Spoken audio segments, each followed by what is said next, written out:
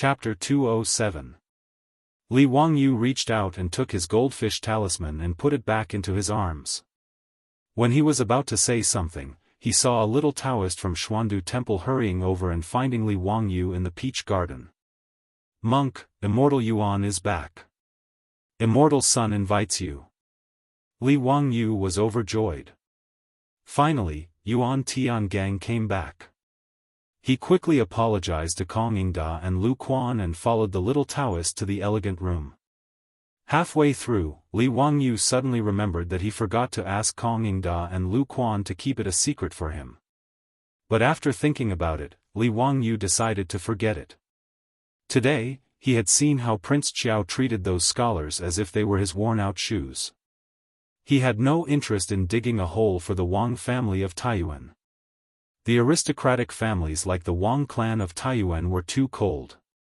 Even if he dug a hole for them to jump in, he would just throw a few abandoned pieces to block the knife. It would not hurt their muscles and bones. It was meaningless. He had to hurry up and help Pai Lupi get rid of the divine punishment. Only in this way could he hit the aristocratic families. Even for justice, it could also let him vent his anger. In the elegant room of Xuandu Temple, Li Wangyu finally saw Yuan Tiangang, the legendary Taoist in the early Tang dynasty. The old Taoist was now in his 80s, but he looked ruddy and energetic. His body was not worse than Sun Simiao's. Li Wangyu could not help but be a little surprised. Yuan Tiangang looked so healthy. Why did his life run out after only 6 years? Sun Simiao lived for more than 140 years. Although Sun Simiao's medical skills were outstanding and he was proficient in healthcare, Yuan Tiangang seemed to be in good health. It was impossible to see that he only had 6 years left. Li Wangyu's mind was in a mess. He quickly stepped forward and saluted respectfully. Li Wangyu of Hu County greets Immortal Yuan. "Xiao Lang, you don't have to be so courteous." Yuan Tiangong's Sichuan accent made Li Wangyu feel a little familiar. After Sun Simiao introduced both parties to each other, both parties greeted each other and knelt down in the elegant room. The young Daoist brought in tea and snacks. Before Li Wangyu said his intention, he saw Yuan Tiangang staring at his face and looking at it carefully. The more he looked, the more surprised he was. "Immortal Master Yuan, is there something on my face?" Li Wangyu stretched out his hand and touched his face, thinking that he had touched something unclean. Yuan Tiangang shook his head and replied, "Nothing, it's just my habit to read people's faces." "Oh? What about my facial features?" Although Li Wangyu didn't believe in face reading, it was rare to see Yuan Tiangang, a famous historical figure, who was said to have read Wu Zetian's face. He was naturally curious about his own face. Regarding Li Wangyu's words, Yuan Tiangang was a little hesitant.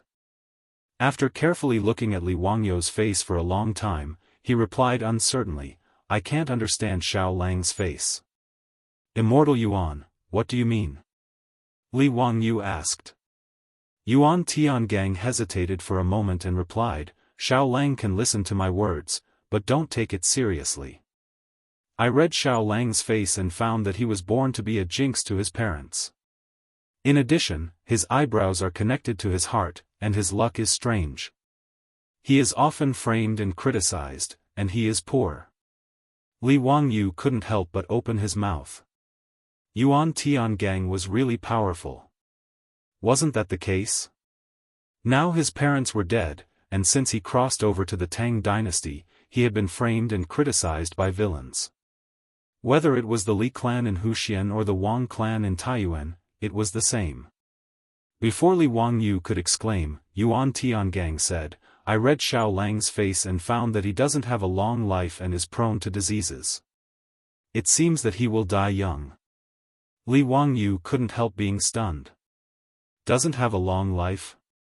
Was the previous owner of this body considered to have died prematurely because of a short lifespan? Is he talking about himself? Did I cross over to the Tang dynasty and finally get the title of nobility? My good life is in front of me. Will I not live long? When he was unhappy because of Yuan Tiangong's words, he heard the old Taoist continue to say, but after careful observation, I see that Xiao Lang's mountain roots are full, and his Taoism is long. This is clearly the sign of longevity. In the Fate Palace, the eyes are clear, Saturn is straight, and the forehead is like a river. It is the sign of great wealth. Yuan Tiangang shook his head. This is the first time I have seen someone with two kinds of fate in his face, and they are completely opposite. I really can't understand Xiao Lang's face. It's really weird. Li Wangyu was stunned for a long time and finally came to his senses. Is Yuan Tiangong's face really so good? Isn't the face of the previous owner of this body that jinxes his parents and makes him die young and poor? After his soul crossed over to the Tang dynasty, he replaced the unlucky Li Wangyu. Does this count as changing my fate against the heaven? Great wealth, this should be referring to me, right? Hey, now I have been granted the title of nobility, and my family's various industries are thriving. It seems that Yuan Tiangong's face is really right. He glanced at Yuan Tiangang with a little guilty conscience and secretly thought that the old Taoist wouldn't see through his soul crossing over to the Tang dynasty and taking over the nest of the magpie, would he? Yuan Tiangang just glanced at him with a little deep meaning, and then passed the matter and no longer mentioned it. Li Wangyu's back almost sweated. Yuan Tiangang is really a metaphysics master. He can see so much just by looking at my face. He quickly changed the topic. Immortal Yuan, how old are you this year? Boy, look at your ruddy face and white hair. You are really a Taoist master. I am 81 years old this year, and I don't have much life left. Immortal Yuan, what are you talking about? Your body is better than mine, and you are a Taoist. You must live a long life. Yuan Tiangang smiled and waved his hand. I have calculated it clearly. In another 6 years, my lifespan will be exhausted.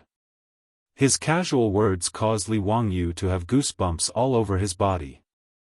The hair on his arms was about to stand up. Can Yuan Tiangang really calculate these? It's really amazing. Is this metaphysics really so powerful? Li Wangyu didn't dare to discuss these with Yuan Tiangang anymore. He quickly said his intention, Immortal Yuan, the old immortal and I are here today to ask for your help. Xiao Lang, please. After Li Wangyu asked the little Taoist who served everyone in the elegant room to leave, he told the whole story of why he and Sun Simiao came to him. In the end, he cupped his hands and said to Yuan Tiangang seriously, this matter is related to the people of the Tang dynasty. Whether they can escape this disaster of locusts, I ask Immortal Yuan to help. After it is done, the sage will reward me. This is also a matter of great merit. Please don't refuse.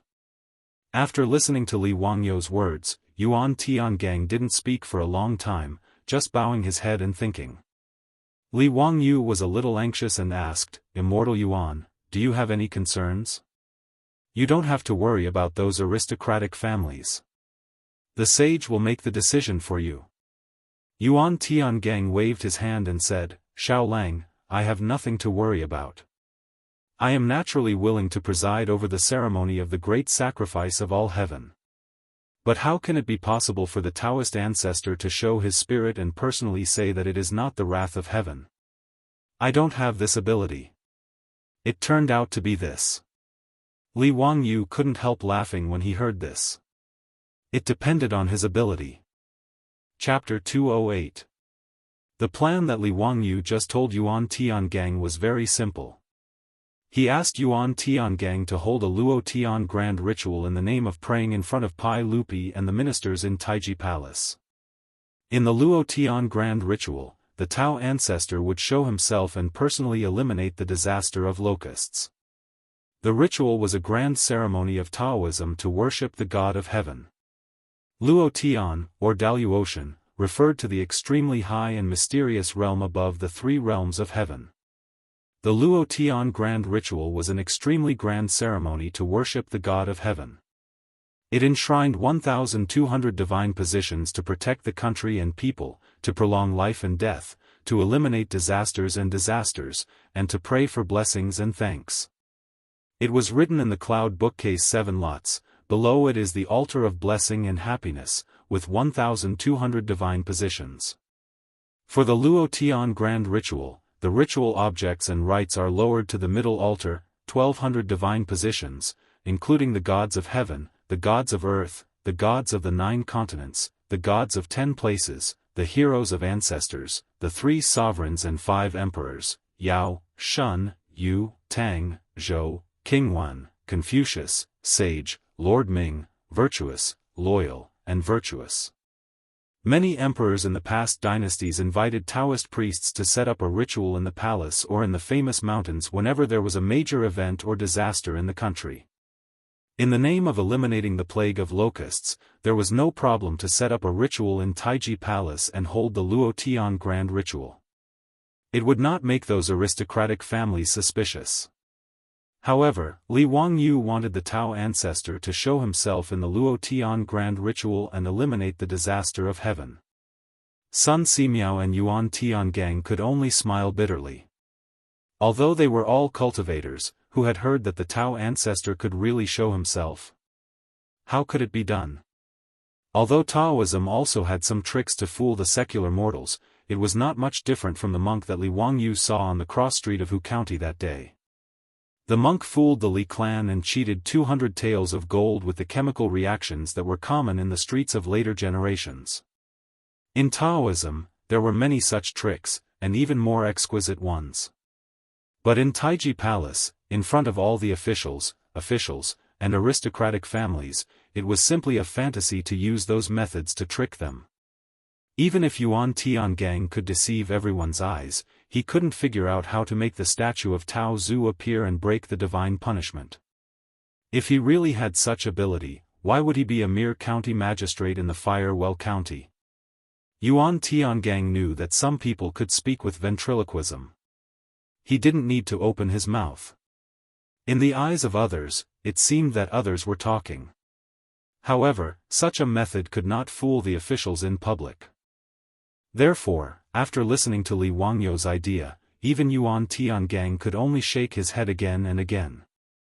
Ma Zhou's original plan was to use the mighty figures of Taoism to hold the heavenly grand ritual and claim that the divine wrath was nonsense. However, after careful consideration, Li Wangyu felt that this was not enough to convince the aristocratic families. It was even more difficult for them to agree to the imperial court's order to exterminate the locusts.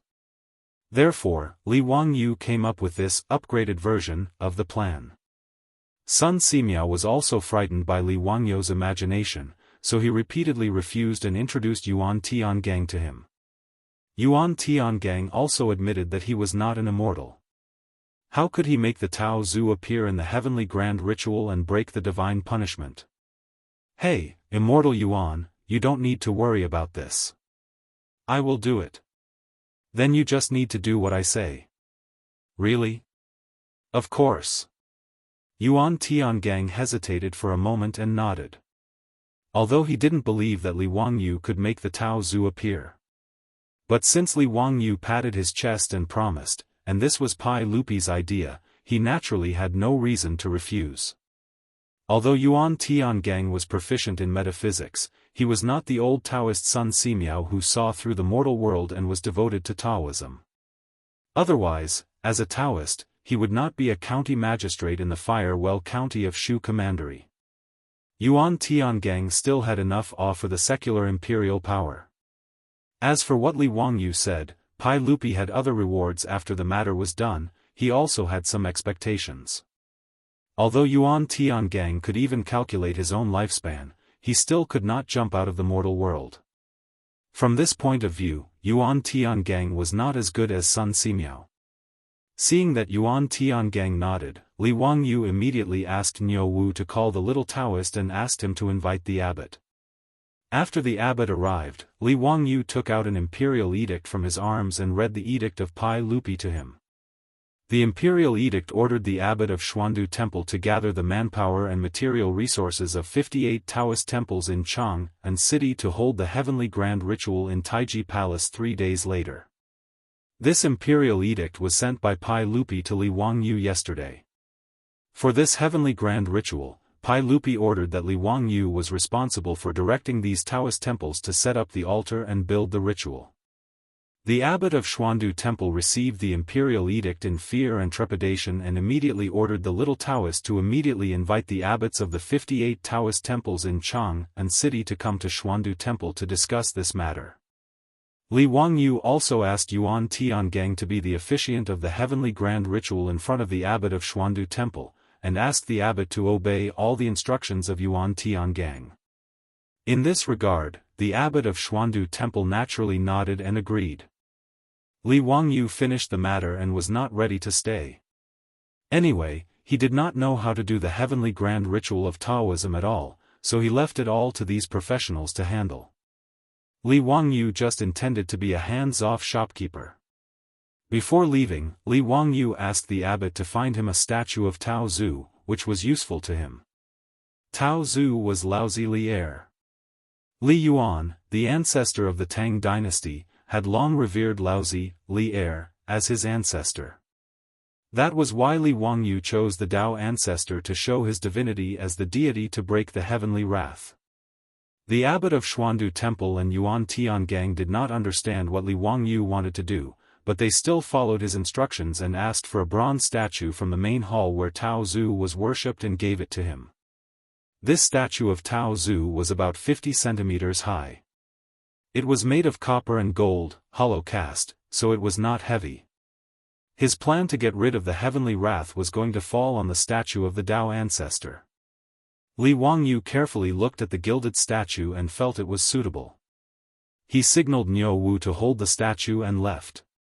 Sun Simiao and his disciple Lu Shenwei stayed in Xuandu Temple, ready to talk with their old friend Yuan Tiangang and help to prepare the heavenly grand ritual. In Xuandu Temple, everyone was busy preparing the heavenly grand ritual. Li Wangyu looked relaxed. He led Niu Wu out of the Taoist temple and prepared to go back to Zhou village. The abbot of Xuandu Temple politely sent Li Wangyu out of the Taoist temple. Although he did not know the real identity of Li Wangyu, he dared not neglect him since he could take out the imperial edict and was the person in charge of the heavenly grand ritual. Unexpectedly, just as Li Wangyu took Niu Wu out of Xuandu Temple, several black-clothed yamen runners surrounded them from both sides of the Taoist temple before they got on the horse. These black-clothed bailiffs held iron rulers and chains in their hands. When they saw Li Wangyu and Niu Wu come out of the Taoist temple, their eyes all lit up. Without saying a word, they rushed over and surrounded the two of them. "You are Li Wangyu from Hu County?" The leader of the group was a bailiff with a fierce face and a saber at his waist. He reeked of alcohol and staggered as he walked. He belched and shouted at Li Wangyu. Li Wangyu and Niu Wu were stunned. What was going on? Chapter 209. Li Wangyu vaguely guessed it, but he still cupped his hands politely to the head of the yamen runners. "Officer, I am Li Wangyu from Hu County. What can I do for you?" The head of the yamen runners burped and went forward to grab Li Wangyu's neck. He also shouted, "It's you. Damn it, we are drinking happily. Are you looking for trouble for us? Stop. What do you want to do?" The abbot of the Taoist temple exclaimed. Before the head of the yamen runners could grab Li Wangyu, he was firmly held in the palm of a strong hand. The head of the yamen runners struggled a few times but could not break free. Niu Wu held the gilded bronze statue of Dao Zhu with one hand and the arm of the head of the yamen runners tightly with the other.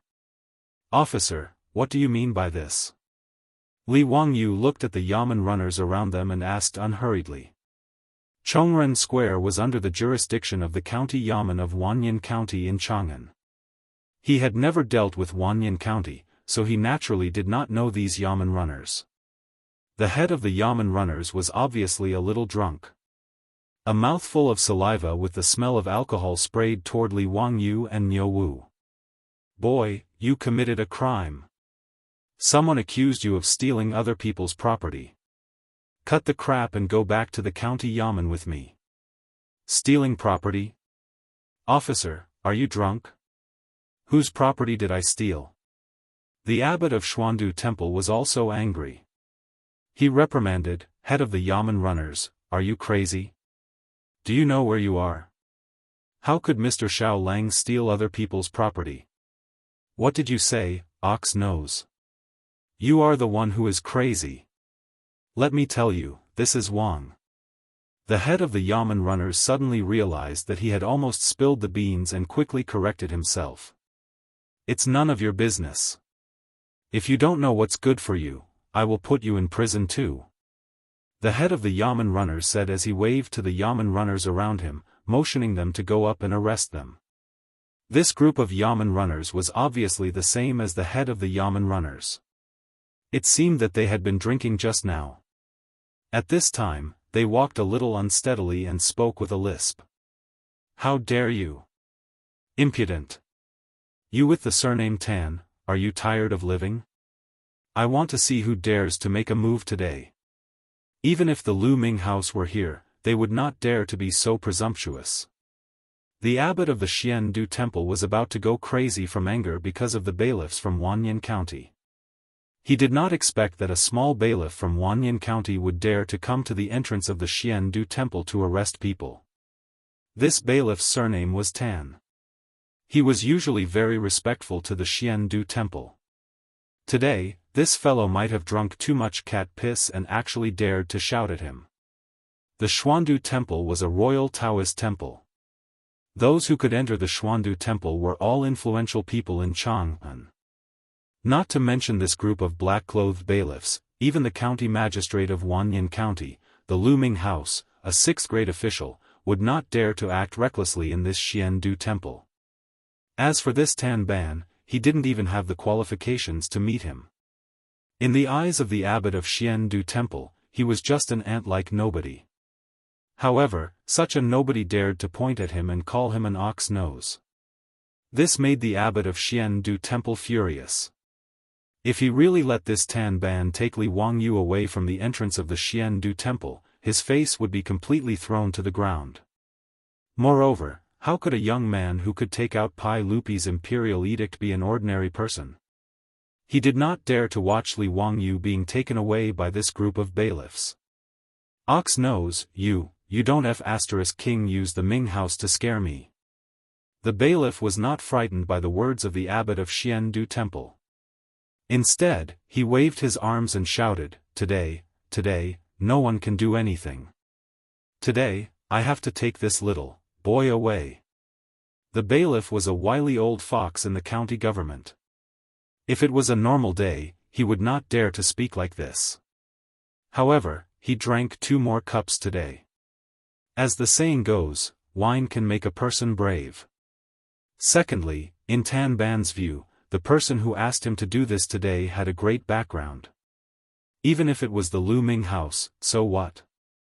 The person who asked him to do this promised him that he would be promoted to an internal official. It should be known that even if he was the bailiff of the county government, he was just an official with no rank at all. There was a huge difference between the officials of the Tang dynasty and the officials of the Su dynasty. All the civil and military officials who were in the 9 ranks were called internal officials. Su and official were 2 separate concepts. Official referred to the officials who had no rank. Minor officials and officials without rank were also called external officials. However, Su was not an official. It was only a duty and was regarded as a lowly servant. Head Tan belonged to the Su family, which was the lowest-ranking official in the government. Su officials had no political future and almost no hope of promotion in life. He was in his early 40s and had been a Su official in Chang'an City for half of his life. He dreamed of becoming an internal official. However, he had no money and no power. It was simply a dream to be promoted from a Su official to an internal official. Today, he was leading a group of bailiffs to drink and have fun in a wine shop. However, he was unexpectedly found by someone who asked him to guard the entrance of the Xuandu Temple and wait to catch a young man. Tan Ban naturally did not dare to go to the entrance of the Xuandu temple to catch a person. Even if he was drunk, he knew how much weight he had. However, the person who came promised him that he would be promoted to an internal official. This could not help but make Tan Ban tempted. It should be known that the person who asked him to do this was a troop of the Taiyuan Wang clan. As a wily old fox in Chang'an City, Tan Ban naturally knew this troop of the Wang clan. Not only did he know this troop of the Wang clan, but he also knew that this person was the confidant of the Wang clan's legitimate son, Wang Ziqiao. That was to say, the person who really asked him to do this was Wang Ziqiao, the legitimate son of the Taiyuan Wang clan. With the promise of the Taiyuan Wang clan, Tan Ban did not care about the Xuandu temple. He directly took his drunk bailiffs and blocked the entrance of the Xuandu temple, waiting for Li Wangyu to come out. In his eyes, it was simple to casually charge the young man, put him in the county jail, and teach him a lesson. Tan Ban seemed to have seen himself in an official's robe and could not help laughing. "Brothers, let's go. Capture this thief who stole other people's property." He turned his head and saw the gilded Taoist ancestor statue in Niu Wu's hands. He immediately shouted, "See, this is the stolen goods." The abbot of the Xuandu temple was so angry that his nose was almost crooked. Tan Ban was simply crazy. The group of drunk bailiffs saw that Niu Wu was still holding Tan Ban's arm tightly, so they simply pulled out their swords from their waists. It seemed that they were ready to fight at any time.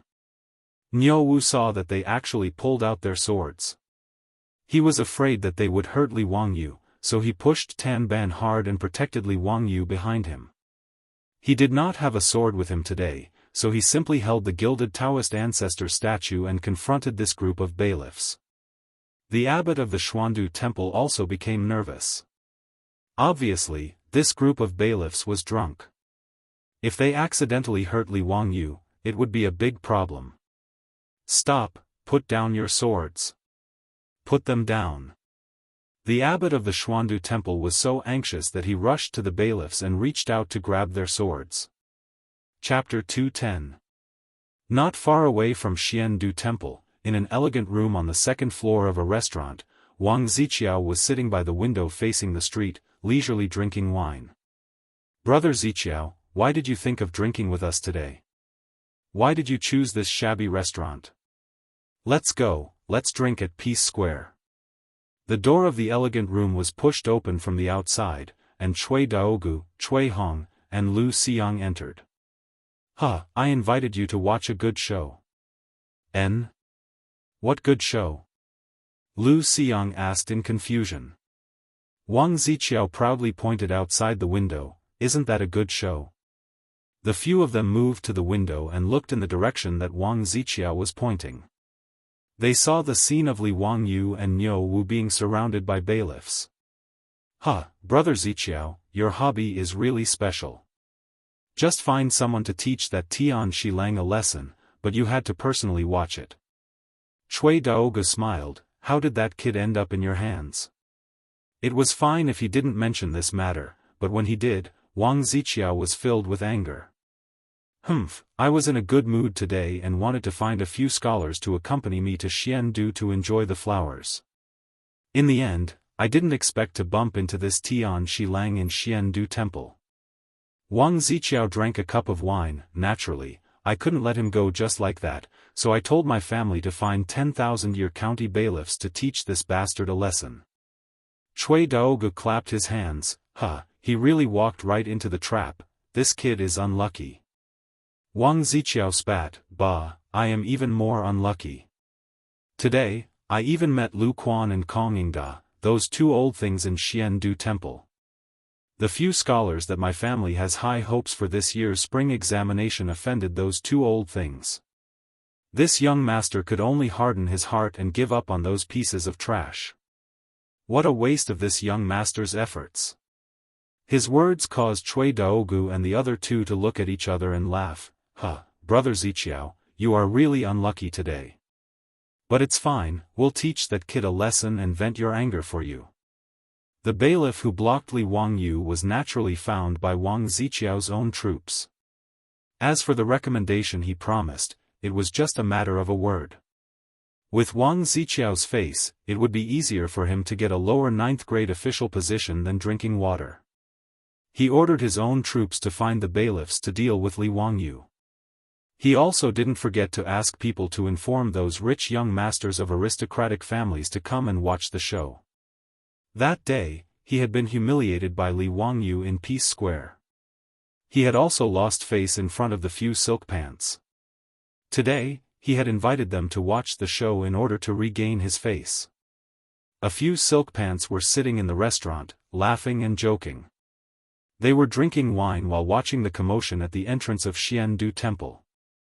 In front of the Xuandu Temple, the abbot rushed up and wanted to take away the blades in the hands of the bailiffs. However, he was kicked to the side by a drunk bailiff and fell to the ground. The young Daoist from the Daoist temple hurriedly ran forward and helped the abbot up. He glared angrily at the group of lawless yamen runners. "All of you, lock the two of them up. Take them back to the yamen." The drunk Tan bailiff waved the blade in his hand and shouted at the bailiffs under him. He felt very good now. It was as if he wasn't wearing a black official's uniform, but a green official's uniform. "Lang Jun, what do we do now?" Niu Wu was somewhat nervous. He looked at the bailiffs who were waving their blades and rattling their iron chains. For a moment, he didn't know what to do. He wasn't afraid of the bailiffs, but he was worried that his Lang Jun would be injured. Even if he could defeat a few bailiffs, it would be difficult for him to protect Li Wangyu. Li Wangyu knew that there was no reason to reason with these drunk people. Even if he took out the goldfish talisman now, these drunk bailiffs would probably not admit his identity. If he was cut by them like this, it would be a pity. "Niu Wu, put down the idol. Don't break it. I still have use for this idol. Let them lock it up and don't resist." "Humph, I'd like to see how they will take it down after locking us up now." Niu Wu nodded and gently put the idol aside. He didn't resist and let the bailiffs lock him up with iron chains. Seeing that the one-eyed strong man didn't resist, the bailiffs were relieved. This strong man was so burly. If he really made a scene, they were afraid that they would be beaten by him. Lock that boy up for me too. Take away the idol too. It's evidence." Tan bailiff laughed proudly when he saw that the situation was under control. The abbot of Xuandu Temple was angry and glared at Tan bailiff.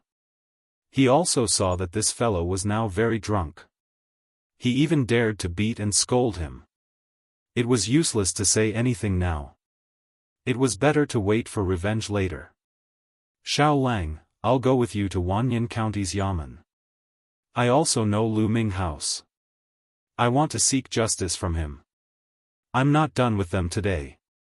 How dare a small bailiff be so arrogant? He was so angry that his face turned purple. He turned his head and told the little Taoist to go to Wanyan County's Yamen to find Lu Ming House. The farce at the gate of Xuandu Temple attracted many passers-by in Chongren Square.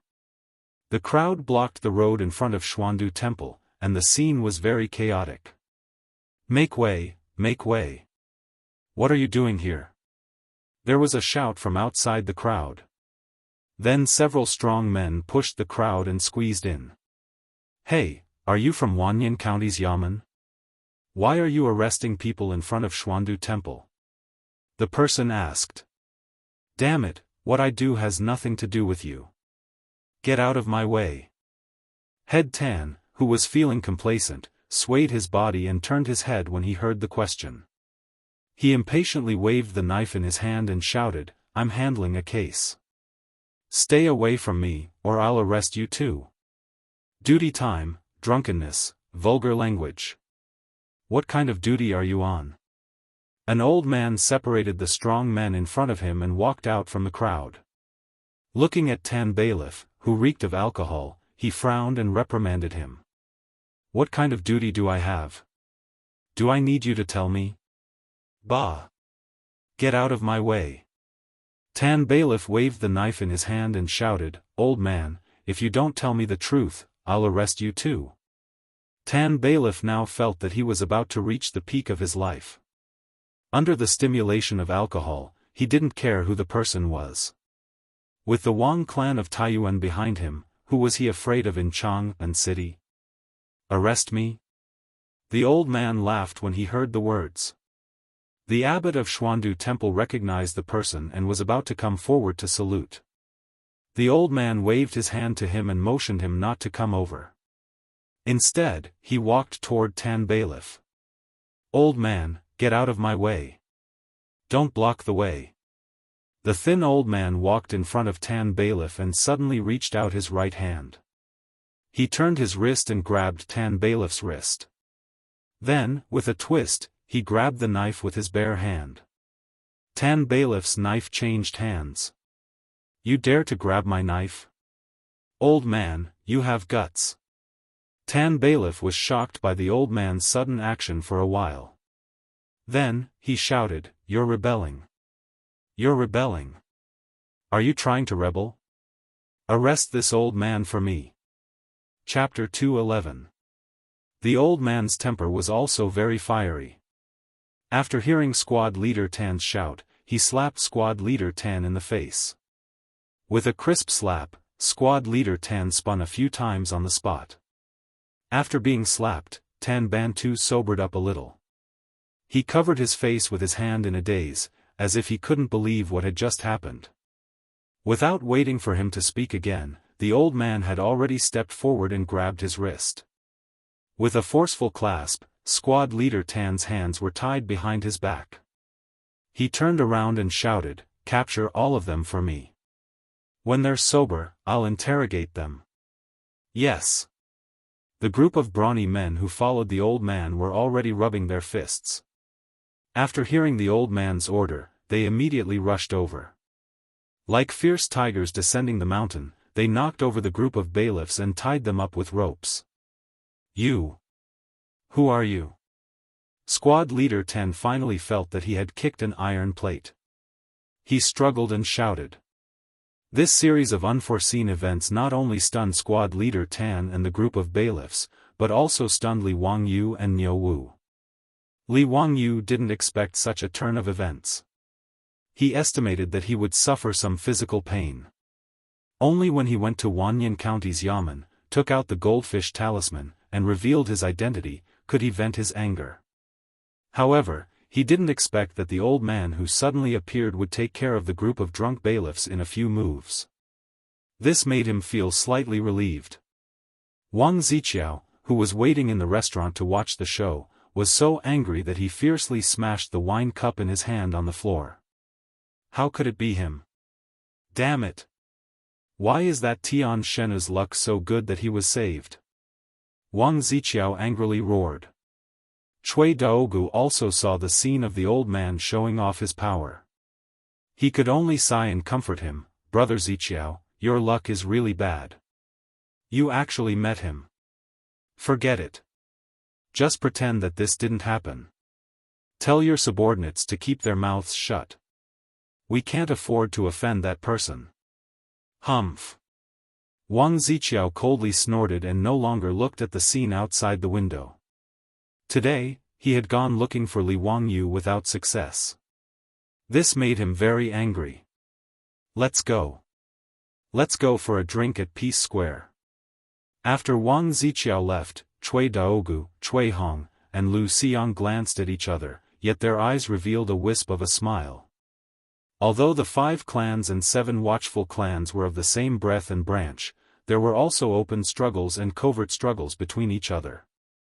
Seeing the legitimate son of the Taiyuan Wang clan being defeated again and again made the 3 of them secretly happy. Cui Daogu's group of 3 couldn't be bothered to continue watching the show, and they joked with each other for a while before following Wang Ziqiao to the Peace Square to drink wine. In front of the Xiandu temple, Tan Ban was tied up tightly by the strong man brought by the old man. After sobering up a little, he finally began to feel afraid and shouted at the top of his lungs, Young Master Wang, save me. But at this time, Wang Ziqiao was already far away. How could he save him? Even if Wang Ziqiao didn't leave, with his character, he would probably treat him like trash and kick him to the side. Wang Ziqiao did not care about the life or death of this kind of official at all. When Li Wangyu heard Head Tan's shout, he confirmed his guess. Sure enough, it was that bastard Wang Ziqiao. I didn't look for you, but you actually tried to use such a despicable method to deal with me. Surnamed Wang, you just wait for me. Let's ride a donkey and read a songbook, just wait and see. Li Wangyu suppressed the anger in his heart and went forward to greet the old man. Li Wangyu of Hu County, thank you for your help. Oh? You are Li Wangyu of Hu County? Not bad, you can be considered a talent, but your body is too weak. The old man smiled and patted his shoulder. Li Wangyu was speechless. Why did all these old men seem to know him when he met them today? Was his reputation already so big in Chang'an City? May I ask for your surname? I am Li Jing. Li Jing? This name is so familiar. Li Wangyu's heart trembled, and he hurriedly bowed. Are you in front of Duke Wei? That's right, it is me. Li Wangyu's heartbeat quickened. The war god of the Tang dynasty, he just happened to meet him on the street? Li Jing, medicine master, was one of the 24 meritorious officials of the Lingyan Pavilion, and he was conferred the title of Duke Wei. He was talented in both civil and military matters, and he was a general and a minister. He made great contributions to the Tang dynasty and was hailed as the war god of his generation. Li Wangyu hurriedly bowed again. This was a real big shot, no wonder he could easily take care of Head Tan. His actions were even more decisive than Niu Wu's. The abbot of Xuandu Temple also hurriedly came forward to greet. He naturally knew Duke Li Jing. The reason why Wang Ziqiao left was because he recognized Duke Li Jing's identity, so he had no choice but to leave. Everyone exchanged a few words, and Li Wangyu pointed at the tied-up bailiffs and asked, Duke Wei, how do you think we should deal with these people? Send them to Wanyan County. I want to ask that Ming House Lu how he manages his officials. Duke Li Jing's face was filled with anger when he mentioned this matter. He was an upright person, and he hated these unscrupulous officials the most. He had already seen what happened just now clearly from outside the crowd. Obviously, these bailiffs wanted to frame Li Jia Shaolang and frame him for stealing the idol from Xuandu Temple.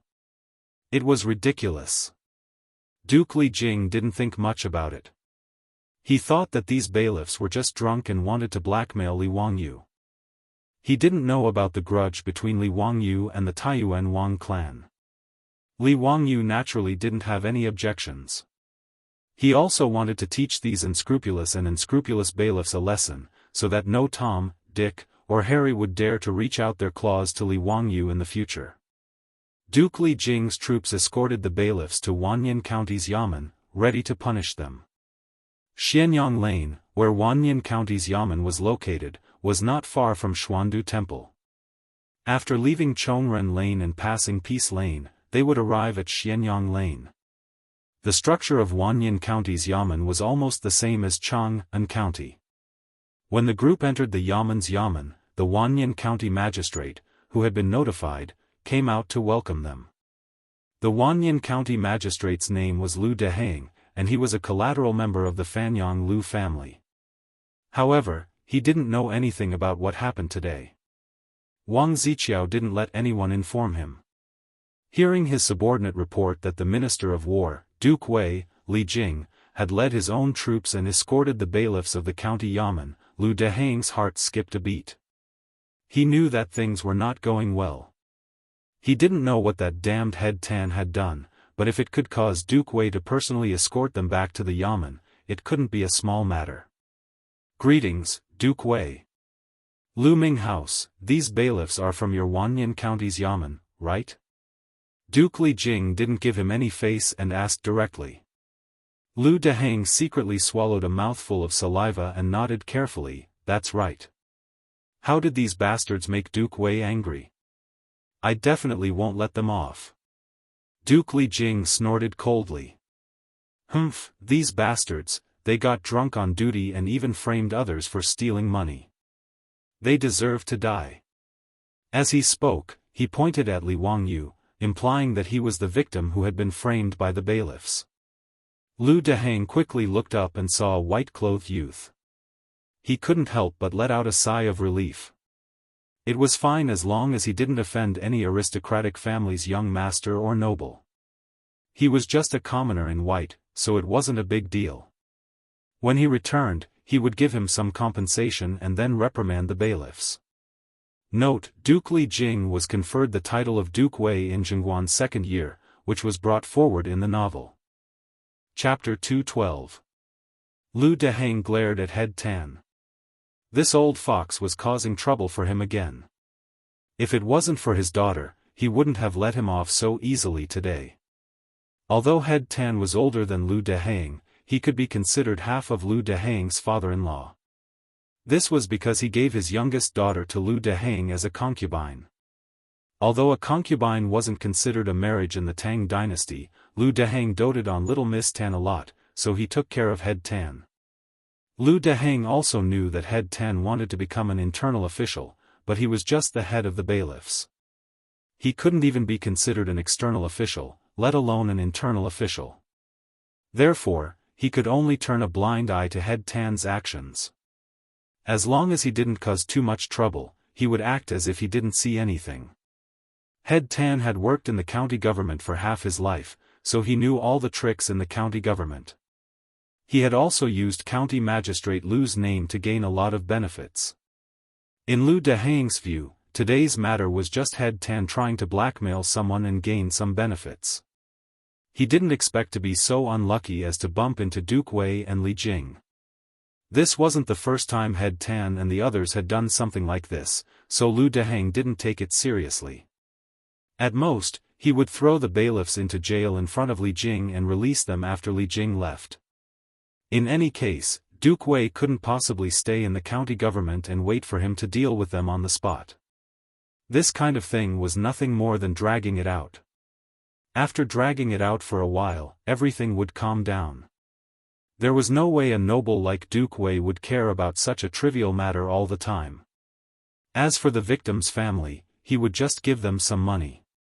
How could he dare to say anything about it? After making up his mind, Lu Dehang cupped his hands towards Li Jing and smiled apologetically. At the same time, he signaled the bailiffs to take Head Tan and the others away. Duke Wei, it's all my fault for not being strict enough. It's my fault. I will definitely punish these bailiffs who neglected their duties and framed others. Li Jing did not feel that there was anything wrong with Lu Dehang's words. The reason why he had personally escorted these bailiffs to Wanyan County was to express his attitude. As for how to deal with them, it was naturally Lu Dehang's responsibility as the county magistrate. He would not exceed his authority. However, Li Wangyu understood the meaning behind County Magistrate Lu's words. Wasn't it obvious that he was going to raise it up high and put it down gently? What severe punishment! These empty words were meaningless. Seeing that the bailiffs were about to take Head Tan and the others away, Li Wangyu hurriedly stopped them. Wait. What? This Mr. Xiaolang is not satisfied with the county's punishment? When Lu Dehang saw that Li Wangyu had stopped him, the smile on his face disappeared and he asked with dissatisfaction. Li Wangyu did not mind his expression at all. He asked directly, Ming House, what is the punishment for stealing other people's property in the law of the Tang dynasty? In the law of the Tang dynasty, the punishment for robbers was still very severe. The law of the Tang dynasty stipulates, if you steal and don't get money, you have to answer 50 times. 1 foot of cane is 60 times, 1 horse plus 1 class. If you steal 5 horses a year, 10 horses plus 1 class, 50 horses plus 1 class. Facing Li Wangyu's question, Lu Dehang did not answer. He only snorted, this county magistrate will make the decision for you. Step aside first. Even Li Jing could see that Lu Dehang was perfunctory in his answer. He said with dissatisfaction, Minghouse Lu, why don't you answer Xiaolang's question? This. Hearing Li Jing's words, Lu Dehang had no choice but to answer honestly, if you steal and don't get money, you have to answer 50 times. Hearing him recite the law of the Tang dynasty about robbers, Li Wangyu sneered and pointed at the gilded idol in Niu Wu's hands. The head of the class accused me of stealing this gilded idol. If it is true, how should I be punished? This idol was cast in copper and gilded in gold. Li Wangyu estimated that the price of this idol would not be lower than 100 strings of copper coins. Its value was obviously much higher than the value of 50 bolts of silk. According to the law of the Tang dynasty, if this idol was really stolen by Li Wangyu, according to the law, he would be exiled 3,000 miles away and serve 3 years of hard labor. This. Lu Dehang did not know how to answer. He vaguely guessed why Li Wangyu asked such a question. Sure enough, without waiting for him to answer, Li Wangyu pointed at the stone tablet at the west end of the county magistrate's tunnel. The words, false accusation plus 3 classes, were engraved on it. Ming House, according to the law of the Tang dynasty, false accusation plus 3 classes. Am I right? Since the head of the class accused me of stealing, shouldn't I be punished plus 3 classes? False accusation plus 3 classes meant that the punishment for falsely accusing others would be increased. As soon as Li Wangyu said this, Lu Dehang's face immediately became very ugly. The faces of the head of the class and the group of yamen runners also turned ashen. Enough. This county magistrate will investigate this matter and give you an explanation.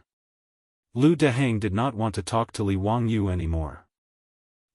What a good investigation. The facts are in front of us. What else does the Ming House need to investigate? Li Wangyu asked. Lu Dehang could not help but be annoyed. How could this white-clothed youth be so insensible? He flung his robe and said coldly, "What? Do I need a young man like you to teach me how to judge a case?" Li Jing did not say anything.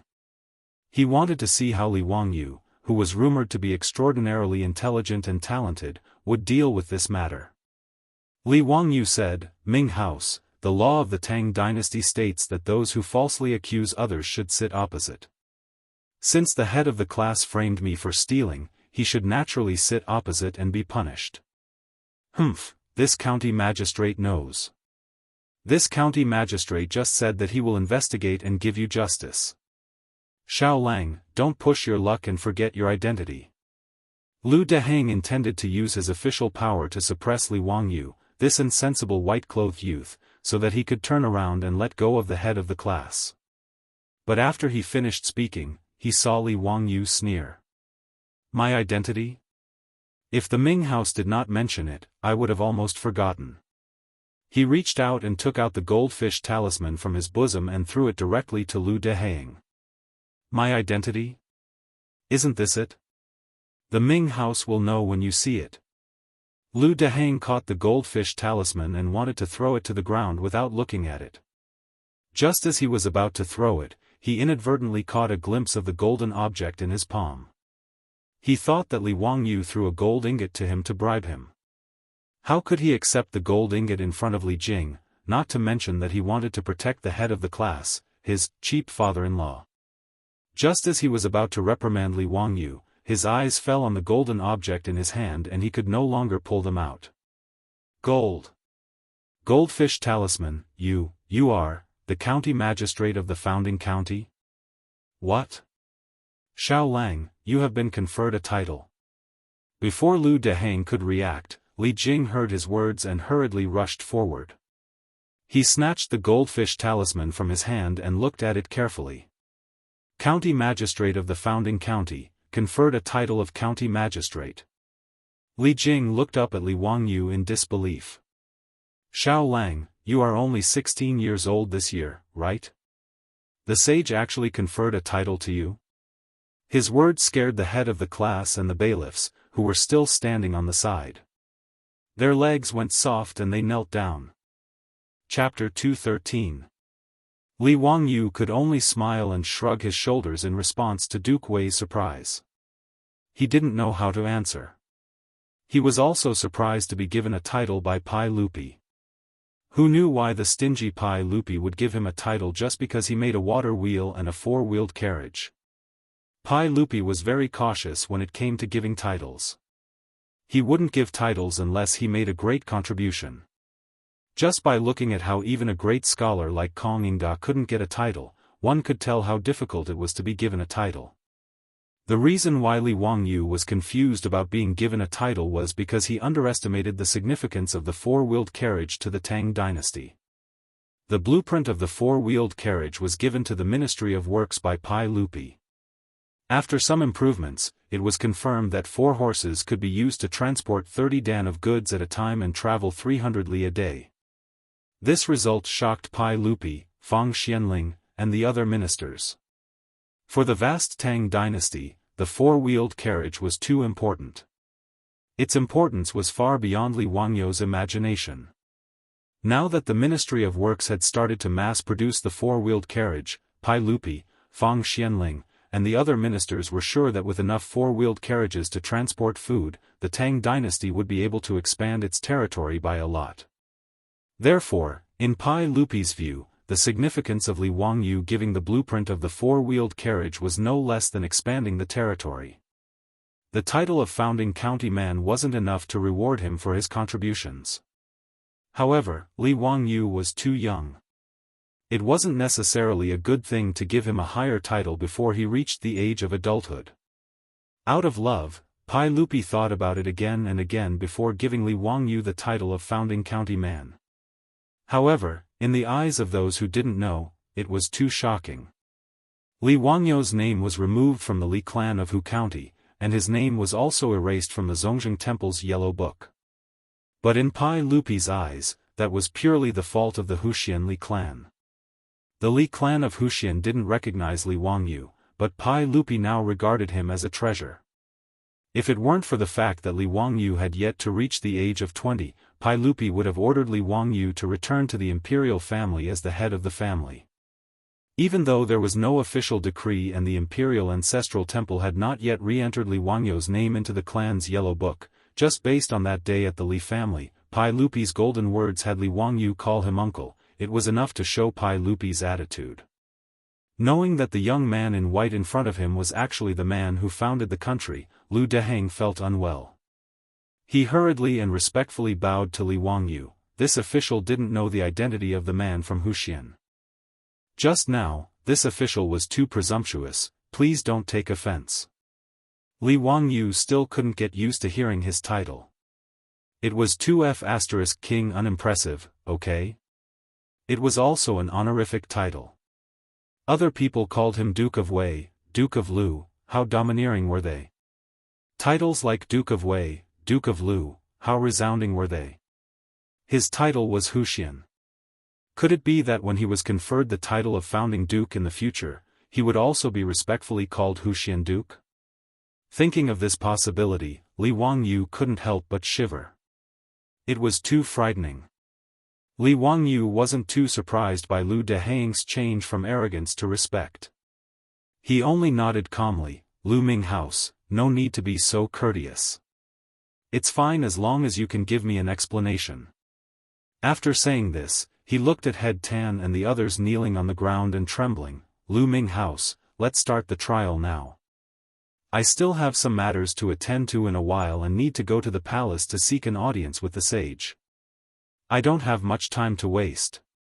Li Wangyu's words completely destroyed Lu Deheng's thoughts of protecting Head Tan. He could only helplessly make an inviting gesture to Li Jing and Li Wangyu and prepare to go to the main hall of the county yamen to start the trial. In the Wanyan County Yamen, a group of yamen runners and scribes cast sympathetic glances at Head Tan and the others kneeling on the ground. It seemed that Head Tan was doomed to be unlucky. Who told him to be so blind as to frame a founding duke? Wasn't this F** courting death? Just as the crowd was about to move to the hall of the county government, more than a dozen figures rushed in from outside the county government. They were yelling loudly, Lu Deheng, get your ass out here right now. How dare you send people to capture us brothers? I'll skin you alive. Don't talk nonsense with them. Kill your way in and save Zio. The Yamen runners of the Wanyan County Yamen didn't have time to stop them and were beaten to a pulp by the crowd that rushed into the county Yamen. This sudden scene almost made Lu Dehang burst into tears. What kind of sin did he commit today? Li Jing, Duke of Wei, personally came to escort the Yamen runners who committed the crime, and the victim was actually a founding duke. This was enough to give him a headache. Now, the county Yamen has been invaded. What are you trying to do? Did they really take bean buns and not dry food? Did they not take him, a 6th-grade county magistrate, as a cadre? Lu Dehang's anger rose in his heart. He opened his mouth and wanted to call the Yamen runners to arrest these people. But when he saw the people who had rushed into the county Yamen, the anger that had just surged in his heart was immediately extinguished by him. The words that came out of his mouth were also somewhat flattering and fawning. Young dukes, what are you doing? If you have any orders, I will do it. The people who rushed into the Wanyan County Yamen were Cheng Chumo and the others. Bastards, you Yamen runners of the Wanyan County actually dare to capture my brother. Hurry up. Cheng Chumo didn't finish his words when he finally saw Li Wangyu on the side and shouted in surprise, Zio, are you okay? Did this group of bastards do anything to you? Li Wangyu was greatly moved. He quickly smiled and waved his hand, I'm fine. Thank you, brothers. Why are you here? Fang Yai smiled and said, Today we went to Dingzhou village to drink with you. Your housekeeper said you went to Xiandu Temple. We went to Xiandu Temple to find you. When we arrived, we heard from the young Daoist that you were captured by the Yamen runners of the Wanyan County. Didn't we immediately come to save you? Did Lu Dehang send people to capture you? Li Wangyu was speechless. The young Daoist from Xiandu Temple was not reliable. It was clearly him and Li Jing who had brought the group of Yamen runners to the county Yamen. How did it become him being captured by the Yamen runners? Without waiting for him to explain, Lu Dehang's face was bitter as he cried out, Young dukes, how could I dare to let the Yamen runners capture a county man? Even if I had the courage, I wouldn't dare. It's really. He also didn't know how to explain the actions of Head Ban Tan and the others. Wait, what did you say? A county man? Who is a county man? Fang Yai suddenly interrupted him and asked. Cheng Chumo and the others also looked at each other. How come there was another county man? In Chang'an City, they had never heard of this title of Baron of Founding County. Lu Dehang's face was full of surprise and he couldn't help but look at Li Wangyu. Before he could explain, Li Wangyu rubbed his nose and said embarrassedly, Hee, brothers, I am a county man. What? Ziyu, you were conferred a title? Brother, this is not a joke. When were you conferred a title? Why is there no news from the court? County? Aren't the important places in the capital not conferred titles? Where's the goldfish talisman? Quickly let me see. Ziyu, why did the sage confer you a title? The group of playboys immediately surrounded Li Wangyu, wanting to know what was going on. Chapter 214. Li Wangyu didn't know how to answer the questions from the foppish young masters. Suddenly, a heavy cough came from the side. Cough, you guys, are you going to pretend that you didn't see me? When the group of playboys heard the voice, they were so scared that they hurriedly bowed. Why was this big shot also in Wanyan County? Greetings, Duke Wei. Greetings, Minister Li. Li Jing walked up and seemed to be reprimanding them, but in fact, he intimately gave each of them a chestnut. You all didn't learn well. How dare you barge into Wanyan County? It seems that I have to talk to Jijia and Jingda about how they discipline their sons. Cheng Chumo begged for mercy with a bitter face. Duke Wei, aren't we afraid that Zio will be bullied by Wanyan County? Hee, please forgive us this time. Li Jing's status in the military of the Tang dynasty was far beyond that of famous generals like Cheng Yaojin and Yuqi Jingda. It wasn't an exaggeration to say that half of the Tang dynasty was conquered by Li Jing. From this, one could see his status. It was also because his contributions were too great and his status was too high that in his later years, in order to not be suspected by Li Er, and because he was falsely accused of treason, Li Jing closed his door to show his innocence and protect himself to have a good end. The old Tang book recorded that Li Jing closed his door to prevent guests from entering. Even his relatives were not allowed to enter. Closing his door meant that he was completely isolated from the outside world. He didn't even receive his relatives to prove that he didn't have any rebellious thoughts. In later novels, it was said that in order to prove his innocence, Li Jing opened his door and allowed people to visit as they wished. This was the opposite. With the Li family's status as the founding duke, even if the door was opened, outsiders wouldn't be able to see anything, because the duke's mansion was too big. Cheng Chumo and the other dandy young masters were all scared out of their wits when they saw Li Jing here. They dared to be unreasonable with Lu Deheng, but in front of Li Jing, they were all as obedient as kittens and didn't dare to get angry. Even Fang Yai and the others looked at Li Wangyu with resentment. "Brother, why didn't you say that this big shot was here earlier? You don't even know how to inform your brothers. You're really not loyal enough." Li Wangyu rolled his eyes speechlessly. "You guys directly attacked Wanyan County's Yamen. How am I supposed to inform you guys?" Li Jia Shaolang kicked each of their butts. "Alright, no one dares to bully Li Jia Shaolang. You guys can scram now." Yes, we'll scram now." Cheng Chumo and the others felt as if they had been granted amnesty and quickly ran out. While they were running, they didn't forget to wink at Li Wangyu, signaling that they would wait for him outside the county yamen and that they would go drinking together later. Li Wangyu was both moved and speechless. This group of silk pants was really too cute.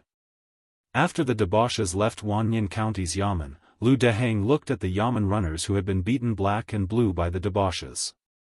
He wanted to cry but had no tears. This matter had yet to be resolved, and he did not dare to find trouble with those silk pants because of this matter. He could only pinch his nose and accept it.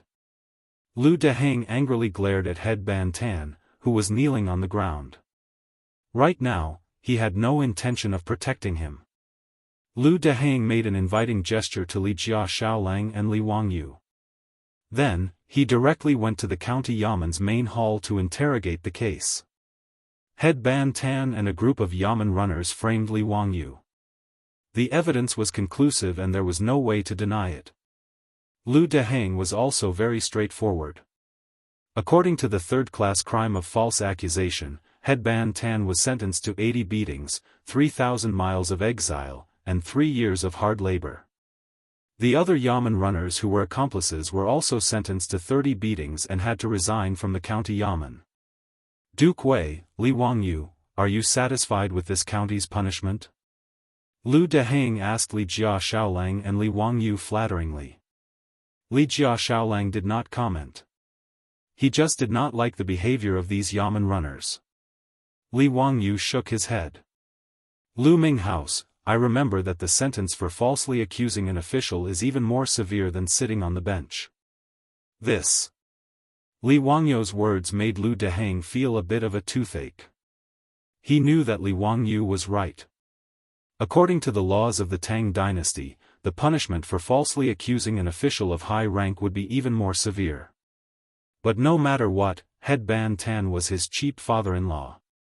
Could it be that he could sentence Head Ban Tan to death by hanging? If that happened, his Miss Tan would definitely jump into a well. Without waiting for Lu Deheng to defend himself, Li Wangyu sighed again. But forget it. Who told me to be so kind-hearted? Let's just leave it at that. In response, Lu Deheng quickly cupped his hands and thanked Li Wangyu.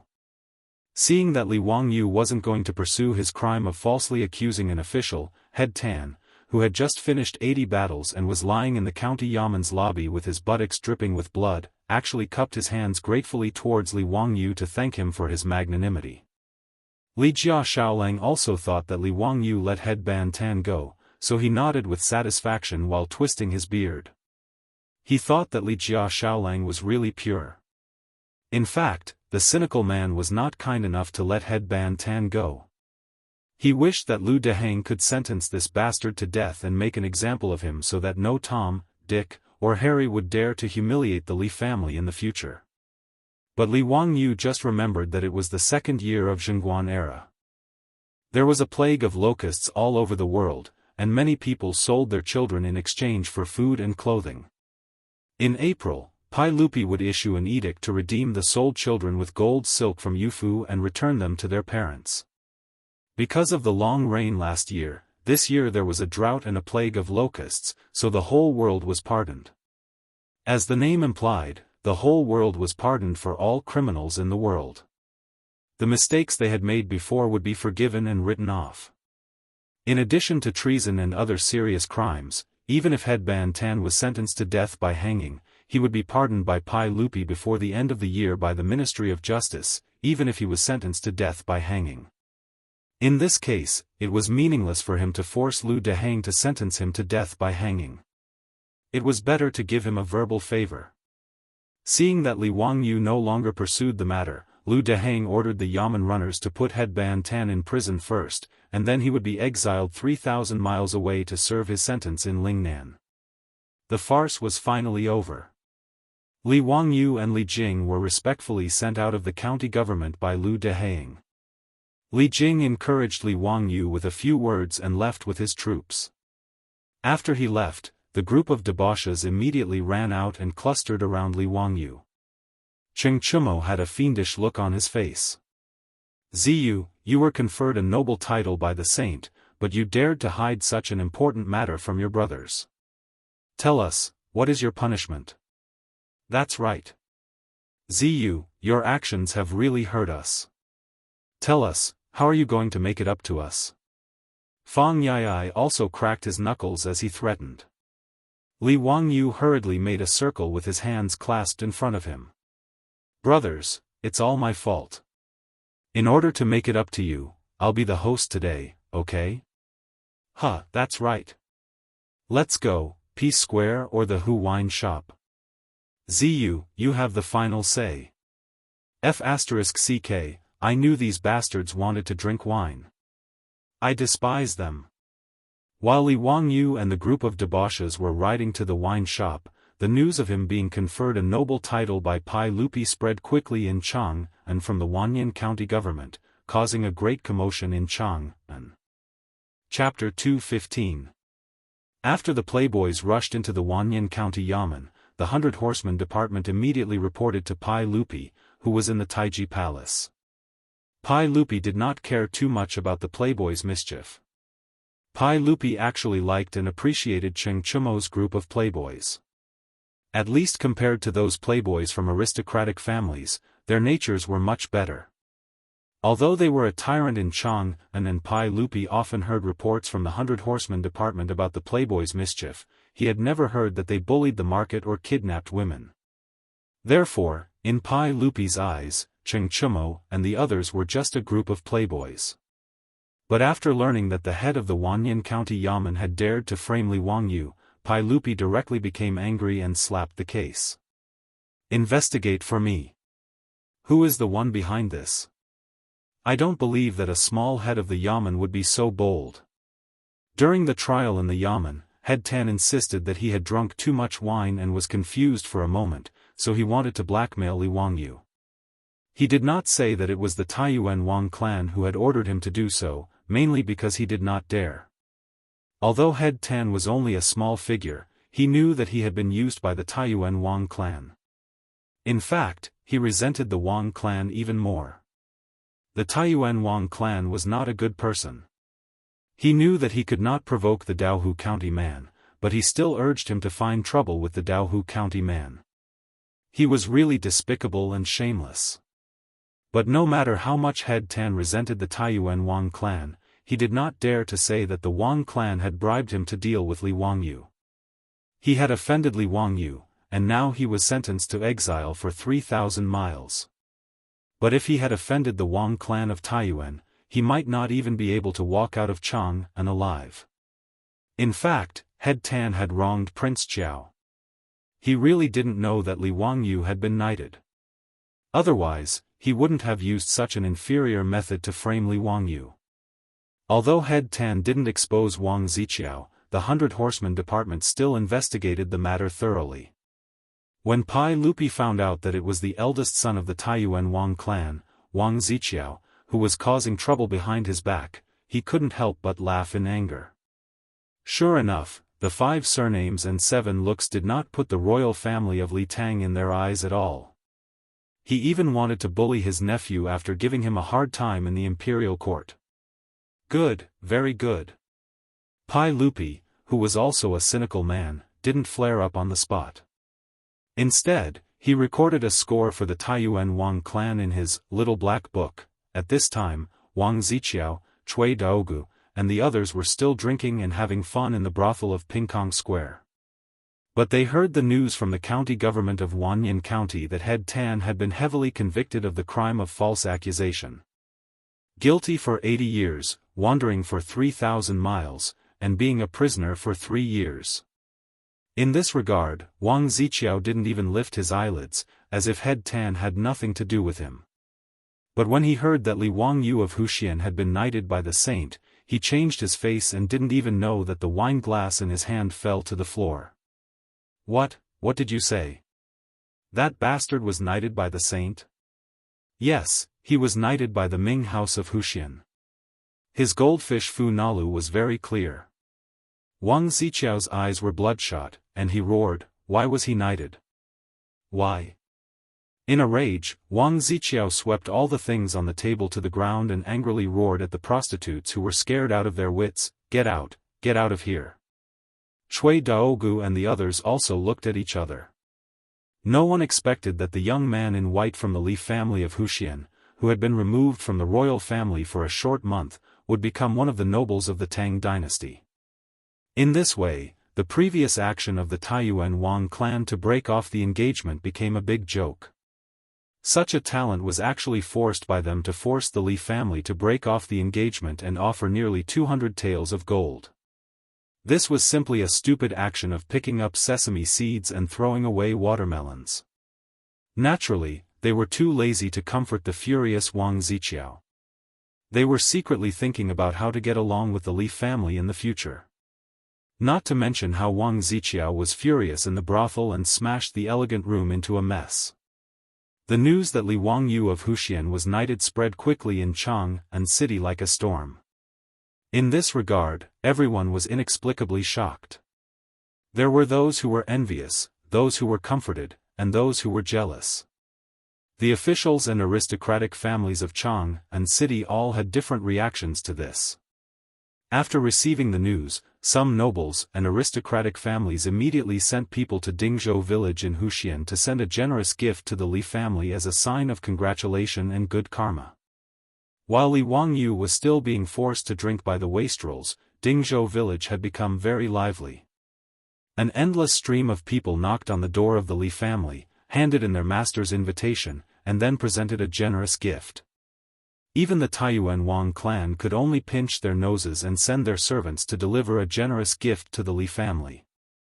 Including the Xingyangzhen clan and the Fanyang Lu clan, the 5 clans and 7 families also sent people to the Li family as a sign of congratulation. This made the old housekeeper, Li Heng, extremely busy, and the smile on his face never stopped. With so many gifts, he roughly estimated the value. The huge debt owed by the family could be easily paid off, and they would be much richer. Su Chongqing was also stunned by the dazzling array of expensive gifts. Although she had seen a lot in her previous life, she had never seen such a grand occasion of gift-giving. As for what to do with these gifts, the beautiful boss was still a little undecided. She simply had Li Heng record them all and put them in the storeroom. When Li Wangyu returned, they would discuss what to do with them. In Dingzhou village, the Li family. While Su Chongqing was still worrying about happiness, Li Wangyu was being forced to drink by a group of wastrels. He dared to swear that this group of bastards was doing it on purpose. Cheng Chumo and the others were indeed deliberately forcing Li Wangyu to drink. First, they were happy for him, and second, they were a little jealous in their hearts. Although Qing Chumo and the others were respectfully called Little Duke by outsiders, in fact, if they wanted to inherit the title, they had to wait until their father died. Moreover, only the eldest son could inherit the title of their father. The others were not qualified. For example, Fang Yai had nothing to do with Fang Xuanling's title. It was only the elder brother, Fang Yizhi, who could inherit it. Among the 3 brothers of the Qing family, only Qing Chumo could inherit Qing Yaojin's title. Moreover, when inheriting a title, the title would be reduced by 1 level per generation. After 3 generations, the title would no longer be inherited. Therefore, now that Li Wangyu was conferred a title, even if it was the lowest rank, it made a group of wastrels secretly envious. Especially after Li Wangyu took out his goldfish talisman in an extremely pretentious and indifferent manner and passed it around for the wastrels to see, the wastrels were even more unhappy. Who told you to be pretentious and force him to drink? The wastrels were unhappy, and as a result, Li Wangyu was once again forced to drink until he blacked out. Chapter 216. The next day, Li Wangyu woke up with a splitting headache, only to find that he had been sent back to Dingzhou village by those rich playboys the day before. Su Chongqing glared at him angrily and ordered Perrin to bring him some hangover soup. After Li Wangyu freshened up, he finally woke up from his hangover. Su Chongqing then told him about the endless stream of people from aristocratic families, powerful officials, and high-ranking officials in Chang'an City who had sent gifts yesterday. Li Wangyu looked at the thick list of gifts and name cards in his hand and was a little dumbfounded. There really were no secrets in Chang'an City. He had just revealed his identity in Wanyan County, and in less than 2 hours, the whole Chang'an City knew about it. But looking at the number of gifts Li Heng counted, he felt a little happy in his heart. Gifts worth a total of 5 million. A month ago, he was still worried about the huge debt of 2 million owed by his family. In the end, in just one afternoon, the gifts from the rich and powerful in Chang'an City were worth 5 million. Sure enough, wine and meat stink behind the door, and bones freeze to death on the road. Li Wangyu muttered. Such a large sum of money, and it was just a congratulatory gift for a small county founding man. One could imagine how much wealth the rich and powerful families and officials had. What should we do with the money? Su Chongqing asked. Li Wangyu thought for a moment and replied, keep it for now. If we can cooperate with Li Shim in this show, we'll send an edict to eliminate the locusts as soon as possible. If Guanzhong Road doesn't become a famine, we can use the money to set up a brewery or something. Don't you want to pay back the money first? Hey, it's still early anyway. We'll owe it first. Li Wangyu was not in a hurry to pay back the money. After all, he was now knighted. How could Yang Quan ask him to pay back the money? Besides, he had agreed with Yang Quan that he would pay back the money in a year. Why should he pay back the money so early? Su Chongqing rolled his beautiful eyes and said, "You're bullying others. Yang Quan is an honest person. How can you call that bullying? We trust each other." Li Wangyu said angrily, "Besides, that Yang Quan is an honest person. Humph, he has set me up many times, but I don't see how honest he is. He's not at all comparable to his teacher, Yu Shernan. That's the real Ernest Sr. Are you going to return Yu Shernan's 1 million yuan?" Su Chongqing rolled his eyes. "Yes, this must be returned. When I go back, tell Li Heng to prepare the gold for me. When I go to Chang'an City, I will visit Yu Shernan." Su Chongqing nodded. Then, he suddenly thought of something and asked, "By the way, Wang Yu, why are the currencies of the Tang dynasty gold and copper coins? What about silver? Is there no silver in the Tang dynasty?"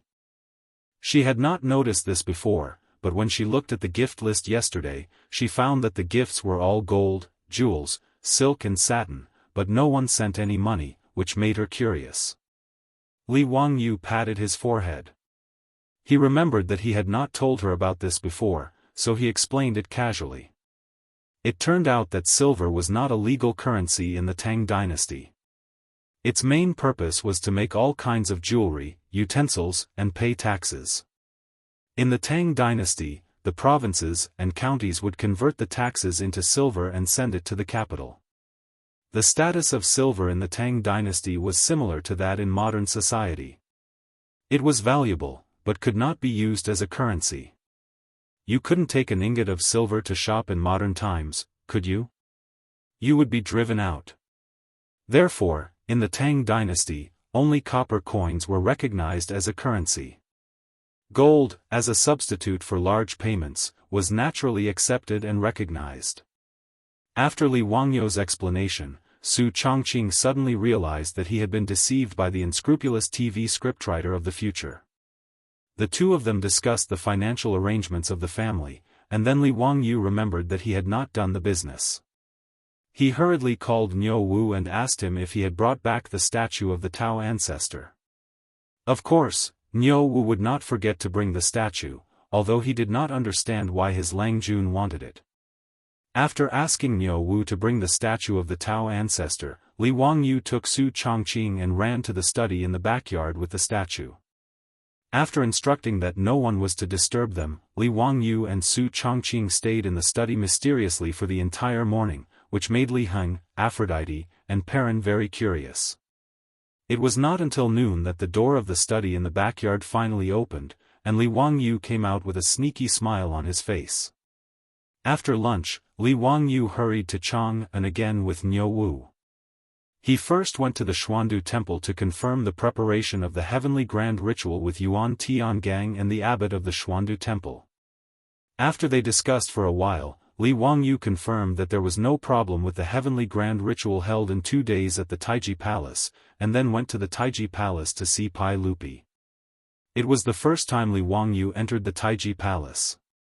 He handed over his goldfish talisman and asked to see Pai Lupi. Not long after, he was welcomed into the palace by a chamberlain.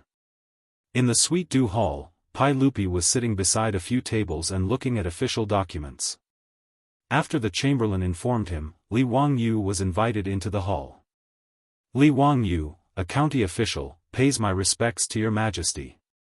Li Wangyu respectfully bowed to Pai Lupi. Pai Lupi seemed to be in a good mood.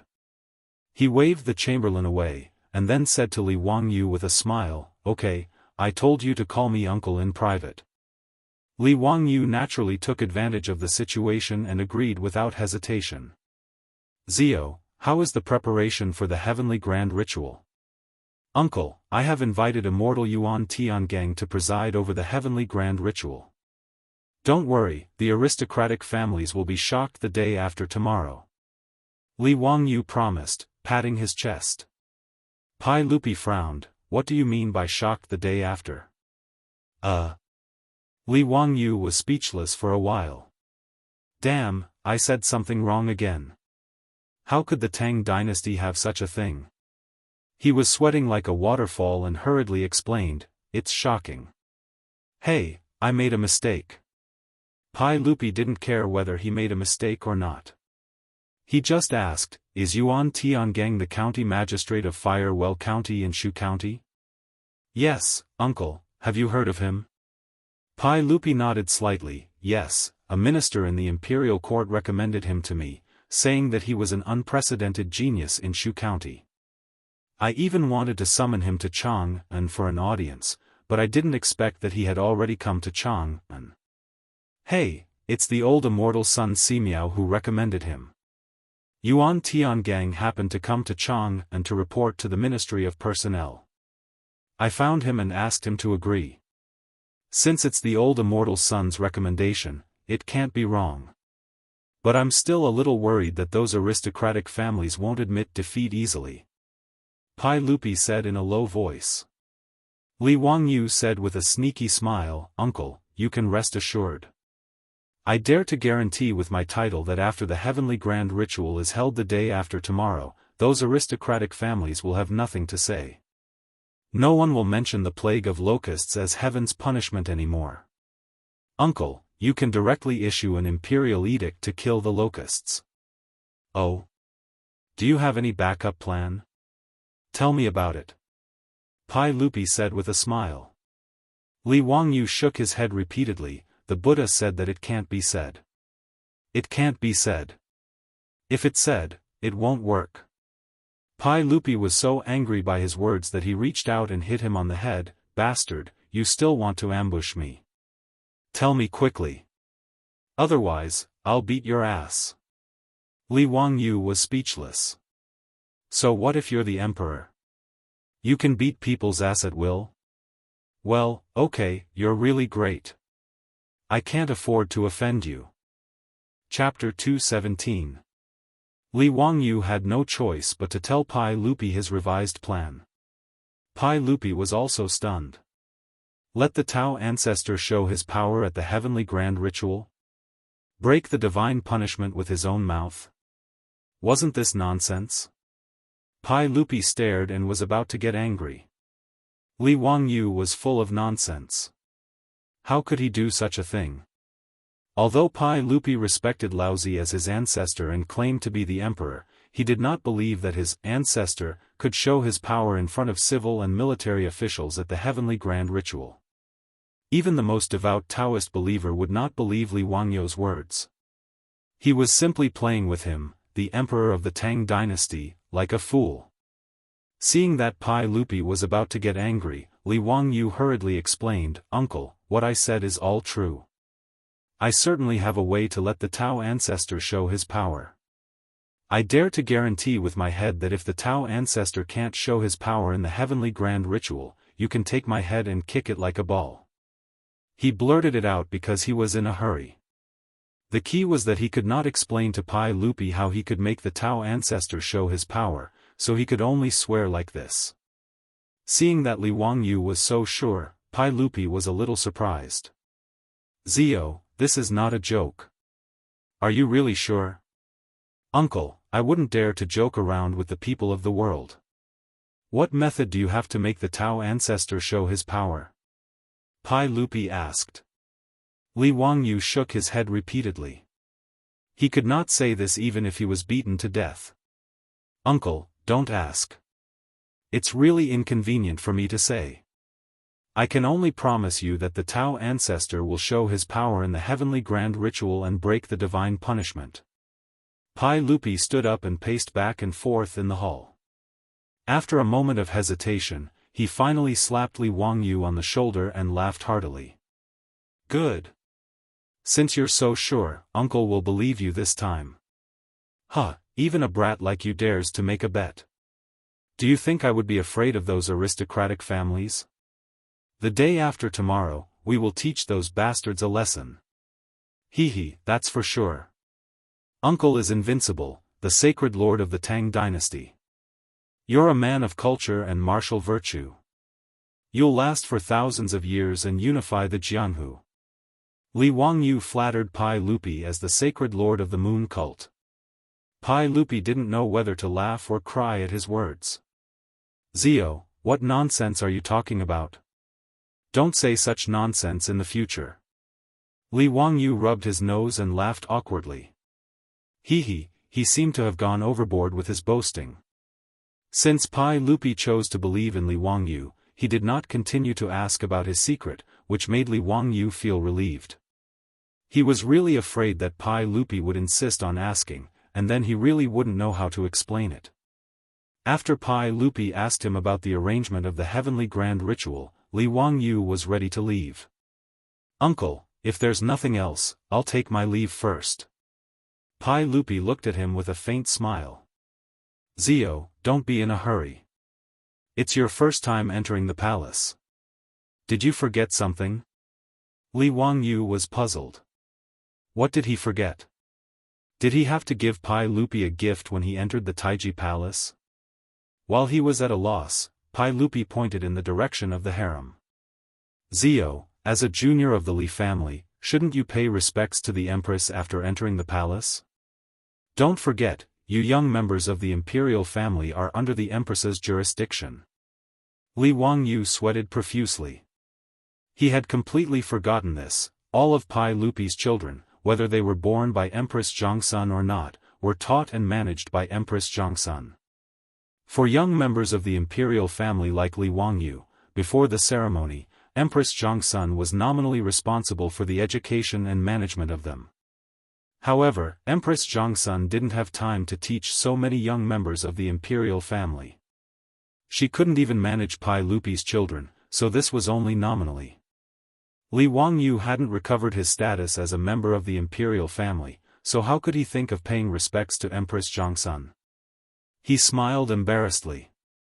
"Uncle, I've been expelled from the imperial family by the Li clan of Huxian. It's not proper for me to pay respects to the empress now, get lost. Don't talk nonsense. It's the empress who wants to see you." In response to Li Wangyu's pretentiousness, Pai Lupi kicked him in the butt. "Come, take Huxian to Lizhen Palace to see the empress." Li Wangyu was speechless. He rubbed his sore butt, bowed to Pai Lupi, and left with the palace servants. He felt a bit strange. Why did Empress Zhongsun summon him? Was it because of the carriage business? Shouldn't he be talking to his beautiful superior? Nowadays, Su Chongqing was a frequent visitor to Taiji Palace. He often went in and out of the palace to teach Empress Zhongsun and concubine Yang yoga. According to Su Chongqing, there were more and more concubines practicing yoga with Empress Zhongsun in Taiji Palace. His beautiful superior looked like the #1 yoga instructor of the Tang dynasty. Lizhen Palace, where Empress Zhongsun lived, was actually not part of the harem, but part of the East Palace. The current crown prince of the East Palace, Li Qingqian, was only 9 years old. Although he was the crown prince, he was still a brat and couldn't leave Empress Zhongsun's care. Therefore, it wasn't surprising that Empress Zhongsun set up her palace in the East Palace. In this way, it was much more convenient for Li Wangyu to go to Lizhen Palace to see Empress Zhongsun. Although he hadn't reached the age of 20, he was still a man. If he went in and out of the harem, Pai Lupi would never allow it. 16 years old was a youth in the future, but in the Tang dynasty, it was the age to be a father. When Pai Lupi married Empress Zhongsun, he was only 15 years old. Therefore, Li Wangyu naturally couldn't go to the forbidden area of the harem. However, Lizhen Palace was located in the East Palace, so it was an exception. Li Wangyu followed the chamberlain and turned left and right in Noda's Taiji Palace. After passing through several forbidden areas, he came to the Lizhen Palace of the East Palace. "Reporting to Your Highness, Huxian male Li Wangyu requests an audience." "Let him in." Empress Zhongsun's voice came from the palace. After getting permission, Li Wangyu followed the chamberlain into Lizhen Palace. He saw a beautiful woman in her late 20s smiling at him.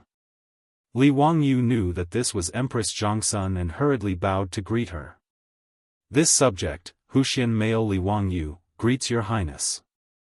Li Wangyu noticed that Empress Zhongsun was pregnant and immediately realized that the baby in her belly was the next emperor of the Tang dynasty, Emperor Gaozong of the Tang dynasty, Li Ji. Empress Zhongsun had already given birth to 2 sons and 1 daughter for Pai Lupi. They were Crown Prince Li Qingqian, Prince Yu Li Tai, and Princess Royal Li Lizhi. In addition to Li Ji, who was still in her belly, Li Mingda, and Xinqiang Princess, Empress Zhongsun had given birth to a total of 3 sons and 4 daughters for Pai Lupi. Li Wangyu could only secretly criticize Pai Lupi's powerful ability to sow seeds. It was really too powerful. "Alright, you already called Erlang uncle. Why are you still calling me Your Highness? In the future, Zio, you can also call me aunt in private." Empress Zhongsun smiled. Li Wangyu naturally nodded. "Yes, aunt, please accept this nephew's bow." This guy's skin was definitely thick enough. Before he transmigrated, he wasn't much younger than Pai Lupi and Empress Zhongsun.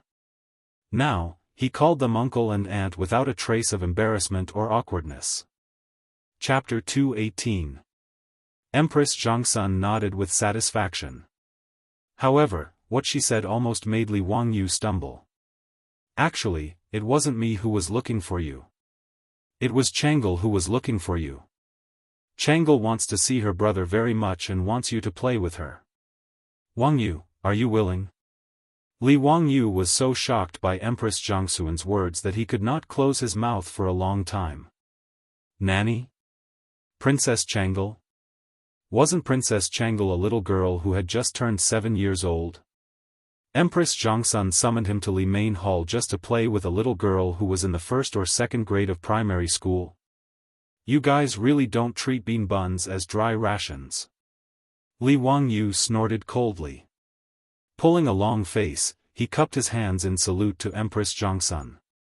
Your Highness the Empress, although I am not talented. But he had a backbone. How dare you humiliate me like this? You want me to play with children? Don't even think about it.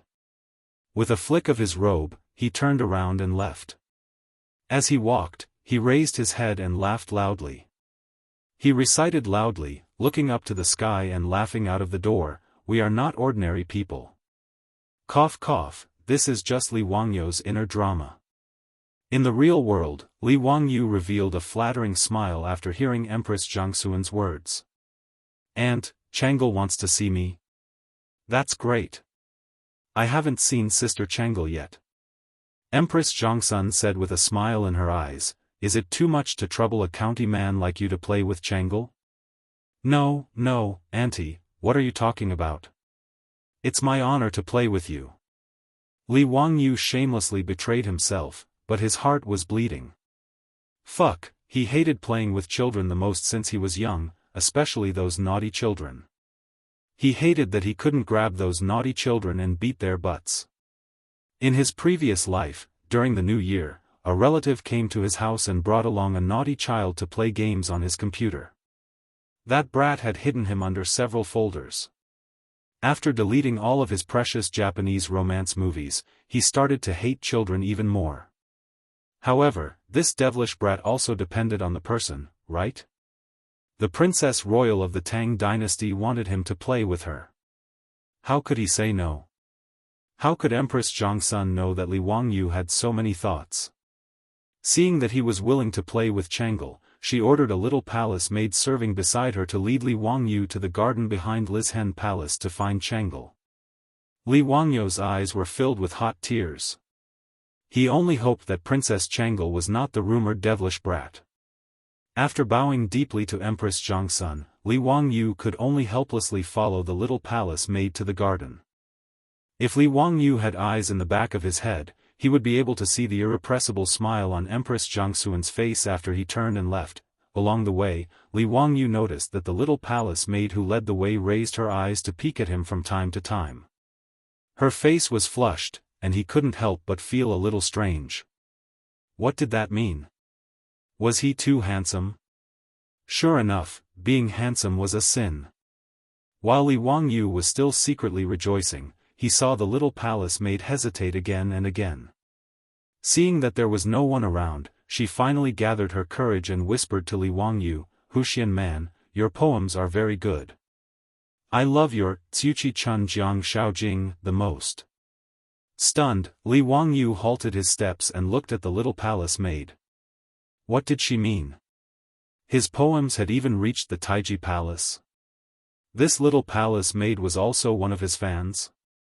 Somewhat embarrassed, he rubbed his nose and said, "Hee, it's a clumsy work. It's not worth mentioning." "No, Huxian man, your poems are all works that have been passed down for generations. Even Her Imperial Highness the Empress said so."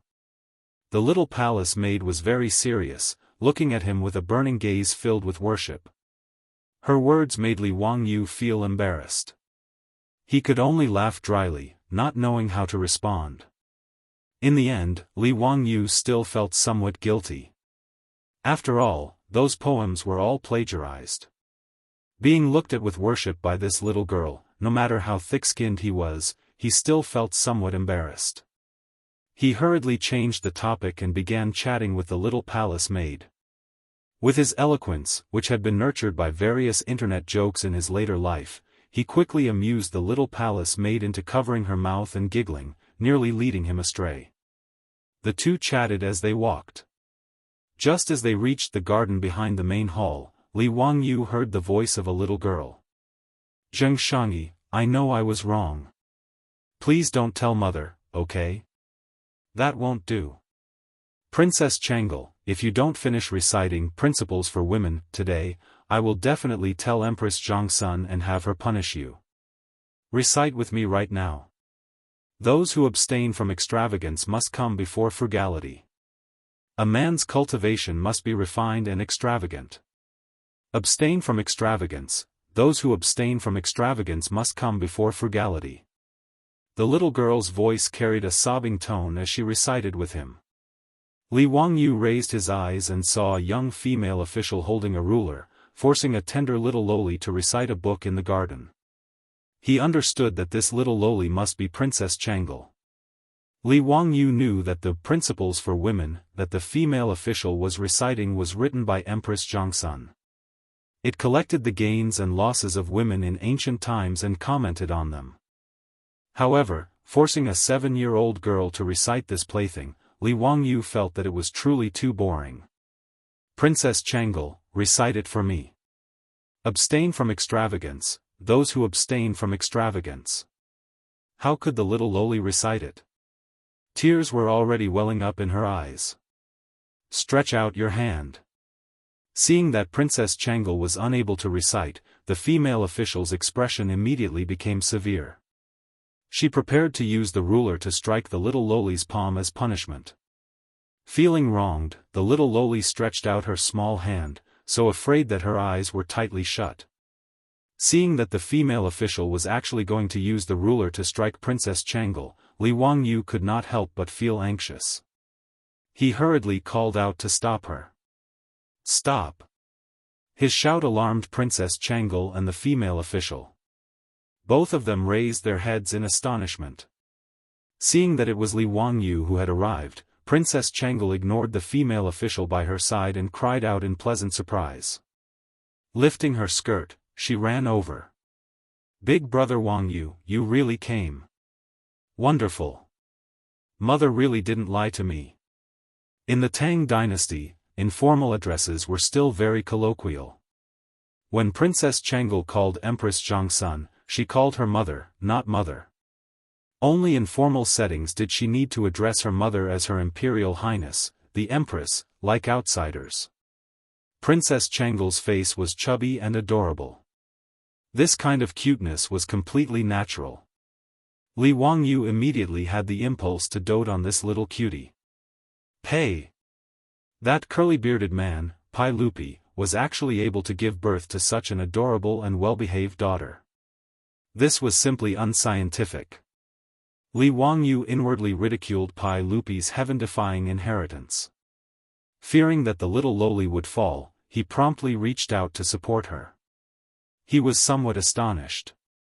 How was it that Princess Xianxia was able to recognize him at a glance? How could he have known that Xianxia had already seen him at the waterside pavilion on the Crooked River? She had even constantly thought of him. Seeing Xianxia's chubby and adorable little face, Li Wangyu could not help but reach out and pinch her cheeks. Xianxia, I heard that you wanted to see your big brother. Xianxia giggled. Before she could open her mouth to speak, she heard an ear-piercing shriek from her side. Impudent! Release your filthy hands. To dare touch Princess Xianxia, how many heads do you have to chop off? Li Wangyu frowned and raised his head to look. It was that female official, glaring at him with a face full of anger. It was as if Li Wangyu had done something disgraceful. Without waiting for Li Wangyu to speak, the female official pointed at his nose and angrily rebuked him. Chapter 219. Who are you? You actually dare to barge into Nirvana Palace Hall and disturb the princess's studies. You even dare to take liberties with the princess. Someone come quickly. Arrest this madman. The female official's sharp, ear-piercing voice caused Xianxia to involuntarily frown and cover her ears with her hands. Li Wangyu was also enraged. Extending his hand, he shielded Xianxia behind him, reprimanding, "Shut up. You're disturbing Xianxia. You lecher, quickly release Princess Xianxia." Imperial bodyguards, where did all the imperial bodyguards go? Not only did the female official not restrain herself because of Li Wangyou's words, she instead raised her voice and shouted. Even the palace maid sent by Empress Zhongsun to guide Li Wangyou was unable to react to this unforeseen event. Seeing that the female official was about to continue shouting, the palace maid hurriedly stepped forward to stop her. Xianxia, this is. Before she could finish speaking, she saw the female official called Xianxia raise her hand without any warning, slapping the palace maid across the face. Pa! With a crisp sound, the little palace maid's tender face immediately swelled up. This sudden slap stunned the palace maid. It was quite a while before she covered her face and began to weep. Lowly servant, do you have the right to speak? You have no manners at all. This female official's arrogant and despotic attitude caused Li Wangyou's anger to soar. He reached out and pulled the palace maid over, carefully sizing up her slapped face. He saw that her small face was already swollen. Several bruised fingerprints were very conspicuous on her fair face. Why did you hit her? Li Wangyou glared at the female official. This woman was young and beautiful. How could her heart be so vicious? Before the palace maid could say anything, she had been hit for no reason at all. What an unruly lowly servant. She doesn't even know how to salute before replying. Hitting her is to teach her a lesson. And you, who exactly are you? The female official asked disdainfully. You don't need to know who I am. Right now, apologize to her. Li Wangyou said as he pulled over the still crying palace maid. As if she had heard a funny joke, Xianxia rocked back and forth with laughter. Huh, you want me to apologize to this lowly servant? Are you crazy? He really didn't know his place. Do you know who I am? I don't care who you are. Apologize. Xianxia spat disdainfully. Bah, this damned lowly servant, you want me to apologize to her? Who do you think you are? She had not heard Princess Chang'e call Li Wangyou older brother. Today, Li Wangyou had entered the palace wearing only white.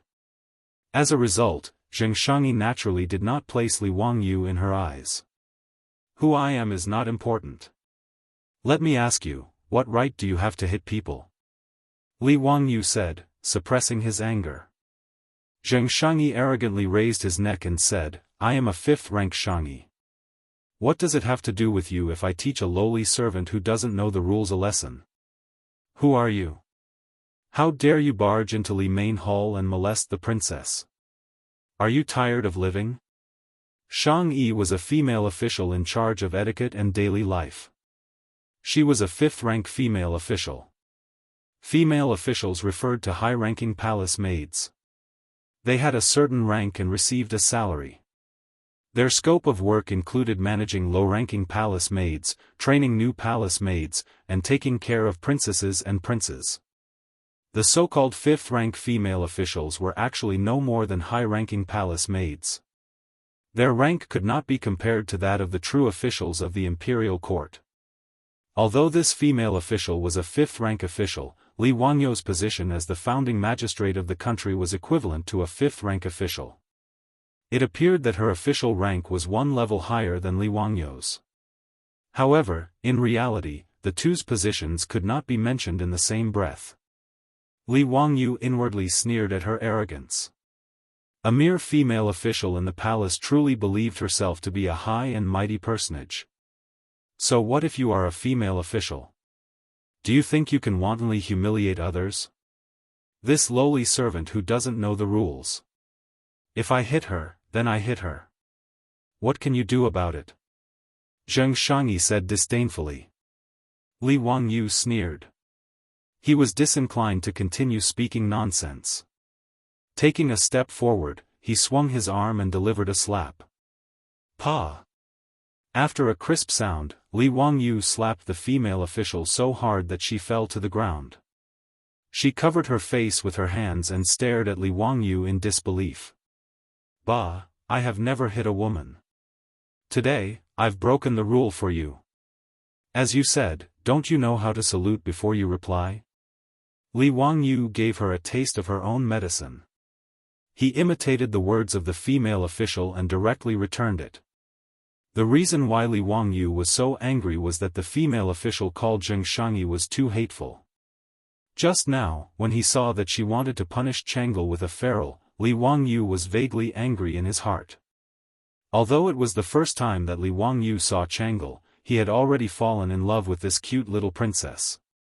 However, this female official was so cruel that she wanted to hit Chang'e with a ferule. This made Li Wangyu immediately feel protective of her. Not only that, this female official called Xianxia beat the little palace maid who led him here for no reason. Moreover, she spoke rudely and called her a lowly maid. This kind of person was really hateful and deserved to be beaten. Li Wangyu was definitely not a pedantic person. Although it was disgraceful to beat a woman, it depended on the situation. For a vicious woman like Xianxia, Li Wangyu would not feel guilty at all when he hit her. "How dare you hit me? How dare you hit me? Do you know who I am? You're dead. You're dead." Xianxia covered her face and looked at Li Wangyu with resentment. She squeezed out the words from the gaps of her teeth and said in a cold tone. Li Wangyu glanced at her as if looking at an idiot. He was too lazy to say anything. She was just a female official in the palace. She really thought of herself as a big shot. What he did not know was that Xianxia, who had been hit by him, was a member of a branch family of the Zheng clan of Xinjiang. She had been recommended to the palace to assume the position of female official. Because she was born in the Zheng clan of Xinjiang, although she was from a branch family, she felt that her status was noble. As a result, she was accustomed to being arrogant and despotic towards ordinary palace maids and eunuchs. Just now, when the little palace maid had spoken to her, she had slapped her simply because she had not paid her respects. Xianxia was young and beautiful. She had entered the palace not only to become a female official, but also to catch the eye of Pai Lupi. She wanted to sleep with him and be taken in as a concubine of his harem. Because she knew that Pai Lupi loved Princess Chang'e dearly, Xianxia had specifically requested to be in charge of taking care of Princess Chang'e and teaching her etiquette and daily life. This was so that when Pai Lupi came to visit Princess Chang'e, she could appear before Pai Lupi and attract his attention. She believed that with her appearance, it would not be difficult for her to obtain Pai Lupi's affection. She had the Zheng clan of Xinjiang as her backer. In the Taiji Palace, other than the concubines of the harem, she did not place ordinary palace maids and eunuchs in her eyes. She did not expect that today, she would receive a slap from Li Wangyu. This immediately drove Xianxia crazy. Xianxia raised her voice and screamed, "Guards! Someone has intruded into the palace with ill intentions." The conflict in the garden had attracted the attention of the eunuchs and the Eastern Palace guards as soon as Xianxia had shouted. Following Xianxia's shout, dozens of fully armed Eastern Palace Imperial guards rushed over with weapons in their hands and surrounded the group of people. Chapter 220. When the Imperial guards of the Eastern Palace arrived, they were just in time to see Li Wangyu slap Xianxia's face. Seeing a female official of the palace being slapped, and a fifth-rank one at that, the Imperial guards were all shocked. "Stop! Who are you?" The Imperial guards all drew their weapons, pointing them at Li Wangyu as they shouted. Ignoring the pain on her face, the young palace maid who had been slapped hurriedly stood in front of Li Wangyu, preventing the Imperial guards from using force. "Do not be rude. This is a man from Huxian. Her Imperial Highness the Empress has sent this man to accompany Princess Chang'e." Xianxia stood up, glaring at Li Wangyu with hatred. "Nonsense," she sneered. "What man from Huxian? How come I have never heard of such a county baron within Chang'an? Quickly arrest him. This person has infiltrated the Eastern Palace. He must be up to no good. Also, this palace maid must be his accomplice." Li Wangyu glanced at her in disgust. Although this woman's appearance was not bad, her character was like a poisonous scorpion. She was truly disgusting. Even Princess Changle glared at Xianxia in disdain. Afterwards, she turned to the imperial guards and shouted, "Do not attack. This is Brother Wang Yu. He is not a bad person." Finished speaking, Princess Changle once again hid behind Li Wangyu. Hearing Princess Changle's words, the imperial guards were dumbfounded. Since when did Princess Changle have a brother Wang Yu? The squad leader of the imperial guards did not dare to be negligent. Ignoring Xianxia's clamor, he courteously cupped his fist towards Li Wangyu and asked, "May I ask if you have a goldfish talisman?" Li Wangyu nodded his head, taking out his own goldfish talisman and handing it over. After inspecting Li Wangyu's goldfish talisman, the squad leader respectfully returned it with both hands. "This one did not know that you were a man from Huxian. Please forgive this one for offending you." Li Wangyu waved his hand. "Those who do not know are not guilty. There is no need to be so courteous." What? Was he really a man from the Kaigua county? How is this possible? Seeing Li Wangyu take out the goldfish talisman, Xianxia couldn't believe his eyes. How could this young man in white be the founding father of the country? Li Wangyu pulled the little palace maid aside and said to Xianxia, "Now you can apologize to her." His actions made the little palace maid look at Li Wangyu in a strange way. She did not expect that the dignified man who founded the country would actually force the clansmen of the Jiang family of Xinjiang to apologize to her for a humble palace maid. Unconsciously, the little palace maid's cheeks turned red, and her heart raced. I. Xianxia finally panicked.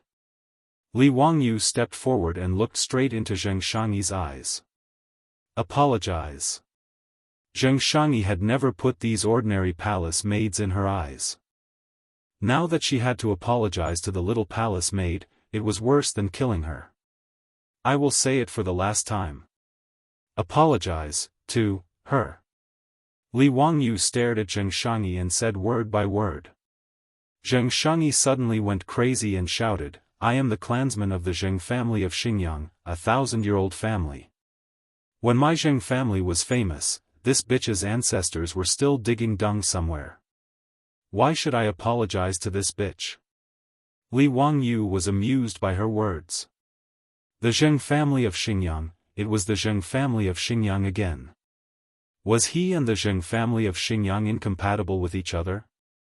How could he meet these clansmen of the Jiang family of Xinjiang wherever he went, and the way they acted was so despicable? The Jiang family of Xinjiang, how impressive. Li Wangyu raised his eyebrows. It seems that the Jiang family of Xinjiang has just apologized to me. Zheng Konghua offended me and he acted like this. Who do you think you are? What?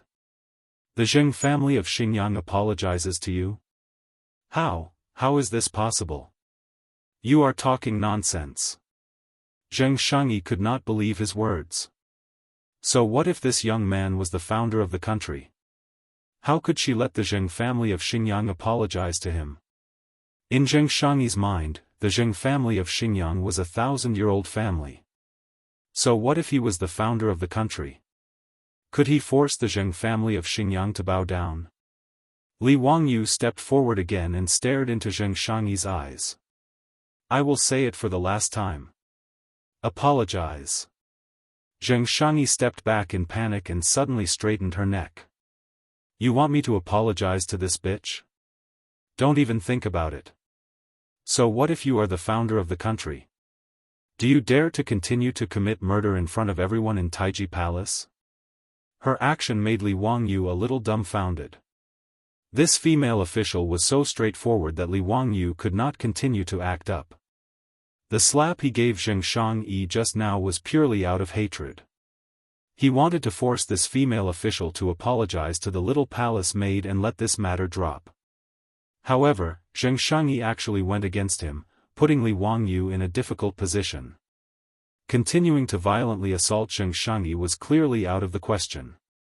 Firstly, he was unwilling to be rough with women.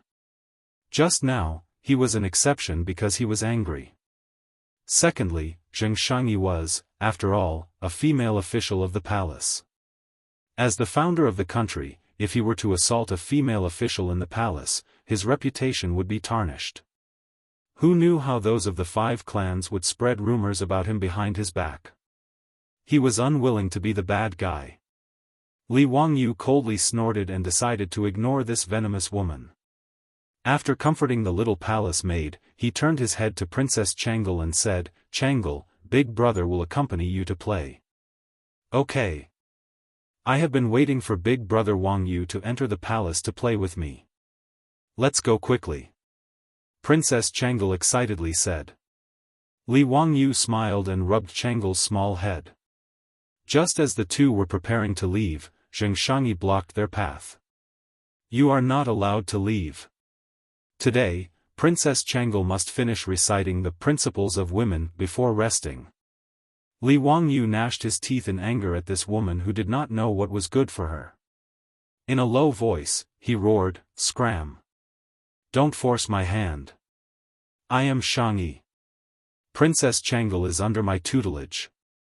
Today, if Princess Changle does not finish reciting the principles of women, she is not allowed to go anywhere."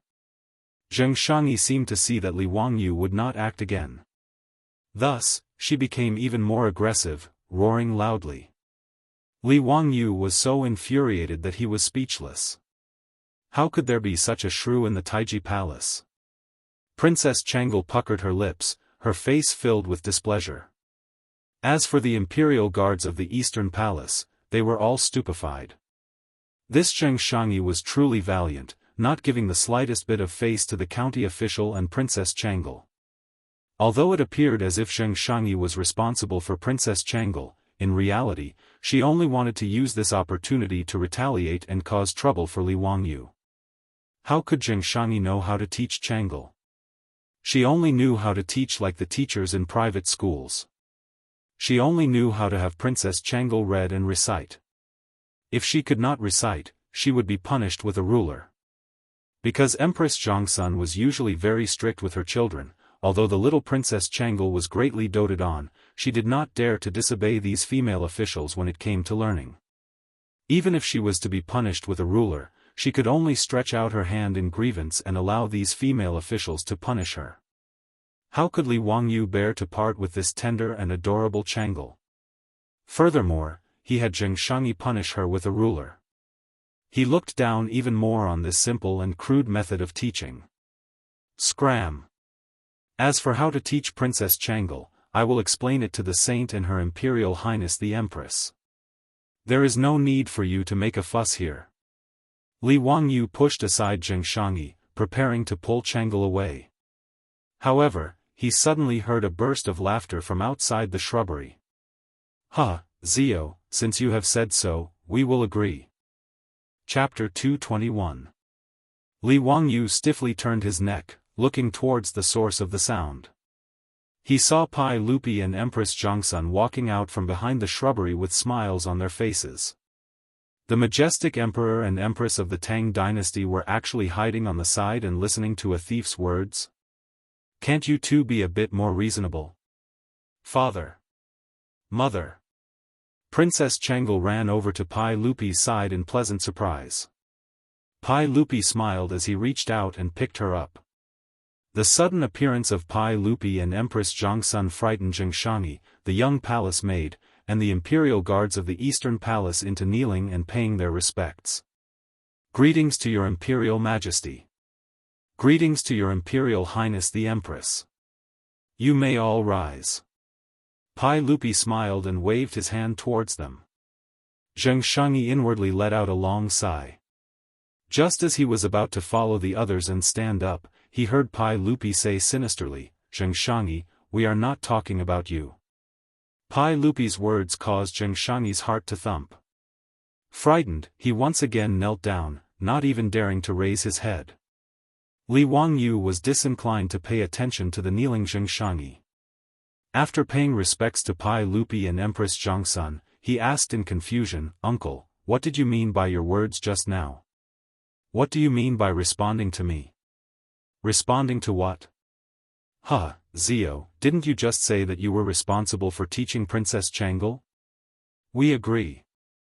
Li Wangyu nearly spat out a mouthful of blood. When did I say such a thing? Pai Lupi, do you need to go see an otolaryngologist?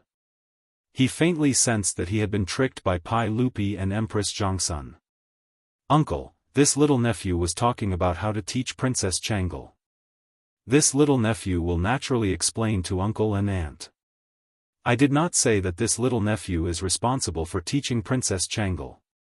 Pai Lupi glared. Could it be that Zio is saying that we and Guanyi misunderstood? Li Wangyu was at a loss for words. Are you guys King shameless? Empress Zhongsun looked at Zhengshangyi, who was kneeling on the ground, and said, Erlang, it's fine if Zio is unwilling. Let Zhengshangyi continue to be in charge of teaching Changle. She then said to Zhengshangyi, you must remember not to relax your teaching of the little princess, do you understand? If you need to use a feral, then use a feral. This palace agrees. Changle was so scared by her mother's words that her face turned pale. She looked at Li Wangyu pitifully. Li Wangyu rolled his eyes speechlessly. That's enough, you two. Do you think I'm stupid? One was playing the good cop, while the other was playing the bad cop.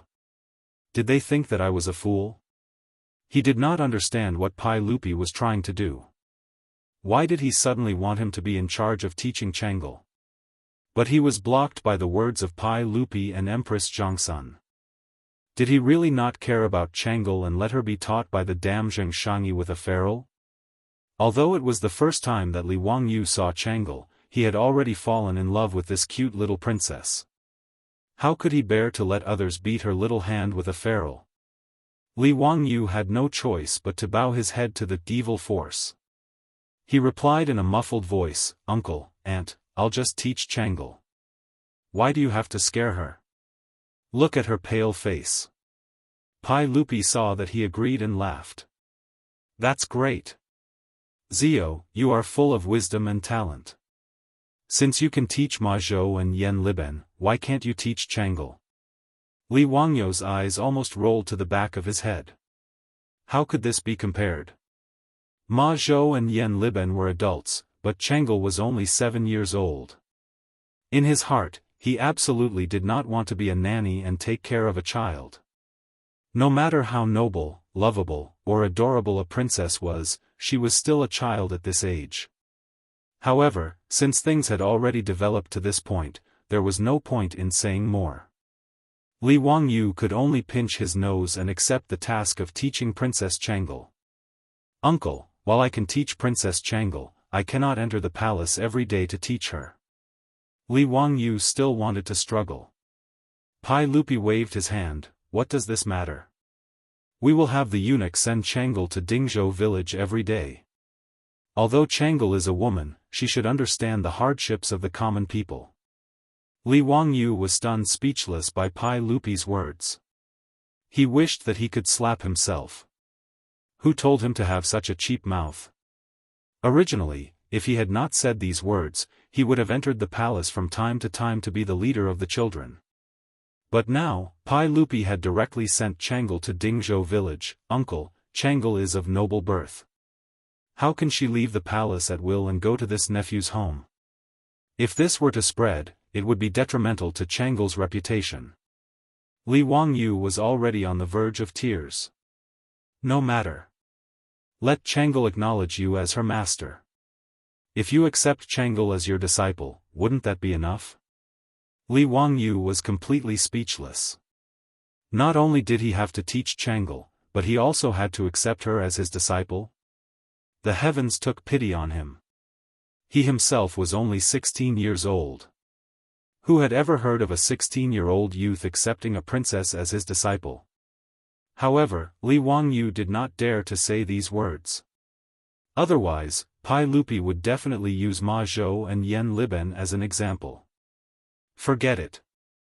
If he accepted Changle as his disciple, then so be it. When one had too many lice, one would not itch. When one had too many debts, one would not worry. In any case, he had already accepted Ma Zhou and Yen Liben as his disciples. What would it matter if he added a little princess? Li Wangyu was now completely numb. He could only nod his head and agree to this matter. Pai Lupi suddenly said, "That's right.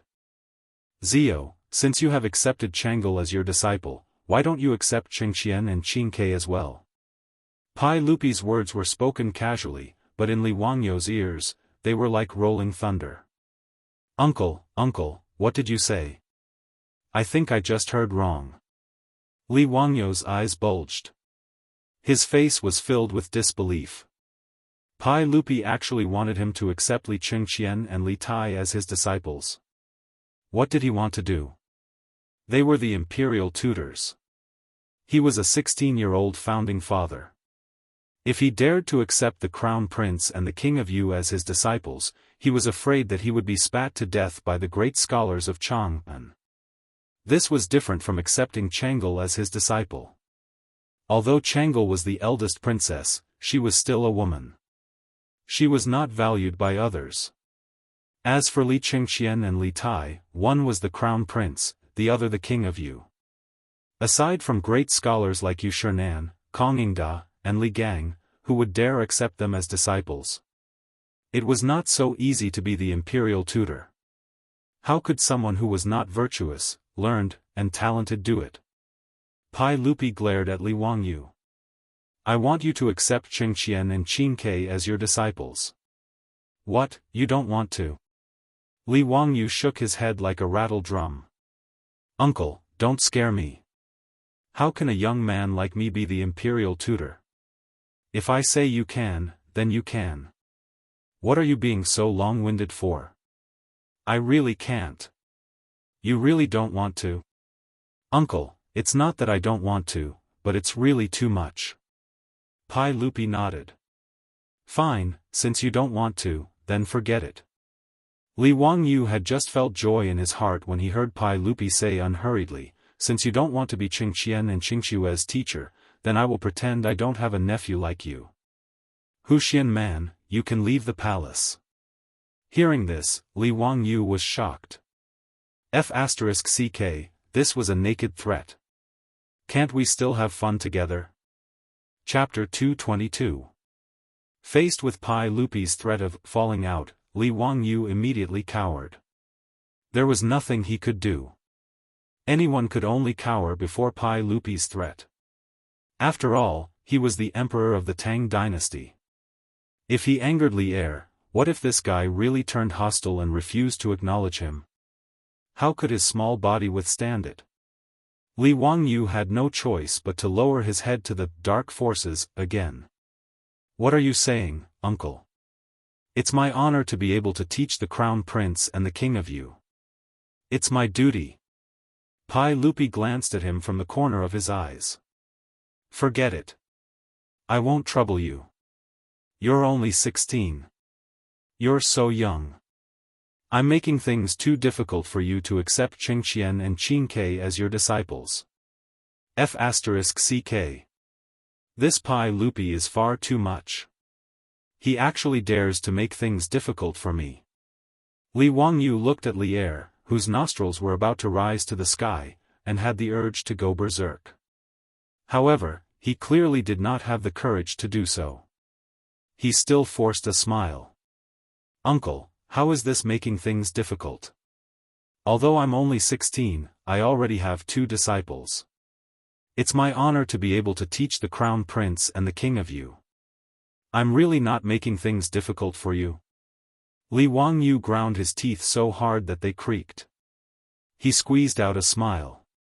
No. Why would uncle make things difficult for you? That's good. Since you strongly want to be the teacher of Qingqian, Qingke, and Chang'e, then I'll agree. Pai Lupi nodded his head in satisfaction, as if he was giving him a lot of face.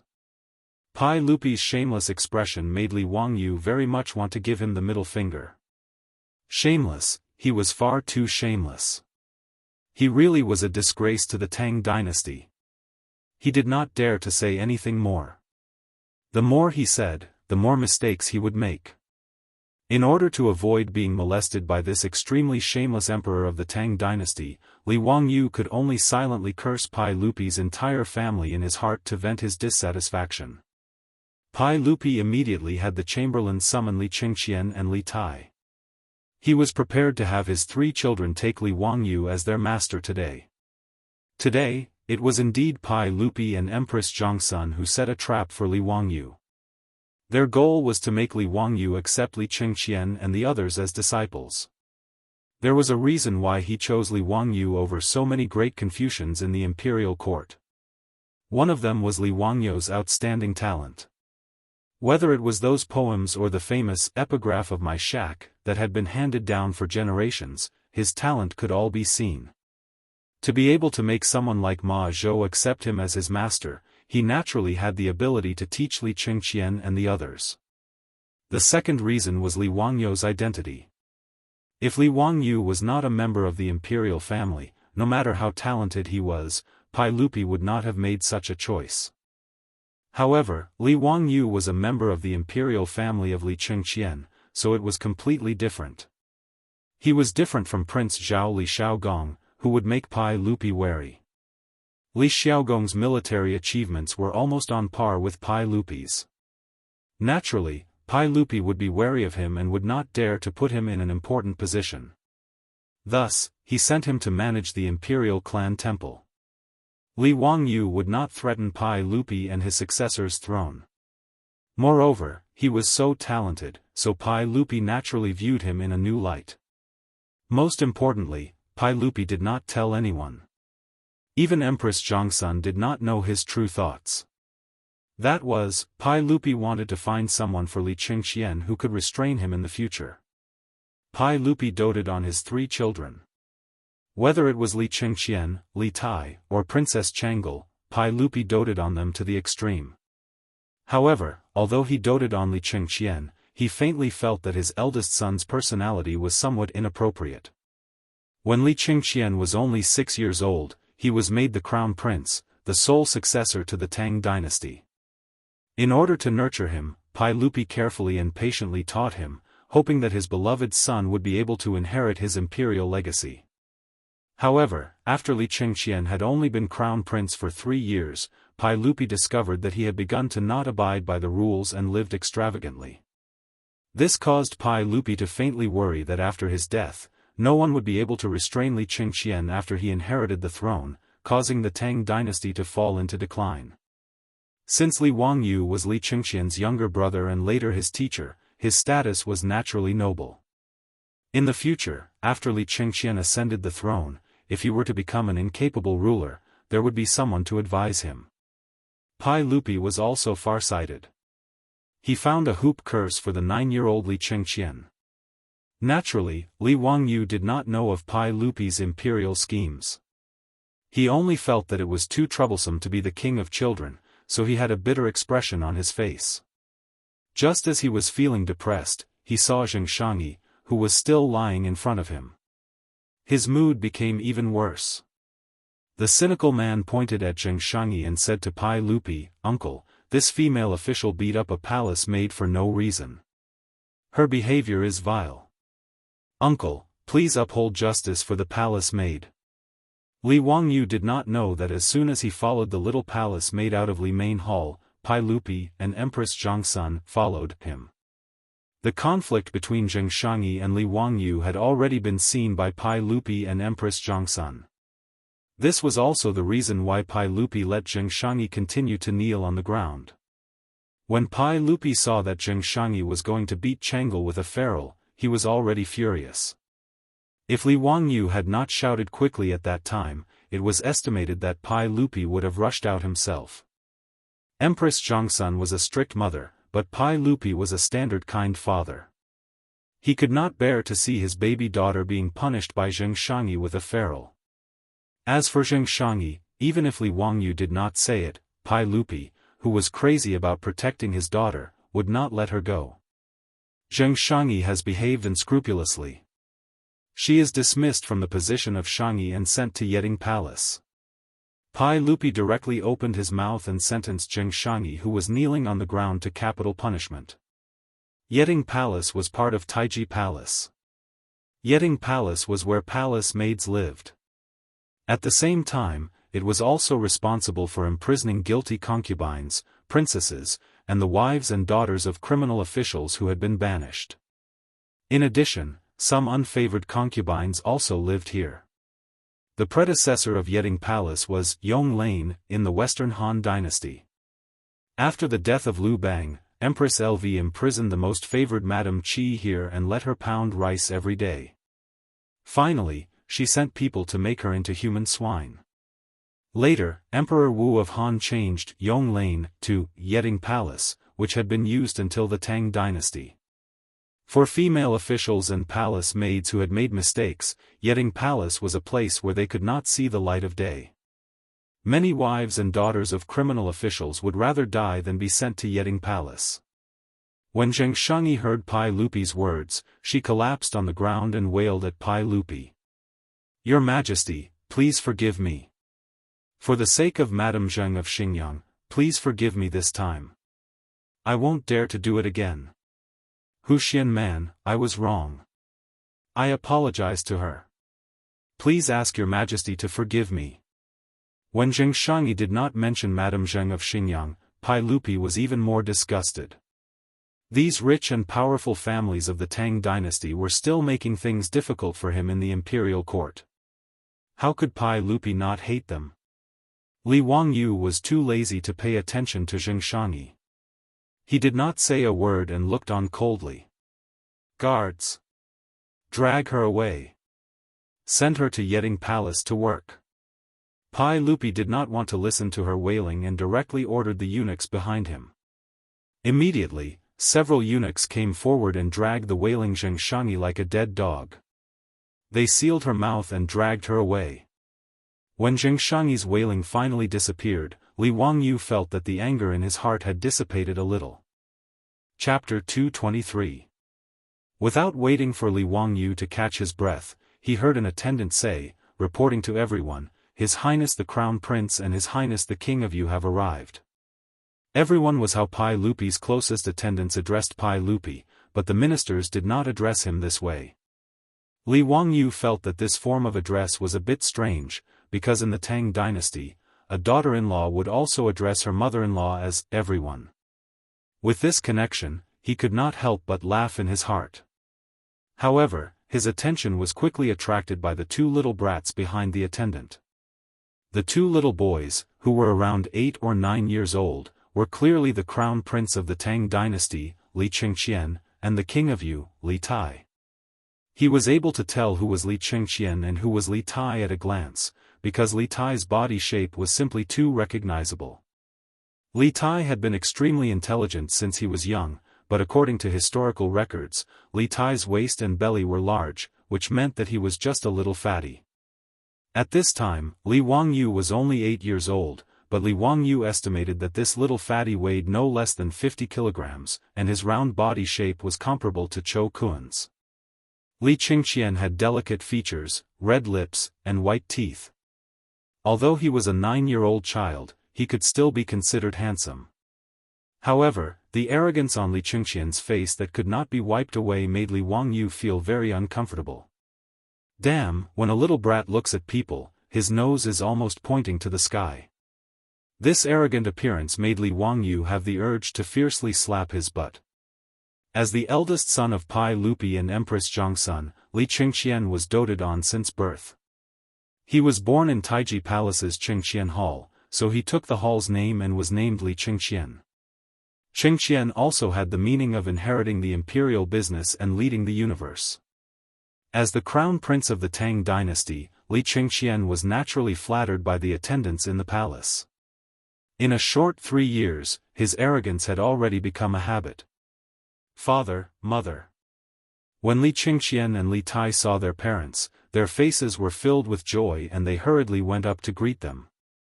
Pai Lupi smiled and waved at the two of them. Qingqian, Qingke, come over and greet your big brother Wangyu. Li Qingqian and Li Tai were both shocked. Where did this brother Wangyu come from? Was there anyone in this world who could be their brother? Pai Lupi laughed and said, "This is Li Wangyu, his courtesy name is Zio, born in Huxianli clan. Speaking of which, he is your brother, so he is worthy of you calling him elder brother. The Li clan of Hu County. Subordinate brothers? Pai Lupi's words made Li Xianxia frown. Although he was young, he knew about the Huxianli clan. Although the Huxianli clan was a relative of the imperial family, it was only a small clan. How could this Li Wangyu be worthy of him, the crown prince of the Tang dynasty, calling him elder brother? Li Tai didn't say anything.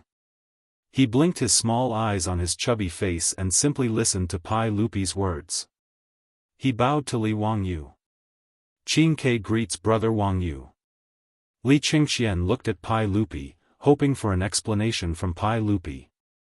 As the crown prince of the Tang dynasty, his pride didn't allow him to casually call someone elder brother. Pai Lupi acted as if he didn't see Li Qingxian's gaze and glared at him. Qingxian, why don't you bow to Zio? What? Father, did you make a mistake? You want me to bow to him? I am the crown prince. What is his status? Is he worthy of me bowing to him? Pai Lupi was angered by Li Qingxian's words. Qingxian, not only do you have to bow to Zio, but you also have to bow to him with Qin Ke and Chang'e. Zio is the teacher I found for the three of you. Do you understand? Bow to him as a teacher? Why is that? Just how old is he? Li Qingxian immediately cried out in surprise. Li Tai also looked surprised. Only Chang'e didn't seem to be unhappy at all. She covered her mouth and laughed secretly. Although Zio hasn't reached 20 yet, he is a rare talent. The poems I had the two of you memorize and the epigraph of my shack were all written by Zio. What, are you doubting my words? Pai Lupi was dissatisfied with his two sons' attitude and reprimanded them. Pai Lupi's words made Li Qingxian and Li Tai somewhat afraid. They hurriedly bowed to Pai Lupi. We wouldn't dare. We know we were wrong. It's good that you know you were wrong. Hurry up and bow to Zio. This is also your mother's wish. Empress Zhongsun also nodded. That's right. Qingxian, Qin Ke, from now on, you have to listen to Zio's teachings. His words are father's and mother's words. Do you understand? Hearing Pai Lupi and Empress Zhongsun's words, Li Qingxian and Li Tai looked at each other. Their gazes were filled with unwillingness. Li Tai's small eyes turned and he said to Pai Lupi, Father, since you want us to make brother Wangyu our teacher, then let's go prepare the tea. Pai Lupi nodded. Of course. I'll have the servants prepare it for you. No, Father, let's go ourselves. Only this way can we show our sincerity. Pai Lupi didn't feel that there was anything wrong with this, so he nodded in agreement. Okay, go quickly and come back quickly. Li Qingxian and Li Tai glanced at Li Wangyu, turned around, and ran. Li Wangyu had been watching coldly from the sidelines and hadn't said anything. He was observing Li Qingxian and Li Tai's behavior. It could be seen that Li Qingxian's pride and arrogance as the crown prince had already seeped into his bones, while Li Tai wasn't necessarily a good person. Li Tai's small eyes had been darting around. Pai Lupi and Li Tai hadn't noticed, but Li Wangyu had seen it very clearly. This little guy clearly didn't have good intentions. Personally preparing the tea for him to become his teacher? He was probably going to put something in his tea, right?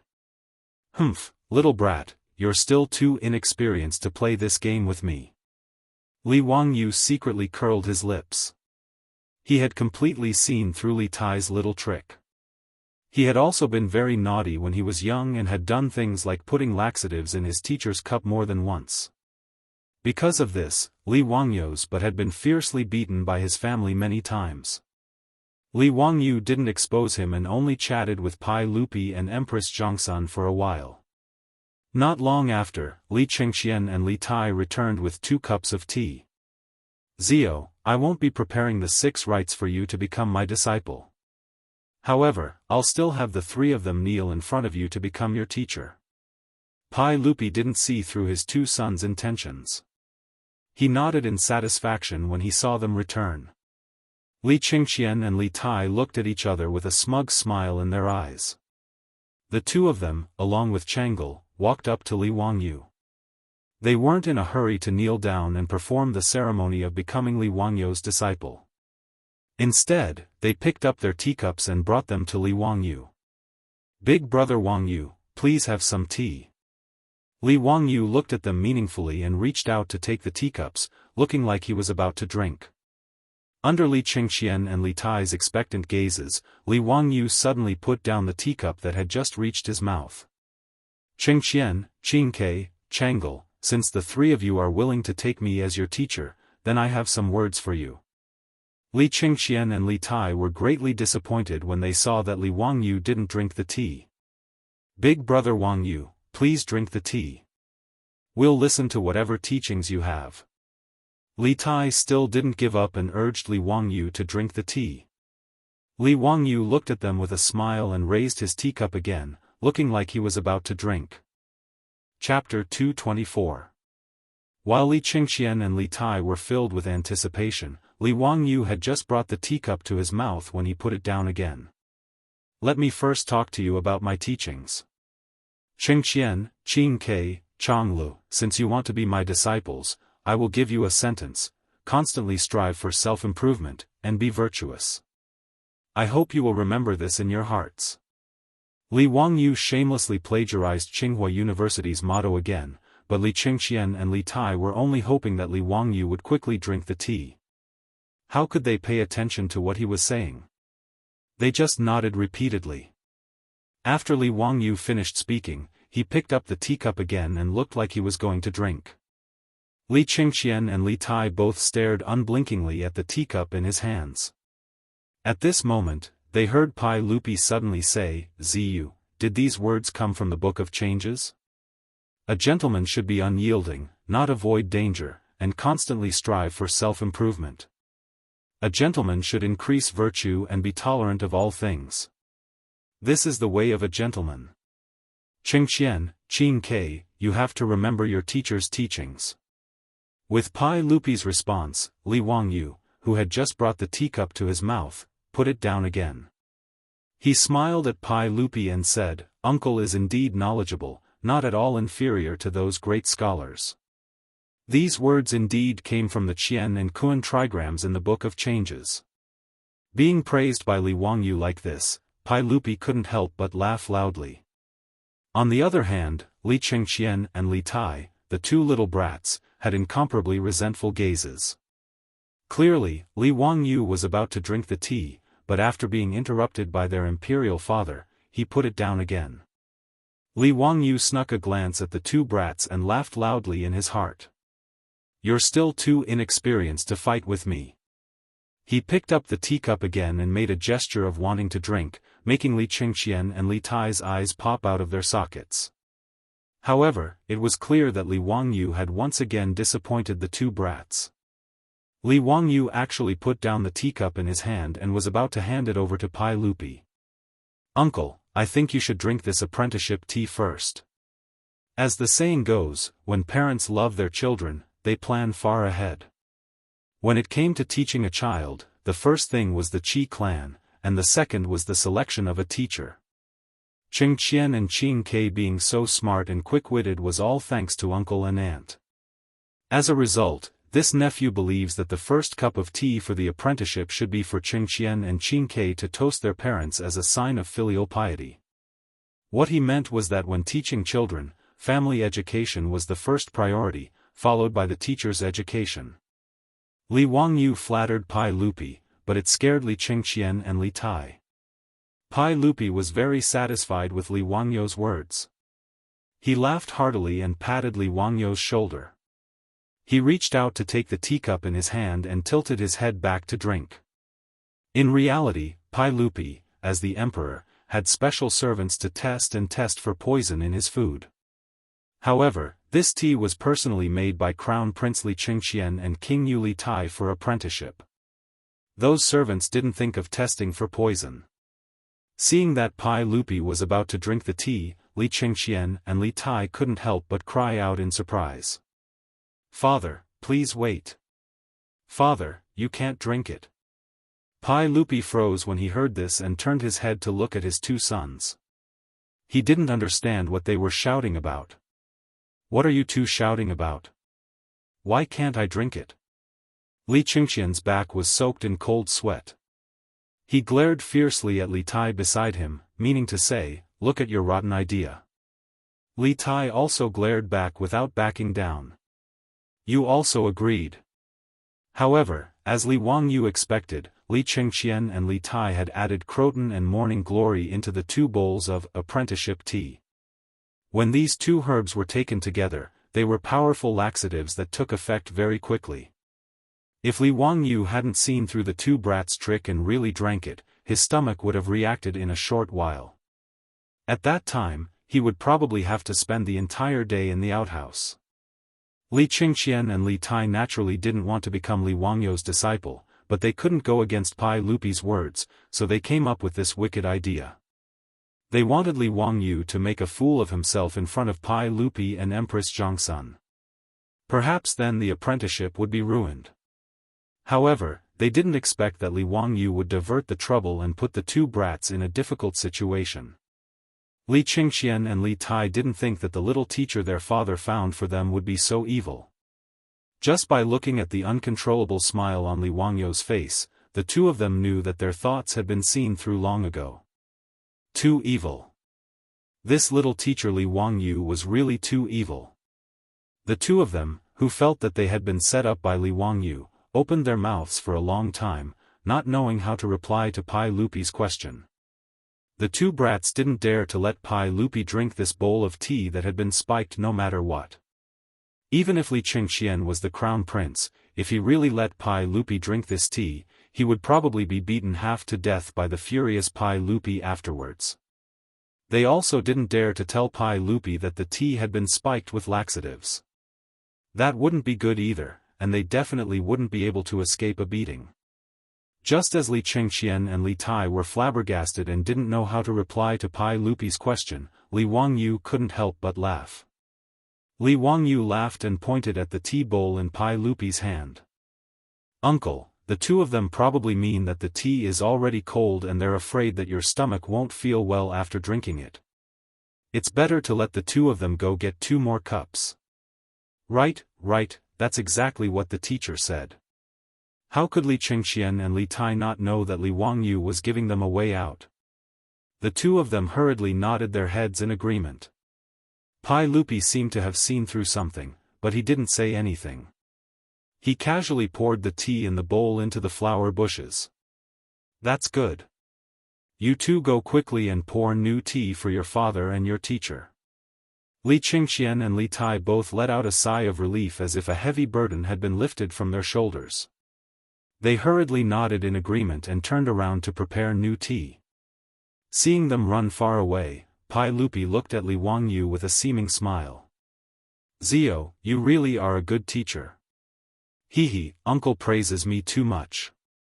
Qingxian and Qingke are just a bit mischievous. Don't take it seriously."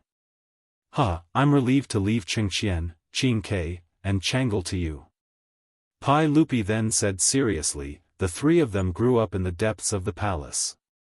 The common people have a hard time and haven't heard of them. I am very worried. I will have the eunuch send Qingxian and the others to Dingzhou village every day. Zio, you have to put in more effort and teach the 3 of them well." Li Wangyu bowed to Pai Lupi and also replied very seriously, "Don't worry, Your Majesty. I will do my best." Not long after, Li Qingxian and Li Tai once again returned with 2 cups of tea. This time, it was clear that they didn't dare to play any tricks. After Pai Lupi and Li Wangyu each drank their tea, Li Qingxian, Li Tai, and Princess Changle respectfully knelt before Li Wangyu and performed the ritual of taking him as their teacher. Li Wangyu extended his hand to help Pai Lupi's 3 children up, his heart filled with a myriad of emotions. He was a white-collar worker from the future, the pride of the entire village. How did he end up becoming the imperial tutor of the Tang dynasty? Chapter 225. After officially taking in Li Qingshan, Li Tai, and Li Lizhi as his disciples, Li Wangyu's attitude had changed a little. Previously, he did not want to be the teacher of the emperor, as it would be troublesome and cause a lot of trouble. However, Pai Lupi's words had given him some other ideas. Although he knew the course of history, he knew that neither Crown Prince Li Qingshan nor Li Tai could become the successor to the throne of the great Tang in the future. The true successor was still in Empress Jiangxuan's womb. What moved Li Wangyu was Pai Lupi's fatherly love for Li Qingshan and the other two, as well as the tragic ending of this family in history. As the emperor, Pai Lupi's fatherly love for the children of Empress Jiangxun was indeed boundless. When Li Qingshan was sick, Pai Lupi gathered 3,000 monks and built the Shihua Monastery and Puguang Monastery. He even reduced the crimes of the prisoners to pray for his son. Even when Li Qingshan, Du He, and Ho Junji rebelled, Pai Lupi could not bear to kill his eldest son. He only demoted him to a commoner and moved him to Qianzhou. After Li Qingshan's death, Pai Lupi was so sad that he abandoned the dynasty. Li Tai was also Pai Lupi's favorite son. Normally, when a prince reached adulthood, he would be sent to his fief and could not stay in the capital for long. However, Li Tai was favored by Emperor Taizong, so he was given special permission to move his son into the Wuda Hall. It could be said that the reason why Li Tai fought with Li Qingshan for the throne was because Pai Lupi doted on him. It was because of Pai Lupi's endless doting that Li Tai had the misconception that as long as he pulled down his brother, Li Qingshan, he would be able to become the heir. In the end, Li Tai was demoted because of his plotting. Pai Lupi was heartbroken and deposed Li Tai, demoting him to the Donglai prefecture prince. It could be said that although Li Heir doted on his own son, his education of his children was a complete failure. He could be said to be a negative example. Pai Lupi had a total of 14 sons. Among them, the crown prince, Li Qingshan, attempted to rebel and was demoted to a commoner. His third son, Li Ku, the prince of Wu, was falsely accused of treason and was killed.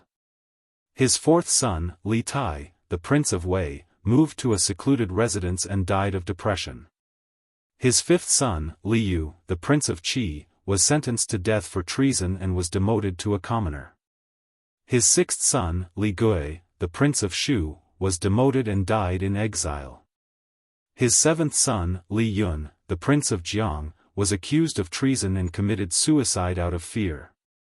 Pai Lupi's sons could be said to have failed at educating them. Li Wangyu could only complain in his heart. Pai Lupi was such a failure as a father. Since he had inexplicably transmigrated to the Tang dynasty, although he did not expect to change history, he wanted to try changing Li Qingshan and Li Tai. Although Li Wangyu was two-faced, he was very clear about his likes and dislikes. Pai Lupi was not unkind to him. Naturally, he did not want to watch the tragedy of Pai Lupi and his son happen. If he could make Li Qingshan and Li Tai brothers live in harmony, it would be a good story. As for whether Li Qingshan could successfully become emperor in the future, if Li Wangyu could really change Li Qingshan, it would have nothing to do with Li Wangyu. Because he had thought this through, Li Wangyu did not have any resistance to accepting Li Qingshan and Li Tai as his disciples. Instead, he was eager to give it a try. After Li Qingshan and the others finished the ceremony, Pai Lupi waved his hand at the eunuch on the side. Immediately, the eunuch came forward with a golden ruler. Pai Lupi picked up the ruler and solemnly handed it to Li Wangyu. "Zio, we bestow upon you this imperial ruler. In the future, if Qingshan and the others neglect their studies and do not follow the rules, you can use this ruler to punish them. We will definitely not blame you." Li Wangyu hurriedly received the golden ruler with both hands. "Don't worry, uncle, I will definitely do my best to teach Qingshan and the others. I will definitely not disappoint uncle and auntie." With your guarantee, we are at ease." On the side, Li Qingshan and Li Tai's faces couldn't help but darken when they saw the imperial ruler. In the exchange just now, they could already tell that Li Wangyu was definitely not easy to deal with. Now that he had the ruler bestowed upon him by their father, wouldn't they be completely controlled by Li Wangyu in the future? Li Wangyu held the ruler in his hand and lightly patted his palm a few times. He gave the two of them a brilliant smile. But that smile made Li Qingxian and Li Tai both shiver uncontrollably. Seeing that it was getting late, Li Wangyu bid farewell to Pai Lupi and Empress Zhongsun and returned to Dingzhou village. Time passed in a flash. 2 days later, before the sun had even risen, Li Wangyu was roused from his bed by the old housekeeper, Li Heng. Today was the Lunar Imperial Assembly, and also the day of the Grand Luo Tian ritual in Taiji Palace. The Lunar Imperial Assembly was the morning court on the 1st and 15th of every month. The participants were the relatives of the princes and dukes, the civil and military officials of the capital who were 9th rank and above, the local officials who had submitted memorials to the court, as well as the guests from Fan Kingdom. Because the morning court was around 7 to 8 o'clock, Li Wangyu yawned and led Niu Wu out of his house in Dingzhou village. It was still dark. Now that he was the county man who founded the country, he also needed to participate in the Lunar Imperial Assembly. Moreover, he had an important task today, so he naturally had to participate in the Grand Luo Tian ritual. When Li Wangyu arrived in Chang'an City, the drum of dusk had just sounded and the illustrious Virtue Gate had just opened.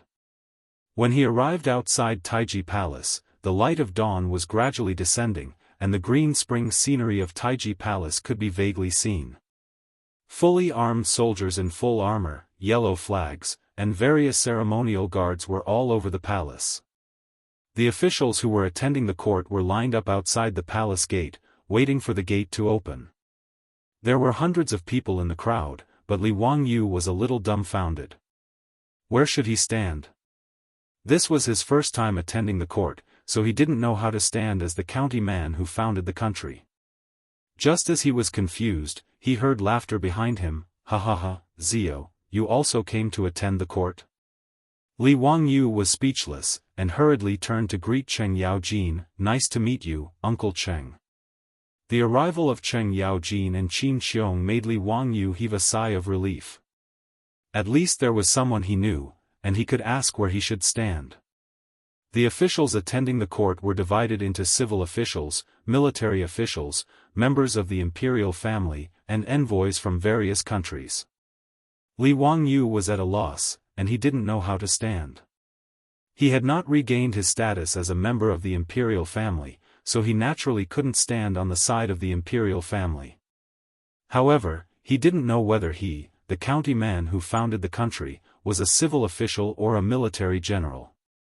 Li Wangyu raised his doubts to Cheng Yaojin and Qin Xiong, but Cheng Yaojin laughed. Ha ha ha, you can stand on the side of our military general.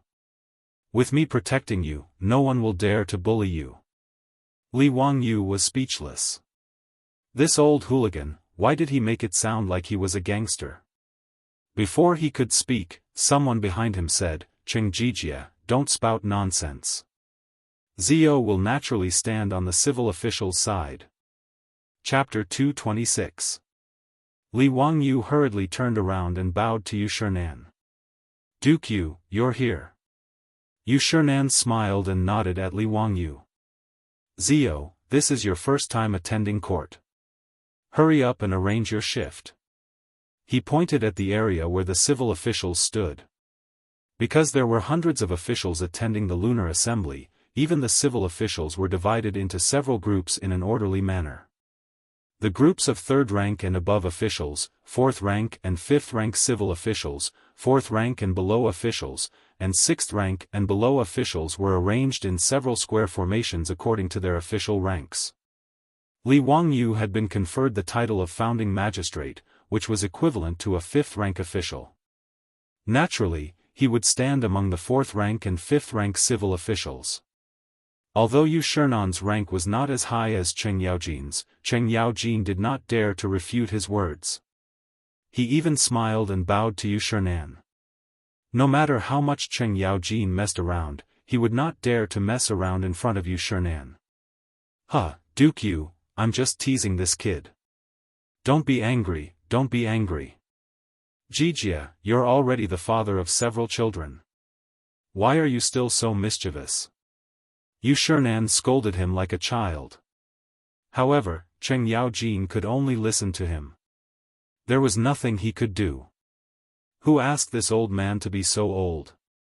Cheng Yaojin was almost 40 years old, but compared to Yu Shinan, who was in his 70s, he was still a child. In the Tang dynasty, people married and had children in their teens. With a 30-year difference, Cheng Yaojin could be considered Yu Shinan's grandson. Li Wangyu was very happy to see Cheng Yaojin, this old hooligan, being humiliated. He could not help but smile. Cheng Yaojin saw that Yu Shinan was laughing at him from the side and glared at him to scare him. Li Wangyu quickly went forward to support Yu Shinan. He pretended not to see Cheng Yaojin's threatening gaze and helped Yu Shinan to the group of civil officials. 2 days ago, he had already paid a visit to Yu Shinan's residence to return the 1,000 strings of copper coins that he had borrowed. However, he couldn't return the money. Yu Shinan wouldn't accept it no matter what. He even said that the 1,000 strings of coins was a gift to congratulate Li Wangyu for his knighthood. Li Wangyu was helpless. Unable to persuade the old man, he could only thicken his skin and take back the 1,000 strings of copper coins. Li Wangyu then informed Yu Shinan of the fact that he had accepted Crown Prince Li Chengqian, the Prince of Yu, and Princess Changel as his disciples. He was also afraid that if this matter were to spread, he would be scolded to death by those Confucian scholars. That was why he wanted to ask Yu Shinan to help him deal with those Confucian scholars. Li Wangyu was still a little nervous, worried that Yu Shinan would also think that he was young and frivolous. Unexpectedly, Yu Shinan didn't mind at all. Li Wangyu had become the imperial preceptor at such a young age. Instead, he praised him greatly. In Yu Shinan's view, although Li Wangyu was young, with the talent that he had displayed, he was fully qualified to be the crown prince's teacher. Yu Shinan also reassured Li Wangyu, saying that regardless of whether it was Kong Yingda or Lu Quan, these old friends, they all praised him greatly. They definitely wouldn't be dissatisfied with Li Wangyu just because he was the crown prince's teacher. With Yu Shinan's assurance, Li Wangyu could finally relax. It could be said that a small worry had been lifted off his mind. Li Wangyu's respect for Yu Shinan, this old man who was both a teacher and a friend, grew even more. The morning bell tolled. Amidst the beating of the drums, the morning assembly began. Under the lead of the imperial censor, the officials lined up according to their ranks and walked towards the Taiji Palace. Dressed in court attire, the officials were respectful and solemn. As they walked up the white jade steps, the melodious sounds of swords and jade ornaments on their bodies could be heard. In the Tang dynasty, there was a poem that described the scene of a court assembly. The crowing of the rooster is purple, and the dawn of dawn is cold. Warblers are chirping in the emperor's land of spring. The golden clock opens tens of thousands of households. The jade steps command thousands of officials. The flowers welcome the swords and jade ornaments. The stars have just set. The willow flutters the banners, still wet. Unique guests at the Phoenix Pond. The song of spring is difficult. It was referring to the scene in front of Li Wangyu's eyes. The morning bell in the palace rang. The thousands of doors opened. Pai Lupi's ceremonial guards lined up on both sides of the jade steps. The hundreds of officials entered the imperial court. This was Li Wangyu's first time attending a court assembly. He followed the crowd's every step. Before the officials entered the main hall, they first dissected their swords and took off their shoes. The imperial censor, the Ministry of Appointments, the Ministry of War, and the Honglu Temple all led the civil and military officials to their respective positions. Amidst the beating of the drum and bell, Pai Lupi sat in the imperial palanquin, carried by the chamberlains. He sat facing the south. A Fu Baolang placed Pai Lupi's imperial seal in front of him. One of the provincial attendants, who presided over the court assembly, walked to the front left of Pai Lupi. He took a deep breath and shouted with his dantian, "Bow." All the officials cupped their fists and bowed to Li Ershing. Li Wangyu, who was confused, bowed along with everyone else. Bow again. Well, I have to do it again. Li Wangyu was speechless. He continued to bow to Pai Lupi. After bowing twice, Li Wangyu just got up.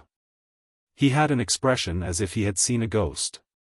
He blinked his eyes hard to make sure that he was not mistaken. He discovered that in the solemn and sacred hall, the officials had actually begun to dance like a bunch of demons. Damn, why does this scene look so familiar? It seems that Cheng Chumo's group of debauches were also like this when they drank too much. This was the Lunar Palace, not a place for square dancing or disco dancing. Li Wangyu was speechless. What kind of F***king rule is this? Alright, let's dance together with the gray-haired and bearded official in front of us. Stretch your arms and kick your legs. 3 circles to the left, 3 circles to the right. Twist your neck, twist your butt. Go to bed early and wake up early. Let's do some exercise. After a set of procedures, Li Wangyu felt that he was about to sweat. This court assembly was also a physical activity. He wondered how Yu Shernan's 70-year-old body could hold on. No wonder Yu Shernan wanted to resign. This was simply too difficult for an old man. Everyone took their seats. Li Wangyu also braced himself. He wanted to see how the battle between Pai Lupi and the aristocratic families would play out. As soon as the court assembly began, an envoy came out and presented a memorial to Pai Lupi. Your Majesty, I, the envoy of Luo Province, have a memorial. When Pai Lupi heard the words of the envoy of Luo Province, his face immediately darkened. However, he still said in a deep voice, "Present the memorial." The envoy of Luo Province was also known as the examiners. They were officials sent by the various provinces of the Tang dynasty to Chang'an.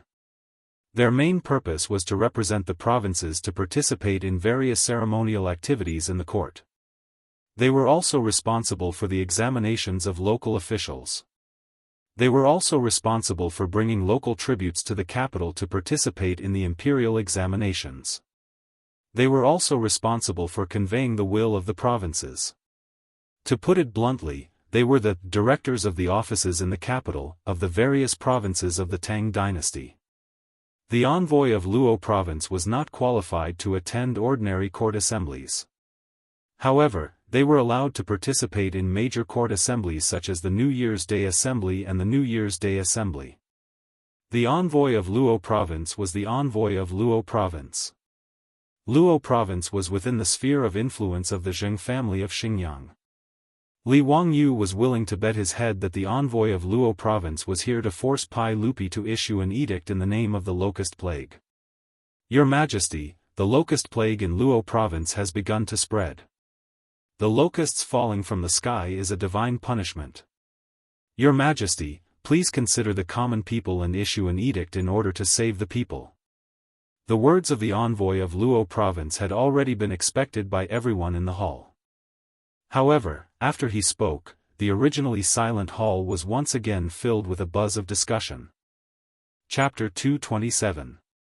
Li Wangyu inwardly curled his lips. These aristocratic families were truly sparing no effort in attacking Pai Lupi. The last person the aristocratic families had tossed out as a chess piece was an upper 8th rank imperial censor. Even now, he was still locked up in the censorate's prison. Although Pai Lupi did not order this imperial censor to be beaten to death in his rage, he still ordered imperial censor Wei Zheng to investigate. Wei Zheng was a straightforward official, and he was rather disdainful of the aristocratic family's use of natural disasters to attack Pai Lupi and use this as a pretext to gain political power. As a result, he directly threw that imperial censor into the censorate's prison to investigate whether or not this person had taken bribes and perverted the law. However, the aristocratic families clearly had enough bargaining chips. Even if they threw away a small chess piece, they still had other chess pieces to use. This Luo Province Assembly emissary who had once again brought up this matter at the Lunar Court Assembly was clearly a lackey of Xinjiang's Zheng clan. He had once again used the locust plague as a heavenly punishment to fire cannons at Pai Lupi during the Imperial Court Assembly, causing everyone in the imperial court to discuss spiritedly. Pai Lupi's face was dark, and he did not say a word. He saw Cheng Yaojin and Yuqi Jingda jump out at the same time and grab the Luo province assembly emissary's collar. Damn thief, bullshit heavenly punishment. You Tian Shenu say it's heavenly punishment, so it's heavenly punishment? Scram for this elder. That's his mother. A trifling imperial court assembly emissary is spouting nonsense to mislead the masses. He truly deserves a beating. Cheng Yaojin and Yuqi Jingda were fierce generals who had slaughtered their way out of mountains of corpses and seas of blood. Together, they flipped out at the Luo province assembly emissary, scaring him so much that he almost wet his pants. Although he had the support of an aristocratic family, anyone who saw this kind of fierce founding duke flip out would still be afraid. Someone immediately stepped out to stop them. It was Xinjiang's Zheng clan's Minister of Works, Zheng Shanghua. Duke of Lu, Duke of Yi, quickly stop. Humiliating others like this at the imperial court assembly, where is the propriety? Your Majesty, this official wants to impeach Duke of Lu and Duke of Yi for their lack of propriety. With Zheng Shanghua's words, more than a dozen aristocratic family officials stepped out one after another, clamoring to impeach Cheng Yaojin and Yuqi Jingda. As for Qin Shubao and the other generals, how could they watch Cheng Yaojin and the others suffer losses? They all stood up and refuted. The two sides began to bicker in the main hall. For a moment, the originally solemn court assembly became as lively as a market. It was Li Wangyou's first time attending court, and he watched the lively scene with great interest. The old hooligan Cheng Yaojin's battle prowess was indeed formidable. His lousy mouth actually scolded those aristocratic family's ministers until they were battered and exhausted. This was an eye-opener for Li Wangyu. Cheng Yaojin, impeach me? Do you want to see if my fist is big enough? Vulgar martial artist. The plague of locusts is the wrath of the heavens. This is the punishment of the heavens for not cultivating morality. Cheng Yaojin, I'm going to fix your mother. You're such a scoundrel. I've killed so many people, why haven't I seen any divine punishment? High Duke Lu, aren't you afraid that the locust god will punish you for using such vulgar language? Cheng Yaojin, the locust god is nothing. Can you beat the duck god? If you're not afraid of the duck god's wrath, why should I be afraid? Duck god? What duck god? Finally, someone was confused by Cheng Yaojin's words. Where did this duck god come from? Cheng Yaojin, wahahaha, you bunch of idiots. The locusts have their locust god, the ducks have their duck god. The ducks can feed on locusts, which means that the duck god is more powerful than the locust god.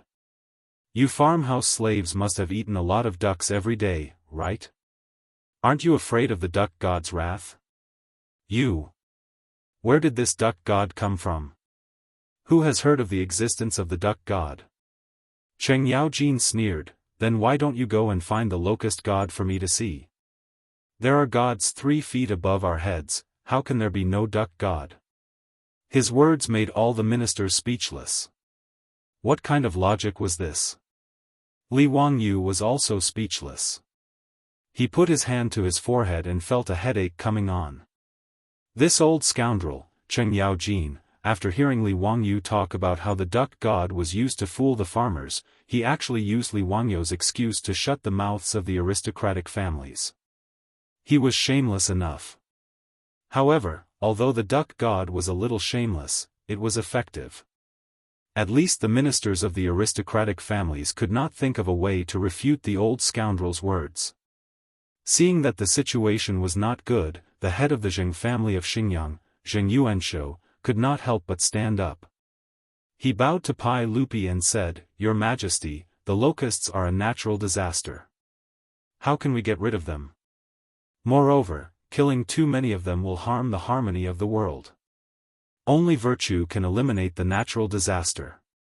Your Majesty, please reconsider and think for the sake of the people. Zheng Yuanshou's words were extremely vicious.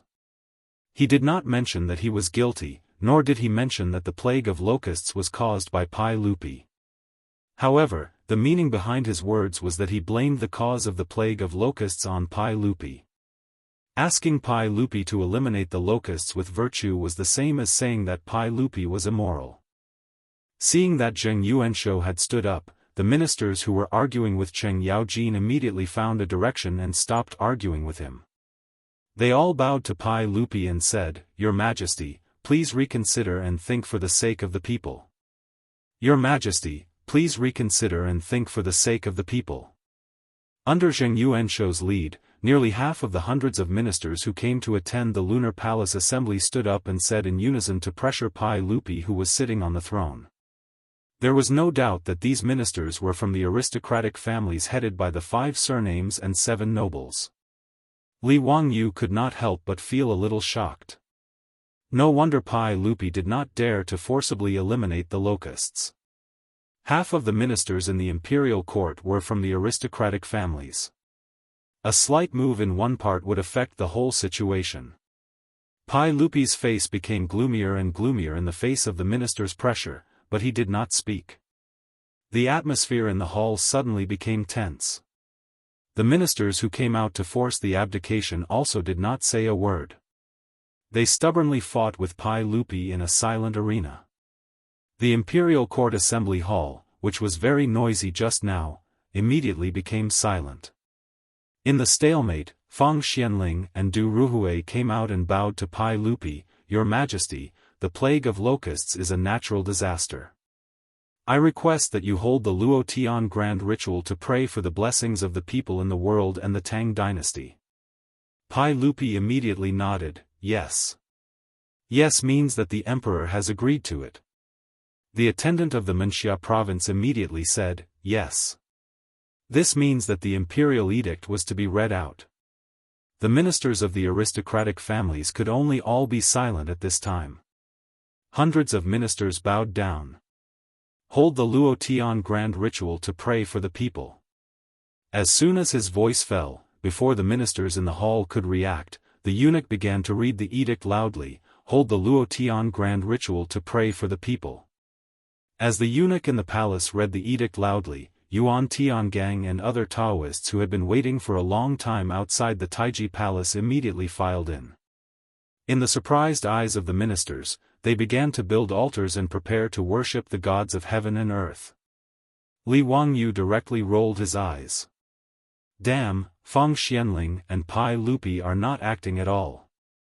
You need to study Stanislavski's Self-Cultivation of Actors." Chapter 228. As soon as Fang Xianling asked for the heavenly grand ritual, Pai Lupi agreed immediately. Then Yuan Tiangang and others showed up. This was simply telling others that they had planned it long ago. They were so careless that their acting was so perfunctory. Li Wangyu despised them. However, this sudden turn of events greatly surprised Zheng Yuanshou and the other aristocratic families. No one had expected Li Er to make such a move during the court session when the officials were trying to force the emperor to abdicate. And they couldn't stop it. After all, Pai Lupi wanted to hold the heavenly grand ritual to eliminate the plague of locusts and pray to heaven for blessings. Who could say no to this? Pai Lupi didn't care about what Zheng Yuanshou and others thought. He announced the suspension of the Lunar Imperial Court, walked down from the throne, and led the ministers out of the main hall. Zheng Yuanshou and other ministers could only look at each other and follow him out of the main hall of Taiji Palace. In the eyes of Zheng Yuanshou and others, Pai Lupi wanted to hold the heavenly grand ritual just to delay the time. They also made up their minds that they must take the opportunity of today's imperial court to force Pai Lupi to yield. When the heavenly grand ritual was completed, the imperial court would continue. At that time, they would see how Pai Lupi would deal with it. Outside the Taiji Palace was the square of Noda. There were drum towers and bell towers on both sides of the square. The heavenly grand ritual to pray for the plague of locusts was held in the square in front of the Taiji Palace. Yuan Tiangang wore a brand new purple Taoist robe embroidered with various auspicious patterns of Taoism with gold and silver threads. He walked in front of the Taoists with a solemn expression. The Taoist robes of the Tang and Song dynasties were not the yellow Taoist robes seen in later TV series.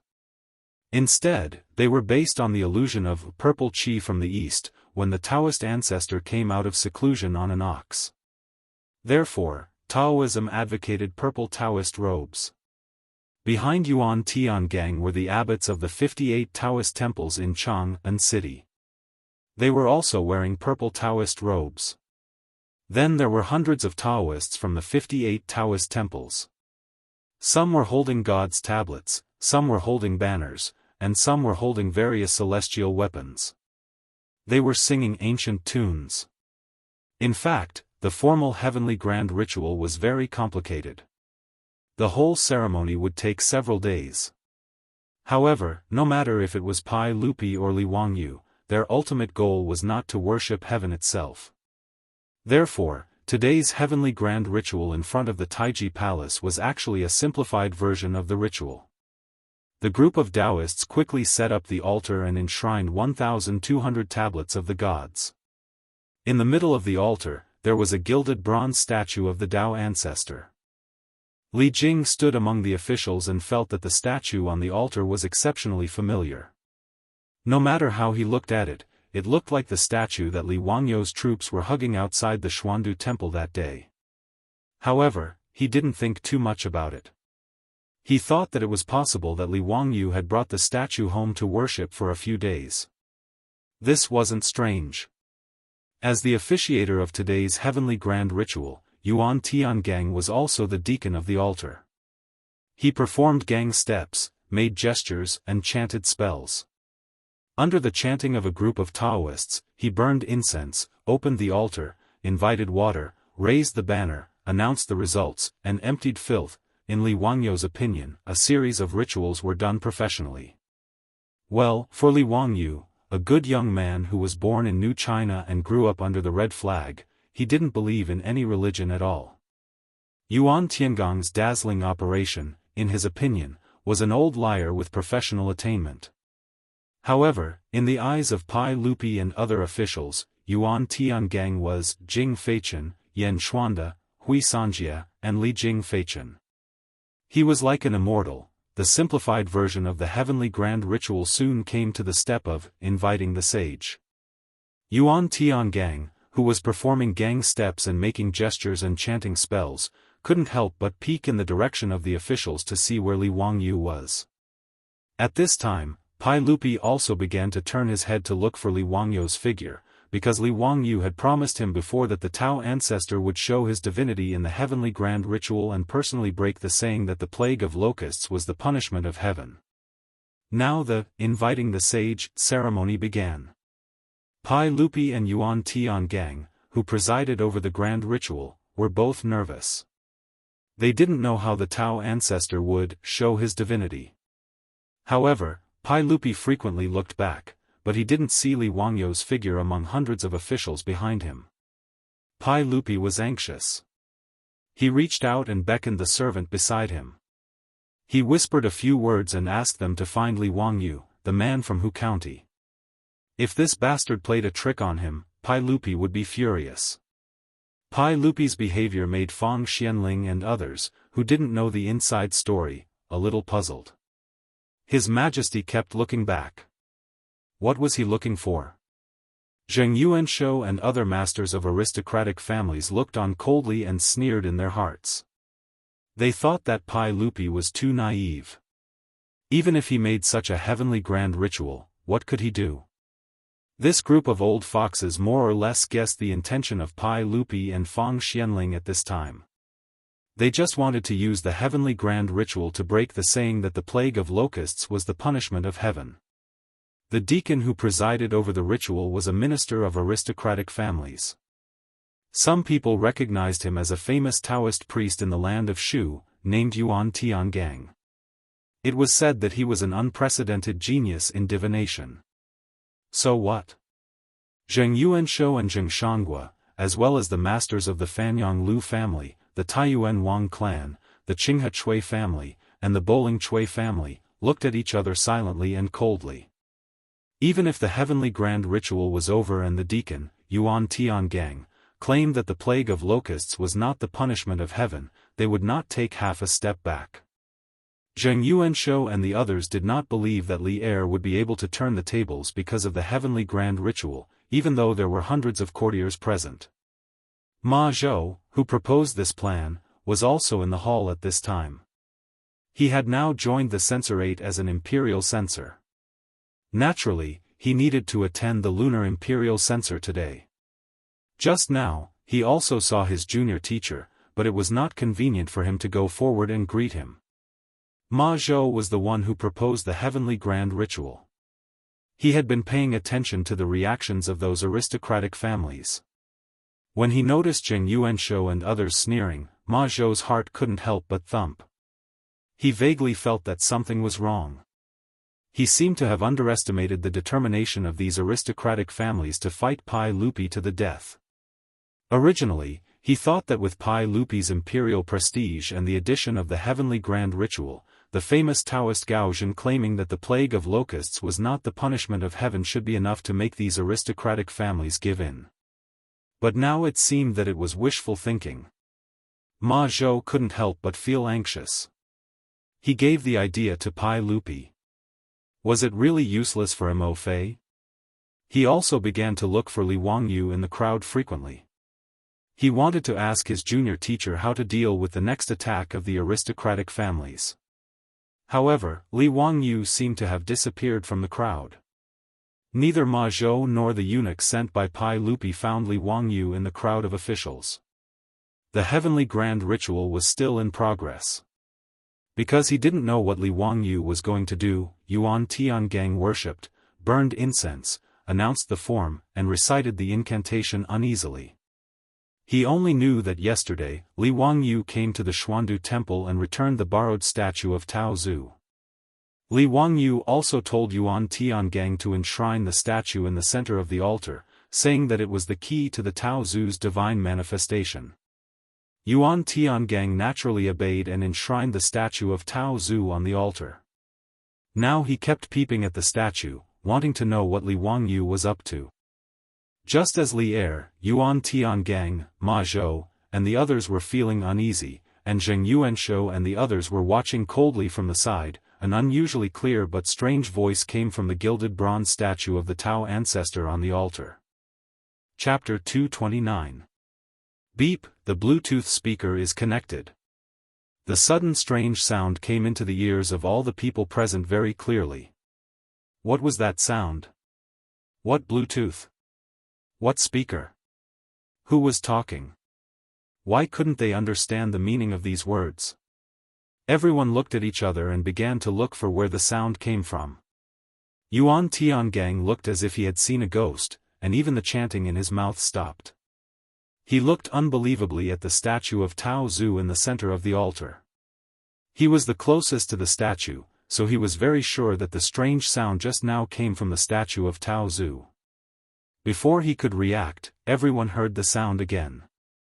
A song that no one had ever heard before began to reverberate through the Taiji Palace. It sounded like heavenly music. The music was neither a flute nor a guqin. Even Pai Lupi, who was familiar with all kinds of instruments of the Tang dynasty, could not tell what kind of instrument it was. Everyone turned their eyes to the altar, and the sound like the fairy music came from the altar. Pai Lupi's face changed greatly, and he suddenly stepped toward the altar. A group of civil officials and generals behind him were stunned, and then they all followed him. At this time, there was no censor correcting the etiquette. All the officials were shocked by the inexplicable music. When they walked to the altar, Pai Lupi and the officials behind him were stunned, just like Yuan Tiangang. The music was clearly from the statue of Tao Zu in the center of the 1,200 god positions on the altar. What is this sound? A minister murmured. Yuan Tiangang suddenly shouted excitedly, "Fairy music, this must be fairy music. Tao Zu is showing his holiness. Tao Zu is showing his holiness." His shout confused Li Er and the group of civil and military officials. Could it be that the heavenly grand ritual had really invited the Taoist ancestor? But if that wasn't the case, then why would there be such heavenly music coming out from the altar without any reason and without any cover? Pai Lupi was also beginning to be confused. Could this be the Tao ancestor's divine manifestation that Li Wangyu swore? But this was too inconceivable. Was it really the Tao ancestor showing his divinity, or was it Li Wangyu, that little brat, who was playing tricks? If this was Li Wangyu's doing, how did he do it with such godly means? In the crowd, Zheng Yuanshou and the others also looked as if they had seen a ghost. He did not care about being disrespectful in front of the emperor, and directly pushed aside the ministers in front of him and ran up to the spiritual altar to confirm what was going on. However, after reaching the altar, Zheng Yuanshou became even more confused. On this unobstructed altar, there was indeed a sound that sounded like immortal music. Moreover, the source of the sound was the Tao ancestor statue that was enshrined in the center of the altar. Just as everyone was inexplicably surprised, the immortal music gradually disappeared. However, they heard a voice coming from the gilded copper statue of the Tao ancestor again. It was an unusually ethereal human voice. The Tao can be said, but it is not the Tao. The name can be named, but it is not the name. The ethereal human voice was reciting the Tao ancestors, Tao Te Ching. The sudden appearance of the human voice made everyone present shudder. Pai Lupi even felt the hair on his arms stand up. All of this was too strange. Why are you not kneeling? Just as everyone was at a loss, they heard the ethereal voice coming from the Tao ancestor statue again. Pai Lupi composed himself, swallowed a mouthful of saliva, and said, Who are you? I am Taishang Laojun. I was born without beginning and without cause. I am the ancestor of all Daoists, the ancestor of vitality, the ancestor of chaos, the parent of heaven and earth, and the master of yin and yang. When Pai Lupi heard this, it was as if he was struck by lightning. His knees went soft, and he knelt down. Emperor Ancestor, please accept my worship.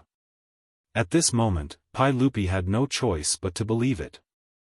Not only him, but also the hundreds of civil and military officials behind him, Yuan Tiangang, and the other Taoists, all knelt down and bowed to the Tao ancestor statue on the altar.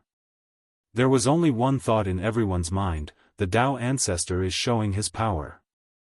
There was no other explanation except for the Tao ancestor showing his power. Even if there were some ministers who did not believe in Taoism but Buddhism, there was no doubt in their hearts at this time. Even Zheng Yuanshou and the other aristocratic families all knelt down with trembling bodies. The Tao ancestor is really showing his power. In Pai Lupi's heart, there was a faint suspicion that this might be a trick made by Li Wangyu. However, as the Tao ancestor statue spoke again, all his doubts were dispelled. The ethereal voice came out again: Li Shimin, you are the emperor of the Tang dynasty. You are ordered by heaven. Get up. Pai Lupi was very excited. The Tao ancestor is really talking to me. The Tao ancestor is really showing his power. Although he did not know why the Tao ancestor would show his power, he did not forget the purpose of holding this heavenly grand ritual, so he quickly asked. Emperor Ancestor, may I ask if the plague of locusts today is because of Shimon's immorality? Is the plague of locusts sent by heaven as punishment? What is morality? Taoism is the nature of all things in heaven and earth. It is omnipotent and omnipotent. It gives birth to heaven and earth, operates the sun and the moon, and grows all things, but it never shows off or relies on itself. Heaven and earth are heartless and treat all things as straw dogs. How can heaven send a plague of locusts to punish people because of what you, the emperor, have done? Hearing this, Pai Lupi could not help straightening his back and looking back at the ministers kneeling behind him. With the Tao ancestor showing his power and endorsing him, he would like to see which bastard would dare to say that the locusts were the wrath of heaven and that it was caused by his immorality. Emperor Ancestor, may I ask if the plague of locusts in the world can be destroyed? Yes. The plague of locusts is the enemy of heaven and earth. Destroying it will bring great merit. Hearing this, Pai Lupi's eyes almost narrowed. Since the Tao ancestor said so, there was no more obstacle to destroying the locusts. He only felt refreshed and proud. Li Shimin, you must remember to take the people of the world as your responsibility. The sage is to govern the country, correct the law, and correct the punishment. He will save the chaos of the world and get rid of the calamity of the world. He will make the strong not bully the weak, and the masses not oppress the few. The elderly will be satisfied, the young will be raised, the borders will not be invaded, the ministers will go on blind dates, the father and son will protect each other, and there will be no danger of death. This is also the greatest merit. Yes, Shimin will remember the emperor ancestor's decree. That's good. I'm leaving. The Dao ancestor's ethereal voice came out. After the last sentence, another burst of heavenly music came out, and then there was no more sound. On the altar, under the sunlight, the Dao ancestor's gilded bronze statue seemed to be plated with a layer of golden light, emitting a dazzling light. Farewell, Emperor Ancestor. Under the leadership of Pai Lupi, everyone once again kowtowed 3 times and 9 times, kowtowing to the Dao ancestor statue on the altar. Yuan Tiangang also came back to his senses at this time, and quickly led a group of Taoists to recite the Tao Te Ching.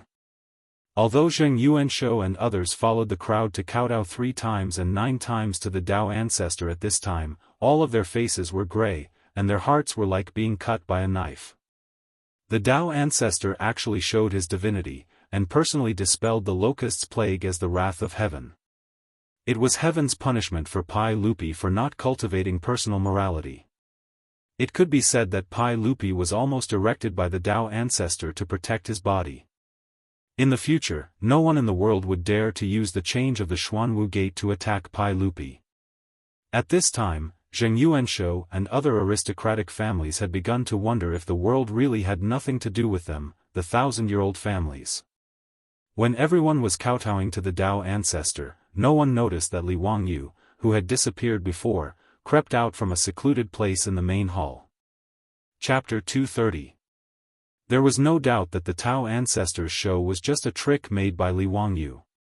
That day when she traveled through the Tang dynasty with her beautiful boss, her mobile phone was in Li Wangyu's carry-on bag that was dropped in the bathtub. And in the small mezzanine bag of her bag, there was a mini Bluetooth speaker that Su Chongqing used to listen to music. That day when she and Li Wangyu checked the items in the bag, they almost ignored it. But even if Su Chongqing found the Bluetooth speaker in the bag later, she didn't care too much. After all, there was no electricity in the Tang dynasty. Her mobile phone was turned off for a long time and couldn't be used, let alone this Bluetooth speaker. However, when Li Wangyu was thinking about how to make the Taoist ancestor show his divinity in the heavenly grand ritual, he suddenly thought of Su Chongqing's mobile phone and Bluetooth speaker. These 2 electronic products, which were commonly seen in the later generations, were excellent props in the Tang Empire for pretending to be mysterious. So he asked the abbot of Xuandu Temple for a hollow statue of the Tao ancestor. Together with Su Chongqing, he fixed the mini Bluetooth speaker in the statue. The sound of the mini Bluetooth speaker was not low. Plus, the speaker was fixed in the hollow copper statue, so it played the role of a sound amplifier. This was the same principle as when Li Wangyu listened to songs with his mobile phone in the future. Sometimes he thought the volume of the mobile phone was too low, so he put the mobile phone in a glass cup to play the effect of a loudspeaker. After Li Wangyu's experiment, the wireless connection distance of the Bluetooth speaker was about 10 meters, which gave him enough room to operate. When the heavenly grand ritual was going on, Li Wangyu slipped to a secluded place in the Taiji Palace and connected the Bluetooth speaker with the beautiful boss's mobile phone while everyone's attention was attracted by Yuan Tiangang, who was performing dipper steps and reciting spells on the altar. Yuan Tiangang and others heard the beep, the Bluetooth speaker is connected. There was no doubt that it was the sound after the mobile phone was connected to the Bluetooth speaker. To Pai Lupi and the others, the music that sounded like heavenly music was actually the music that their beautiful boss had downloaded on her phone. If a friend from the future transmigrated to this Taiji Palace, they would definitely realize that this was the theme song of the movie Big Fish Begonia. As for the Dao ancestor showing his divinity and talking to Pai Lupi, it was even simpler. Li Wangyu used the voice-changing software in his phone to make his voice ethereal, just like the voice of a celestial character in a TV series. To put it bluntly, the so-called Taoist ancestor show of divinity was nothing more than Li Wangyu playing a wonderful magic show in front of the emperor and ministers of the Tang dynasty by using the high-tech electronic products of later generations. This was not worth mentioning in the future, and it could not even fool elementary school students. However, 1,300 years ago, it was a real miracle, an undeniable Dao ancestor showing his divinity.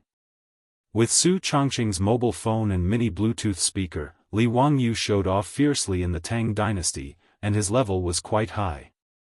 He pretended to show his divinity, and even Pai Lupi, the emperor, knelt down. It was very exciting. However, it was obvious that Li Wangyu could only rot in his stomach for such an exciting thing. Even if Pai Lupi interrogated him later, he could only insist that it was the Dao ancestor showing his divinity, and that he did not do anything behind the scenes. Otherwise, Pai Lupi would have skinned him alive. What made him even more regretful was that Su Chongqing's mobile phone was completely out of power after such a toss. The beautiful boss's mobile phone did not have much battery left. Even if it had been turned off for more than a month, the battery in the mobile phone was still running out. Plus the battery of the mobile phone that he and Su Chongqing consumed when they were at home and did experiments, there was only about 20% battery left in the mobile phone. After he fooled the emperor and ministers of the Tang dynasty, the battery of the mobile phone finally ran out and was turned off, which made Li Wangyu very sad. After putting away the phone that had no battery, Li Wangyu slipped back to the group of ministers in the shock brought by the Dao ancestor showing his divinity, and also made a surprised expression.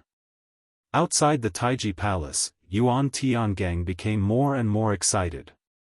He worked harder on a series of ceremonies, such as summoning, following the stars, submitting the report, dropping the banner, and sending the sage. Due to the unexpected Dao ancestor showing his divinity, the heavenly grand ritual, which was originally a simplified version, would be extended to 49 days in the Taiji Palace under the decree of Pai Lupi.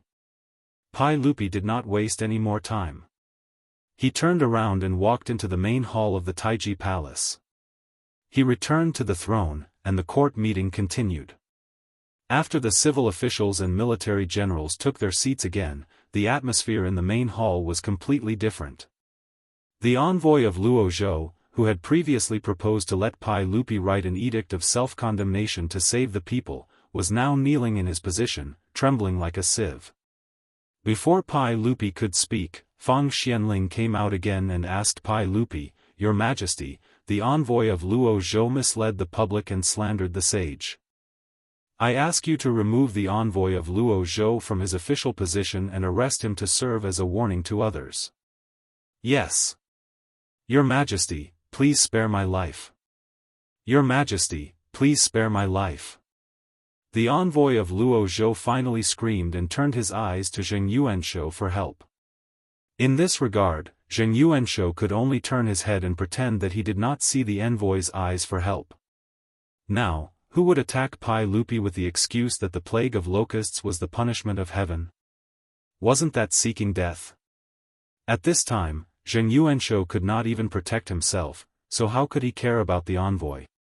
As Pai Lupi's voice fell, the imperial guards immediately stepped forward and dragged the envoy of Luo Zhou, who had already collapsed on the ground, out of the main hall. Pai Lupi looked at the envoy of Luo Zhou being dragged away and felt even more delighted. This group of bastards from aristocratic families had previously used the plague of locusts as an excuse to make trouble for him. This had already made Pai Lupi very sullen. If it were not for the great influence of the aristocratic families, Pai Lupi would have already killed them to vent his anger. Today, Dao Zhu actually showed his divinity in front of the civil and military officials. This had completely relieved Pai Lupi of his worries. In the imperial court, there were no more restrictions. Pai Lupi could not help but smile. "Minister Zheng, do you have anything else to say?" The black-bellied Pai Lupi could now be said to be elated, sweeping away the bad luck of being forced to abdicate by hundreds of aristocratic family officials. He looked at Zheng Yuanshou and was prepared to ridicule the head of the Zheng family of Xinjiang. However, Zheng Yuanshou no longer had the intention to arm wrestle with Pai Lupi. Today's imperial court had completely exceeded their expectations. It could be said that they had suffered a crushing defeat.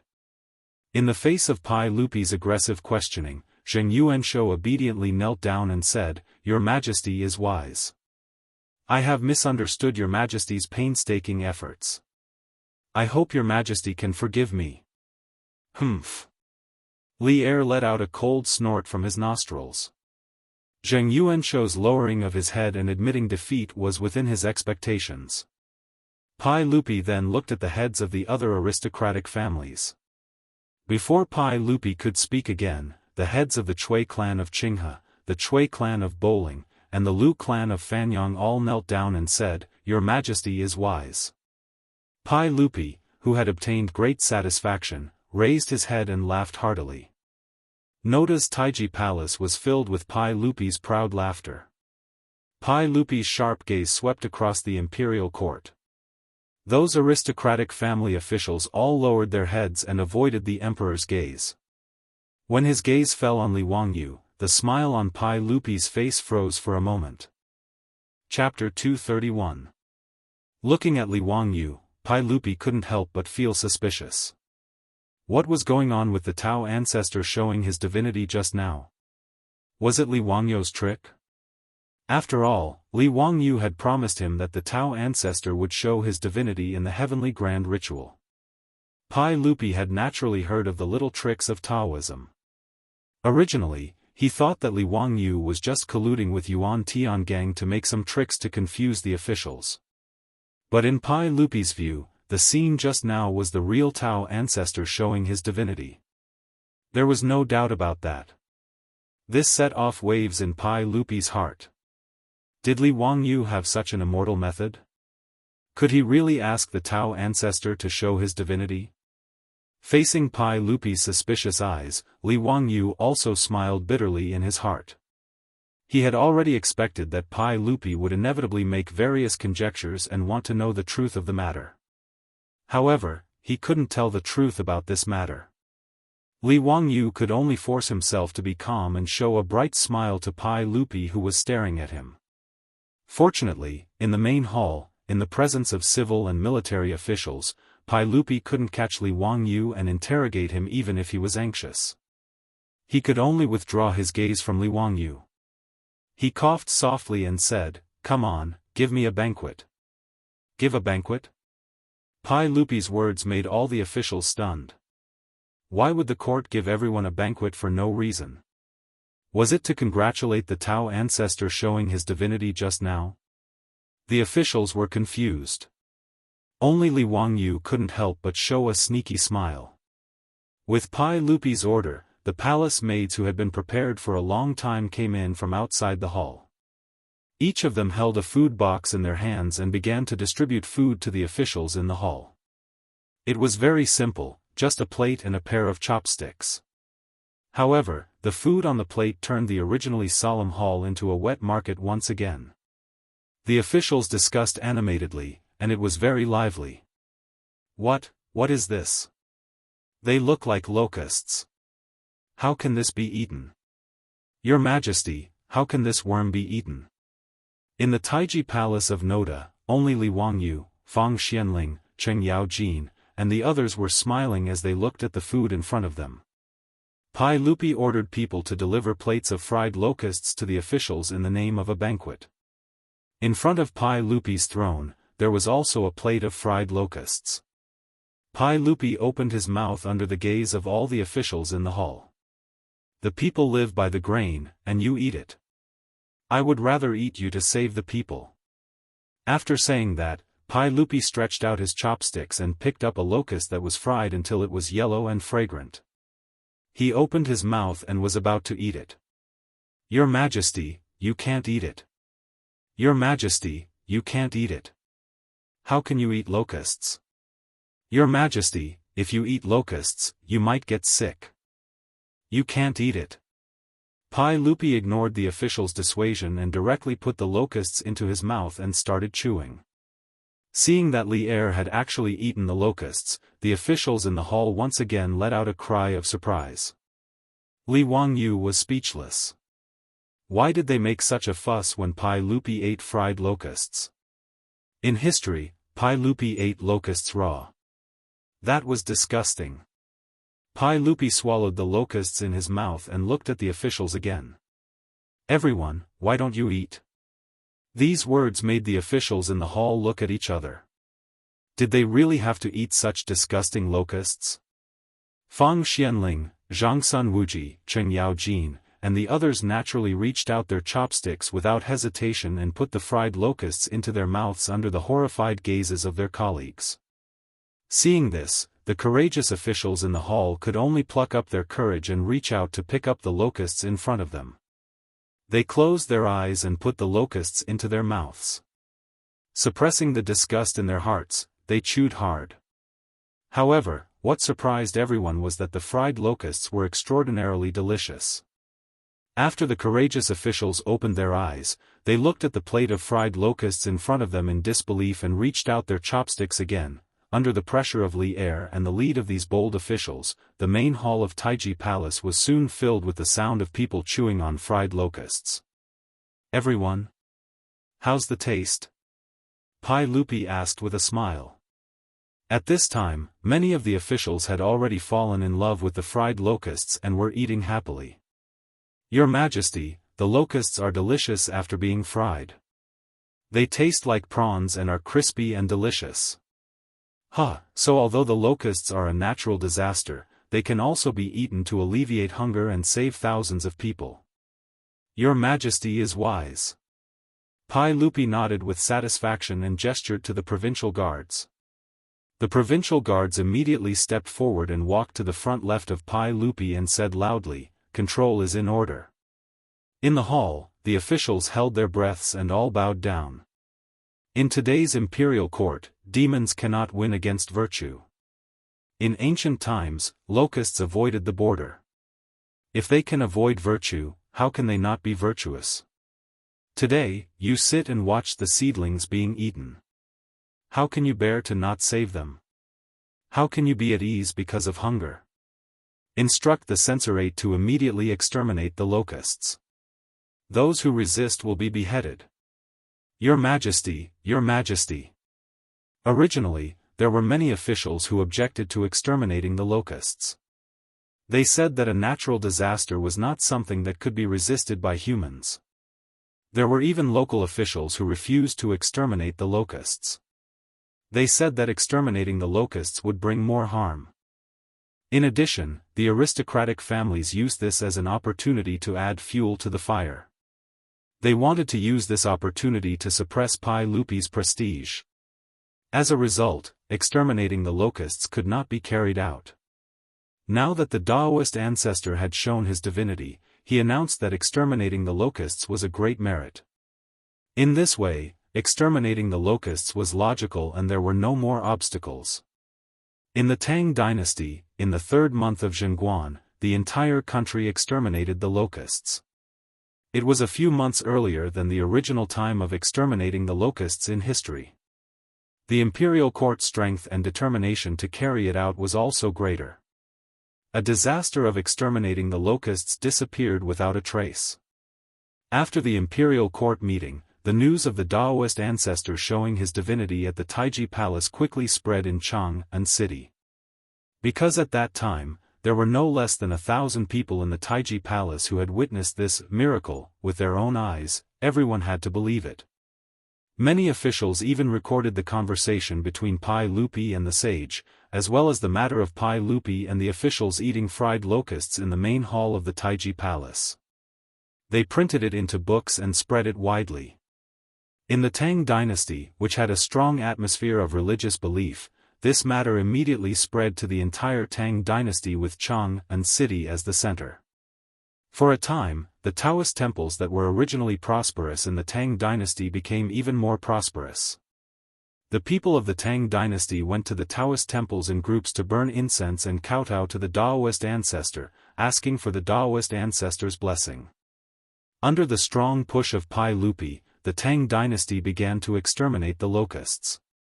Exterminating the locusts was not complicated. At night, a fire would be lit, and the locusts would fly to the fire and be burned to death. Then, a pit would be dug to bury the locusts. In addition, with the help of manpower and other methods, exterminating the locusts was not too difficult. The landlords and villagers who were originally worshipping the locust god immediately changed their minds when they heard from the officials and scholars that the Daoist ancestor had shown his divinity at the Taiji Palace in Jianghu city and personally passed down a verbal order saying that the locust plague was the enemy of heaven and earth. Exterminating the locusts would be a great merit. In this year, the locusts were not a disaster. However, Li Wangyu was not happy at this time. He was racking his brains, thinking of how to fool Pai Lupi. Chapter 232. In the Yin and Yang Hall of Tai Chi Palace, Li Wangyu was restless. From time to time, he would raise his eyes to look at Pai Lupi, who was sitting at the side and reviewing memorials. As soon as the court meeting ended, Li Wangyu wanted to blend into the hundreds of officials and slip away. However, before he reached the entrance of Tai Chi Palace, he was stopped by the palace eunuchs, who were summoned by Pai Lupi. He knew very well why Pai Lupi summoned him. This was also the reason why he wanted to slip away. Feeling uneasy, he followed the eunuchs into the Yin and Yang hall. However, he saw Pai Lupi sitting behind a few tables and reviewing memorials, completely ignoring him. Li Wangyu complained in his heart, "Isn't this King's psychological warfare?" He had seen a lot of movies and TV shows in his previous life. The police often did this during trials. They put psychological pressure on the suspect to make the suspect reveal flaws. Pai Lupi used this method to interrogate him. He had underestimated Li Wangyu's psychological endurance. Back then, he was able to change his mathematics score from 9 to 99 to lie to his parents without batting an eyelid. Although he had been severely beaten after being seen through, it was not because he had revealed flaws. It was because the bastard neighbor's child next door, his classmate, had exposed him. Therefore, even though Li Wangyu was nervous, he did not show any flaws on the surface. He was calm and composed, quietly watching Pai Lupi show off. In the Yin and Yang hall, it was quiet for a moment. Neither of them made a sound. Even the eunuchs who were waiting on the side lowered their breathing. After a full 30 minutes, Pai Lupi put down the pen in his hand and rubbed his slightly sore wrist. He raised his head and looked at Li Wangyu with a faint smile. He waved his hand and motioned for all the servants in the hall to leave. Then, he stared at Li Wangyu and said, "Zio, tell me, why did the emperor ancestor suddenly appear during the heavenly grand ritual today?" Li Wangyu, on the other hand, was not flustered at all. Just now, Pai Lupi had purposely left him to the side, and his mind had wandered off. In the end, he came up with a reasonable excuse. "Uncle, actually, as early as 3 days ago, the Taoist ancestor told me in my dream that he would show his divinity in today's heavenly grand ritual and open the eyes of his majesty." Pai Lupi was stunned. "What? The imperial ancestor gave you a dream?" Li Wangyu nodded seriously and said, "That's right. That's why I'm so sure that the Tao ancestor will show his power during the heavenly grand ritual." His words made Pai Lupi a little confused. Was that really the case? Seeing that Pai Lupi didn't speak for a long time, Li Wangyu couldn't help but laugh in his heart. Although the excuse of giving him a dream was very bad, it was very effective. Even if Pai Lupi was suspicious, could he find Laozi and confront him? Who could say that Laozi didn't give him a dream? Anyway, Li Wangyu insisted that the Tao ancestor gave him a dream as an excuse. Even if Pai Lupi had doubts in his heart, there was nothing he could do. In the end, Pai Lupi could only accept Li Wangyu's explanation and reluctantly believe that the Tao ancestor gave Li Wangyu a dream. Although there were many doubts, such as why the Tao ancestor gave Li Wangyu a dream and why Li Wangyu believed the words of the Tao ancestor in the dream, these were not important. At least Pai Lupi was sure that Li Wangyu was not malicious, and what he did was in line with the interests of Pai Lupi. Naturally, Pai Lupi was too lazy to continue to delve into this matter. After the lunar pilgrimage in the Taiji Palace ended, the gilded copper statue of the Tao ancestor was directly enshrined in the Taiji Palace by Pai Lupi. He burned incense and prayed day and night. After the heavenly grand ritual, Pai Lupi gave rewards to the 58 Taoist temples in Chang'an, including the abbot of Xuandu Temple. Yuan Tiangang was left in Chang'an by Pai Lupi 4 years earlier and became the think tank of Emperor Taizong of Tang. As for Li Wangyu, Pai Lupi did not give him any more rewards. The main reason was that he was too young and had just been granted the title of county founding man. It would be too excessive to give him another title. In this regard, Li Wangyu complained in his heart. The stingy Pai Lupi did not give him a title, but he could give him some gold. Li Wangyu did not mind having more money in his family. Now his Li family was just out of poverty. Not to mention those aristocratic families, even ordinary businessmen were much richer than him. Even if Li Wangyu was granted a title, he had no interest in entering the imperial court. Now he was only interested in making money. After the threat of the locust plague was eliminated, Li Wangyu began to think about his plan to make money. The winemaking workshop was a must. This would be an important industry for his Li family in the future. Glass was also a very profitable industry. Unfortunately, Li Wangyu did not know how to make glass. Glass seemed to be made of silicon in sand. But he was a second-tier college student who majored in electronic business. He really did not understand. In fact, it was not only Li Wangyu who did not understand. Su Chongqing, a top student at the University of Pennsylvania, also did not understand. In the future, the division of labor was too detailed. If one did not specialize in that industry, how many people knew how to make glass? It did not matter if they did not know how to make glass. If they could make high alcohol content wine and then purify the alcohol, it seemed like they could make perfume. This was also a very profitable industry. In any era, women's money was the easiest to earn. Soap could also be made. Li Wangyu still had the basic knowledge of chemistry. Li Wangyu had already learned how to make soap from the old people in the village. Li Wangyu had read many transmigration novels. Most of the protagonists did this. He also planned to follow suit. With a four-wheeled carriage business, winemaking, perfume, and soap industries, his Li family would be rich. After thinking about what to do in the future to get rich, Li Wangyu was in a good mood. On this day, Li Wangyu planned to have Niu Wu go to Chang'an City and ask him to help Fatty Cho Kun find food for him. He planned to buy grain and wine from Cho Kun. However, he saw the old housekeeper Li Heng come in from the outer courtyard with a smile. Lang Jun, Minister Feng of the Ministry of Works, is here to visit. Li Wangyu was stunned for a moment before he reacted. He could not help but reveal a look of surprise. He remembered that when he was knighted, Pai Lupi personally promised to build him a manor for free. In the Tang dynasty, there were 6 ministries: officials, rights, soldiers, punishments, and works. Each ministry had 4 divisions under it. Under the Ministry of Works, there were 4 divisions: Ministry of Works, Ministry of Land, Ministry of Works, and Ministry of Water.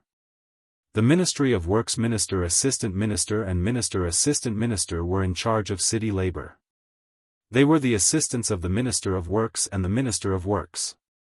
This Minister Feng from the Ministry of Works was probably here to build a residence for him. Li Wangyu hurriedly told Li Heng to invite Minister Feng to the central room. He would be there soon. After Li Heng went to greet Minister Feng, Li Wangyu turned around and took out a scroll of blueprints from the study. These were the blueprints that he and his beautiful boss had come up with after Pai Lupi agreed to let him design the manor. Li Wangyu unfolded the blueprints and looked at them with satisfaction. Then he rolled up the blueprints and walked to the central room in the outer courtyard. Big house. I'm coming. Chapter 233. In the central room of the Li family, Dr. Feng from the Ministry of Works had been in a daze for a long time. His eyes were absent-minded as he stared at the blueprint on the table in front of him. Li Wangyu was only a white-collar worker in the future. He had managed to get a mortgage and buy a house with great difficulty. However, before he could hand over the house, his soul had transmigrated to the Tang dynasty. Li Wangyu was very excited to be able to own a mansion that was almost impossible to own in the future.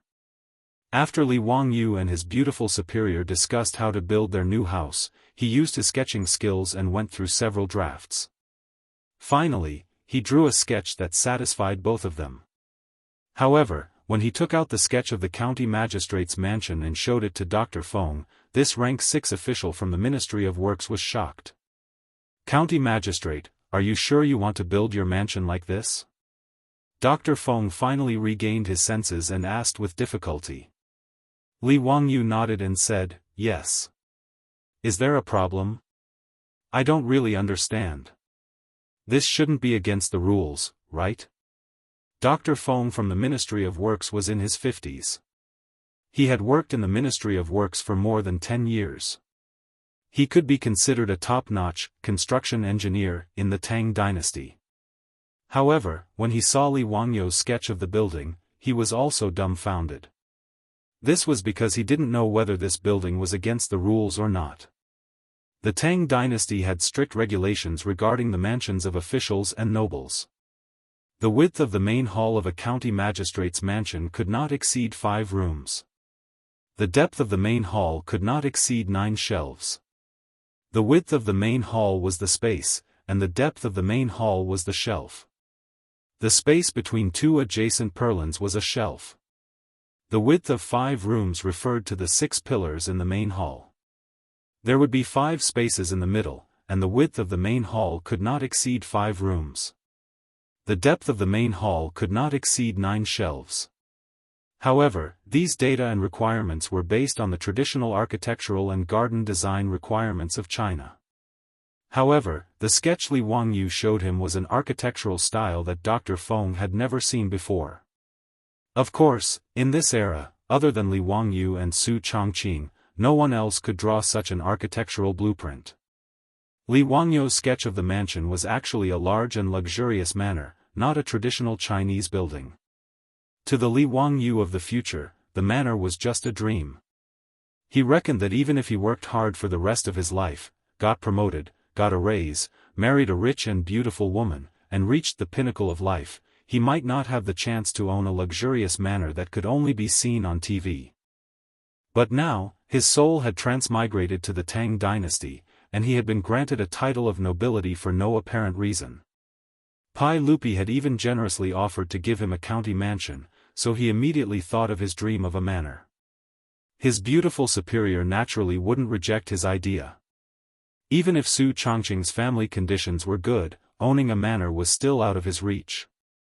Therefore, the two of them hit it off and joined hands to design an architectural blueprint that would create a new world in the Tang dynasty. Dr. Feng had never seen an architectural blueprint like this before, so he couldn't help but lose his composure.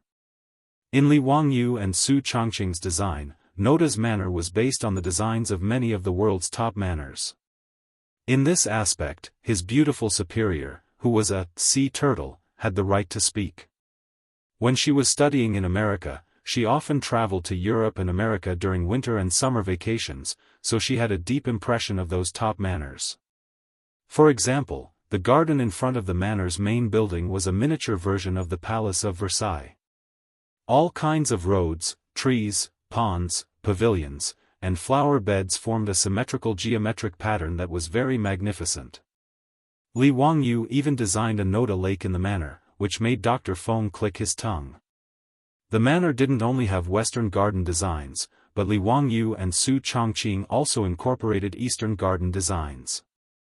Jiangnan's Yu Garden and Humble Administrator's Garden were representative garden designs, and all kinds of pavilions and waterside pavilions were also copied by Li Wangyu.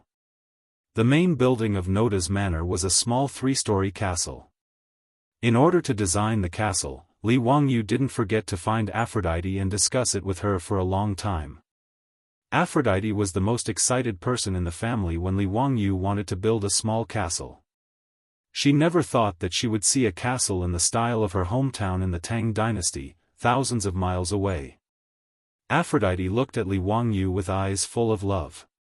She misunderstood that Li Wangyu had built the castle especially for her. How could a man who could build a castle for his woman not make Aphrodite's heart beat faster? If not for her beautiful superior staring at her from the side, Aphrodite would probably have jumped into Li Wangyu's arms and offered herself to him. Dr. Feng swallowed with difficulty and asked, Huxian, how can this manor be built like this? Why not? Li Wangyu asked in confusion. It's against the rules. Dr. Feng began to explain to Li Wangyu what the composition of feng shui was, what the front hall and back bedroom were, what the 3 entrances home were, what the hierarchy was, and what the differences between men and women were. In short, the architecture of the Tang dynasty wasn't as messy as Li Wangyu's sketches. What kind of manor would lead to Noda's garden, and the shape of the garden was so strange. As for the master and the servants living in the castle, it was even less in line with the residential culture of the Tang dynasty. Dr. Feng could only shake his head at Li Wangyu's strange idea. It was really too messy. Li Wangyu didn't care so much. No matter what Dr. Feng said, he insisted that his manor should be built like this. Dr. Feng, if this manor doesn't violate the rules, I still want to build it like this. In response, Dr. Feng could only shake his head. Forget it, this was the manor of the Huxian man. Before he came, he had already received instructions from Pai Lupi from the palace that the Huxian man's manor didn't need to be too concerned about whether it violated the rules or not. If necessary, it could be built according to the standards of a duke's manor. This could be considered the Pai Lupi's hidden compensation to Li Wangyu. In any case, Li Wangyu's manor was far away in Dingzhou village, not Chang'an city. Even if it violated the rules, it wouldn't be conspicuous. Dr. Feng was prepared to leave this hot potato to his superior to worry about. He didn't plan to express his opinion. As long as Pai Lupi and the Minister of Works agreed to build according to Li Wangyu's sketches, then everything would be fine. Dr. Feng of the Ministry of Works took Li Wangyu's sketch of the mansion and left, returning to Chang'an. Even the Minister of Works was dumbfounded when he saw the sketches for the Huxian man's manor. In the end, he simply pushed it to Pai Lupi and asked Pai Lupi to decide on his own. When Pai Lupi saw Li Wangyu's sketches for the manor, he was also thunderstruck. However, he was quite open-minded. If Li Wangyu wanted to build it this way, then so be it. 100 years later, the world-famous Li clan's manor in Huxian was ready to break ground with Pai Lupi's approval. When Li Wangyu heard that Pai Lupi had actually agreed to build a manor for himself, he was so happy that he couldn't close his mouth. However, his good mood didn't last for long. Following the arrival of the brats, Li Wangyu once again had the urge to go berserk. As expected, no matter which dynasty the brats were from, they weren't good people. Especially when one of these 2 brats was called Li Qingxian and the other Li Tai, it was even more so. Chapter 234. After Crown Prince Li Qingxian and Li Tai had acknowledged Li Wangyu as their master, Pai Lupi did not rush to have the eunuch send them to Dingzhou village to study with Li Wangyu because Li Wangyu was busy preparing the heavenly grand ritual. Now that the matter had been settled, Pai Lupi finally remembered to have his 3 sons and daughters go to Dingzhou village to study with Li Wangyu and learn about the hardships of the common people. Although Li Qingxian and Li Tai had been forced to kneel and pay their respects to Li Wangyu and acknowledge him as their master, how could the 2 of them be willing to truly regard Li Wangyu as their master? What qualifications did an insignificant founding county official, only 16 years old, have to become the crown prince's master? They did not know what kind of bewitching potion Li Changshu had fed their imperial father, forcing the 2 of them to acknowledge him as their master. Of the 3, only the youngest, Changle, did not reject this matter. However, it was clear that she could not influence her 2 elder brothers. On the road from Taiji Palace to Dingzhou village, Li Qingxian and Li Tai were huddled together, discussing something in hushed tones. Princess Chang'e wanted to stop her two elder brothers, but at this moment, how could Li Qingxian and Li Tai listen to the little lowly's words? They directly cast her to the side. Li Lizzie angrily glared at Li Qingxian and Li Tai, but she was helpless. The little lowly's lips were so pouty that one could hang an oil bottle from them. When Pai Lupi escorted Li Qingxian and the others to Dingzhou village, he naturally did not bring out the full crown prince's ceremonial entourage. Only a few palace guards accompanied him, as well as a few eunuchs from the eastern palace. Li Wangyu had naturally received advance notice from Pai Lupi, but he did not take it too seriously. Regardless of whether it was Li Wangyu or Su Chongqing, their reverence for imperial authority was limited. There was no need to count on the two of them to have any reverence for three brats. Therefore, Li Wangyu did not instruct the old steward, Li Heng, to clean the streets and use yellow soil to pave the way. He also did not open the main door to welcome the arrival of the crown prince and the others. When Li Qingxian's car stopped in front of the Li family in Dingzhou village, not a single person from the Li family came out to greet them. Before Li Qingxian and the others could say anything, the eunuchs of the eastern palace flew into a rage. These eunuchs of the eastern palace felt that they were the people around the future emperor of the Tang dynasty, so they were very proud. Even though he knew that Li Wangyu was the crown prince and the others' teacher, he didn't take it seriously. Li Qingxian naturally had a teacher to teach him in the eastern palace. However, Li Qingxian's teachers were also very respectful to the crown prince due to their fear of imperial power. They didn't have the dignity of a teacher at all. This gave the eunuchs by Li Qingxian's side the misconception that the so-called emperor's teacher was nothing more than this. Now that the crown prince had condescended to visit the Li family in Dingzhou village, not a single person came out to welcome him. Therefore, without waiting for Li Qingxian's orders, they ran up to the door and smashed it down. Open the door. Is everyone dead? Tian Shilang, you have no manners at all. Who do you think you are? Hurry up and open the door. The door of the Li family's old residence was not very sturdy to begin with, so it was almost torn down by the eunuchs. The door was on the verge of collapse.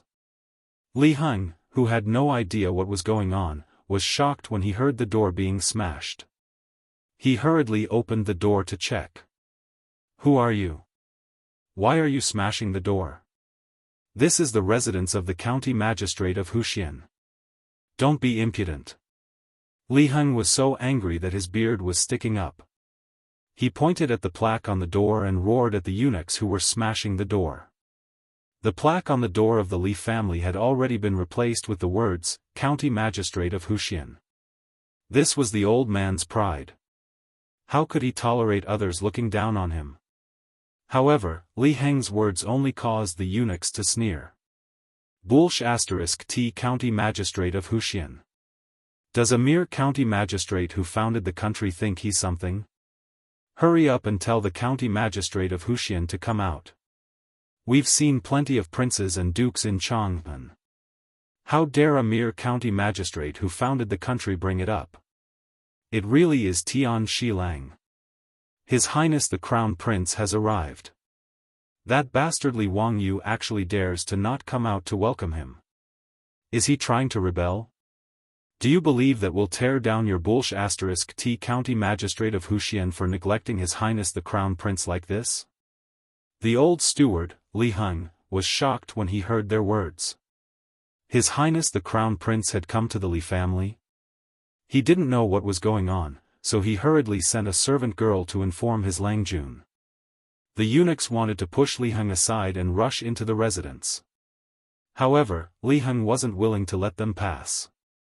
He didn't care about his old age and reached out to stop them. Old man, get out of my way. Be careful that we don't beat you to death, Tian Shilang. Why bother with him? Rush in and find Li Wangyu to talk to him. Li Wangyu was in the back courtyard, but he had already heard the commotion from the outer courtyard. He couldn't help but frown. He was afraid that his old steward, Li Heng, would be at a disadvantage, so he hurriedly rushed out of the back courtyard. Stop! Li Wangyu had just arrived in the front courtyard when he saw Li Qingqian's eunuchs pushing Li Heng. He couldn't help but shout angrily, "Li Qingqian, Li Tai, come out." Li Qingqian and Li Tai, who had been hiding behind the Imperial Guard to watch the commotion, could only walk out from behind the Imperial Guard when they saw Li Wangyu come out. They casually cupped their hands towards Li Wangyu as a form of greeting. Although the eunuchs' actions weren't ordered by Li Qingqian or Li Tai, they had tacitly approved of it. They wanted to give Li Wangyu, this junior division commander, a show of strength. Li Qingqian, Li Tai, is this the gift for becoming a disciple? Li Wangyu asked coldly. Before Li Qingqian and Li Tai could say anything, the eunuchs, eager to protect their masters and show off, jumped out again. Shut up. Do you think you have the right to call out the names of His Highness the Crown Prince and His Highness the King of you? How unruly. Don't you know the difference between superior and inferior? Why aren't you bowing when you see His Highness the Crown Prince? How dare you? How dare you act so impudently in front of His Highness the Crown Prince? Li Wangyu ignored the clamoring of the Eastern Palace eunuchs. He only looked coldly at Li Qingqian and Li Tai, waiting for them to give him an explanation. Heh, big brother Wangyu, these servants don't know any better. Don't mind them, I'll teach them a lesson later. Li Qingqian smiled unconcernedly and played dumb. Although he was only 9 years old, he was used to being flattered by others. Why would he care about the actions of the eunuchs beside him? Call me division commander. Li Wangyu stared at him and said. Li Qingqian's mouth twitched, but he could only reply, yes, division commander. Li Wangyu asked, let me ask you, are these eunuchs from your eastern palace? Li Qingqian was still smiling mischievously as he replied, yes, they're just a few ignorant servants. I'll be sure to strictly control them later. Although the little fatty Li Tai didn't say anything on the side, he had a mocking smile on his face. He wanted to see how Li Wangyu would get off the stage. Li Wangyu nodded and suddenly took out an item from his sleeve. He shouted at Li Qingqian and Li Tai, you two, give me your hands. The item in his hand was the golden ferrule that Pai Lupi had bestowed upon him that day. The two brats, Li Qingqian and Li Tai, couldn't help but change their expressions when they saw Li Wangyu take out the ferrule. The mocking smile on their faces had long since disappeared and was replaced by an expression of disbelief. Could it be that this Li Wangyu really dared to punish the two of them? Was he crazy? Chapter 235. In Li Qingqian and Li Tai's minds, although their father had given Li Wangyu the golden ruler, it was only a gift for him to become a disciple. Could it be that this little Huxian man really dared to punish the two of them? Even in the palace, although Empress Zhongsun was strict with her children, no one dared to actually punish the two of them. Unlike Chang'e, Li Qingqian was the crown prince and Li Tai was the king of Yu. Their statuses were different. The palace maids dared to use the ruler to punish Chang'e and Pai Lupi's other children, but no one dared to touch the two of them. As for Li Qingqian and Li Tai's original teachers, they were also afraid of the imperial power and abided by the rules of a ruler. Why would they use the ruler to punish them? It could be said that from birth until now, no one dared to touch a single hair on Li Qingqian and Li Tai's heads. When they saw their father give Li Wangyu the golden ruler, the two brats were still a bit afraid. However, the eunuchs beside them comforted them, saying that Huxian man, Li Wangyu, definitely did not have the guts to punish them. The two brats thought about it and felt that it was true. They were the most beloved sons of the Tang dynasty's crown prince and Pai Lupi. How could Li Wangyu, a mere founding county man, dare to touch them? It was because of this thought that they tacitly allowed the Eastern Palace eunuchs to provoke Li Wangyu. They wanted to give Li Wangyu a show of strength. Who would have thought that Li Wangyu would not play by the rules? He directly took out the golden ruler and prepared to punish them. This made Li Qingqian and Li Tai dumbfounded. On the other hand, the eunuchs of the Eastern Palace were all furious when they saw Li Wangyu take out the ruler. The eunuchs stood in front of Li Qingqian to protect him. Huxian man, what are you doing? This is His Highness the Crown Prince. Unscrupulous. Simply unscrupulous. You, a mere founding county man, actually want to punish His Highness the Crown Prince. Do you still have any respect for saints? Wuxian man, do you want to offend your superiors? Protect the Crown Prince. Don't let this madman hurt the Crown Prince and His Highness. Guards. Guards. Protect the Crown Prince. The Eastern Palace Chamberlain jumped up and down, trying his best to show that he was loyal to his master. However, the palace guards who had followed him to Dingzhou village were dumbfounded. Should they stop Wuxian Nan, or should they pull away the eunuchs?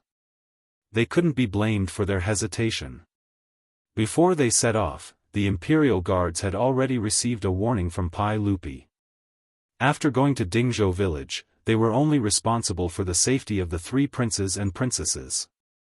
They were not allowed to interfere with anything else and allowed Wuxia Xianxia to make the decision. But now, Wuxian man wanted to beat the Crown Prince and the King of Yu. Should they protect the Crown Prince and the others, or should they let Wuxian man make the decision? The imperial guards in the palace all looked at the imperial guard leader doubtfully, waiting for his decision. The leader of the guards gritted his teeth and silently shook his head at his subordinates, indicating that he would not interfere in this matter. Li Wangyu paid no attention to the clamoring of the Eastern Palace chamberlains, only coldly staring at Li Qingqian and Li Tai. What? You two have the courage to indulge your servants, but don't have the courage to bear the consequences? To the side, Princess Changel hurriedly ran forward. After curtsying to Li Wangyu, she acted coquettishly and cutely towards Li Wangyu.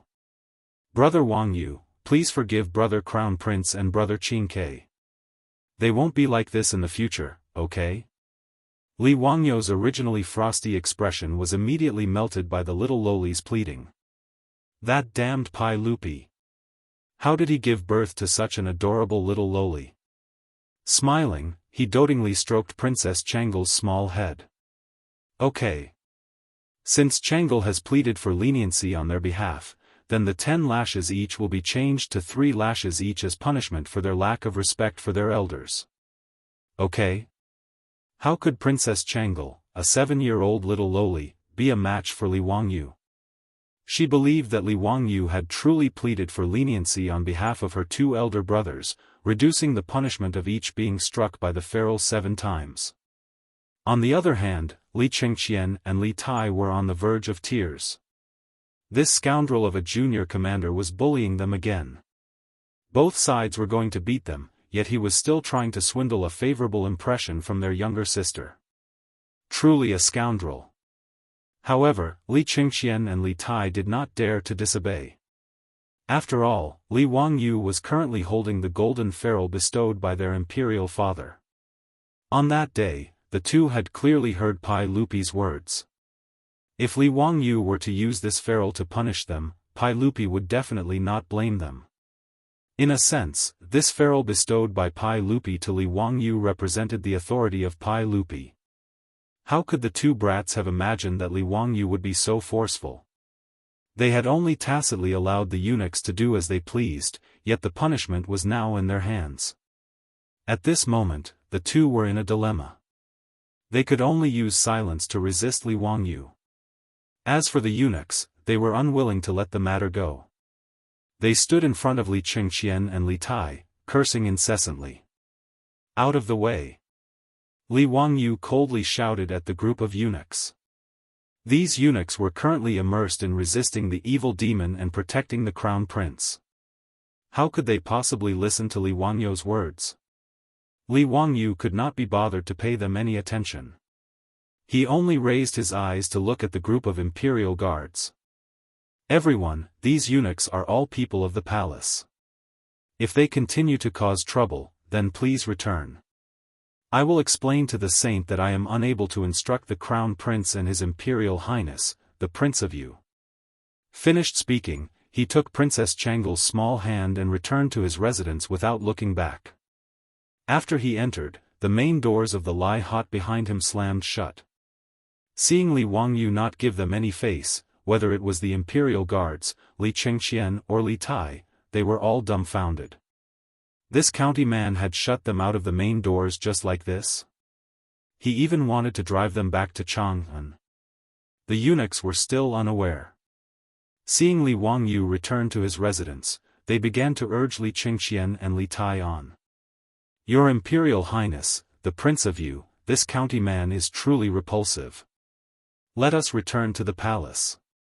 That's right, Your Imperial Highness, let us return and ask the saint to uphold justice for us. We must punish this arrogant and despotic county man with a crime of great disrespect and have him demoted and stripped of his noble title. This kind of vile character is truly arrogant. Your Imperial Highness, let us return to the Eastern Palace. Her Imperial Highness, the Empress, will definitely uphold justice for you. At this moment, Li Qingshian and Li Tai were not listening to the clamor of the eunuchs. They only smiled bitterly and looked at each other. Although the two little fellows were young, they were not as shallow as the eunuchs. If they returned to Chang'an like this, they were certain that they would be severely punished by their imperial father. Their imperial mother would also not protect them. Pai Lupi and Empress Zhongsun valued filial piety the most. Respecting one's teachers was also a part of filial piety in China. If Li Wangyu were to complain to their imperial father, saying that the two brothers did not respect their elders, it was likely that the punishment they would receive would be even more severe. Although Li Qingshian was the crown prince, he was still very respectful towards his teacher. The two of them were just angry that Li Wangyu was so young and not much older than them, yet he wanted to be their teacher. However, even as the crown prince, Li Qingshian did not dare to return to Chang'an with his tail between his legs. With no other choice, Li Qingshian and Li Tai could only push aside the eunuchs in front of them. They stepped forward and lightly knocked on the main doors of Lai Hut. Chapter 236. The old housekeeper Li Heng opened the door once more. Now that he knew that the two children in front of him were the crown prince and King Yu of the Tang dynasty, the old man was quite frightened. However, he still mustered up his courage and asked Li Qingshian and Li Tai according to his Lungjuan's instructions, Your Highness, King Yu, are you willing to accept your punishment? Li Qingshian and Li Tai looked at each other and nodded helplessly, indicating that they would accept Li Wangyu's punishment. Seeing that the crown prince had agreed, the Eastern Palace eunuchs began to beat their chests and stomp their feet as if their parents had died. They cried bitterly and scolded Li Wangyu for offending the crown prince's actions. When Li Wangyu walked out of the door and saw this scene, he almost laughed out of anger. These eunuchs were all good actors with superb acting skills. Unfortunately, their brains weren't good, and their EQ and IQ were low. He only needed to look at the group of palace guards who did not move at all and were only quietly watching from the side. He knew that they must have received Li Er's order in advance to act like this. Why didn't the Eastern Palace eunuchs, the crown prince's people, receive Pai Lupi's orders? Li Wangyu was willing to bet his head that these eunuchs were thrown to him by Pai Lupi to make an example out of them. Since Pai Lupi could sense that Crown Prince Li Qingshian was behaving oddly, he naturally thought that it was the Eastern Palace eunuch's fault. This was indeed the case. As the Emperor and Empress of the Tang dynasty, Pai Lupi and Empress Zhongsun spent far less time with Crown Prince Li Qingshian than the Eastern Palace eunuchs. It wouldn't be an exaggeration to say that a large part of the responsibility for Li Qingshian's future tragedy lay with the Eastern Palace eunuchs who had accompanied Li Qingshian since he was a child. Anyone who had been flattered and fawned on from a young age would inevitably develop an oddball personality. After Li Wangyu figured out what Pai Lupi was thinking, he couldn't help but gnash his teeth in anger. This damned bearded man actually wanted him to be the bad guy and help him teach the Crown Prince's close servant a lesson. However, even though he despised Pai Lupi for using someone else to do his dirty work, he did not object to being the bad guy. Judging from the actions of the Eastern Palace eunuchs, it was already a good thing that Li Qingshian had not gone astray. Since he had agreed to become the teacher of Li Qingshian and the others, he naturally wanted to change everything. In order to correct Li Qingshian's and Li Tai's personalities, Other than his guidance as a teacher, Li Qingxian's personal attendants were also very important. A good cultural environment was very important to a child's growth and life.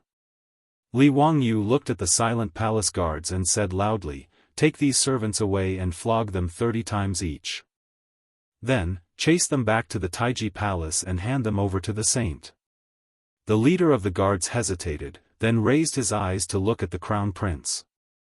Even though Pai Lupi had told them to listen to Li Wangyu, these Eastern Palace eunuchs were the crown prince's people. He was somewhat undecided as to whether or not to listen to this county man's words. Hearing Li Wangyu's words, Li Qingxian couldn't help but clench his small fists.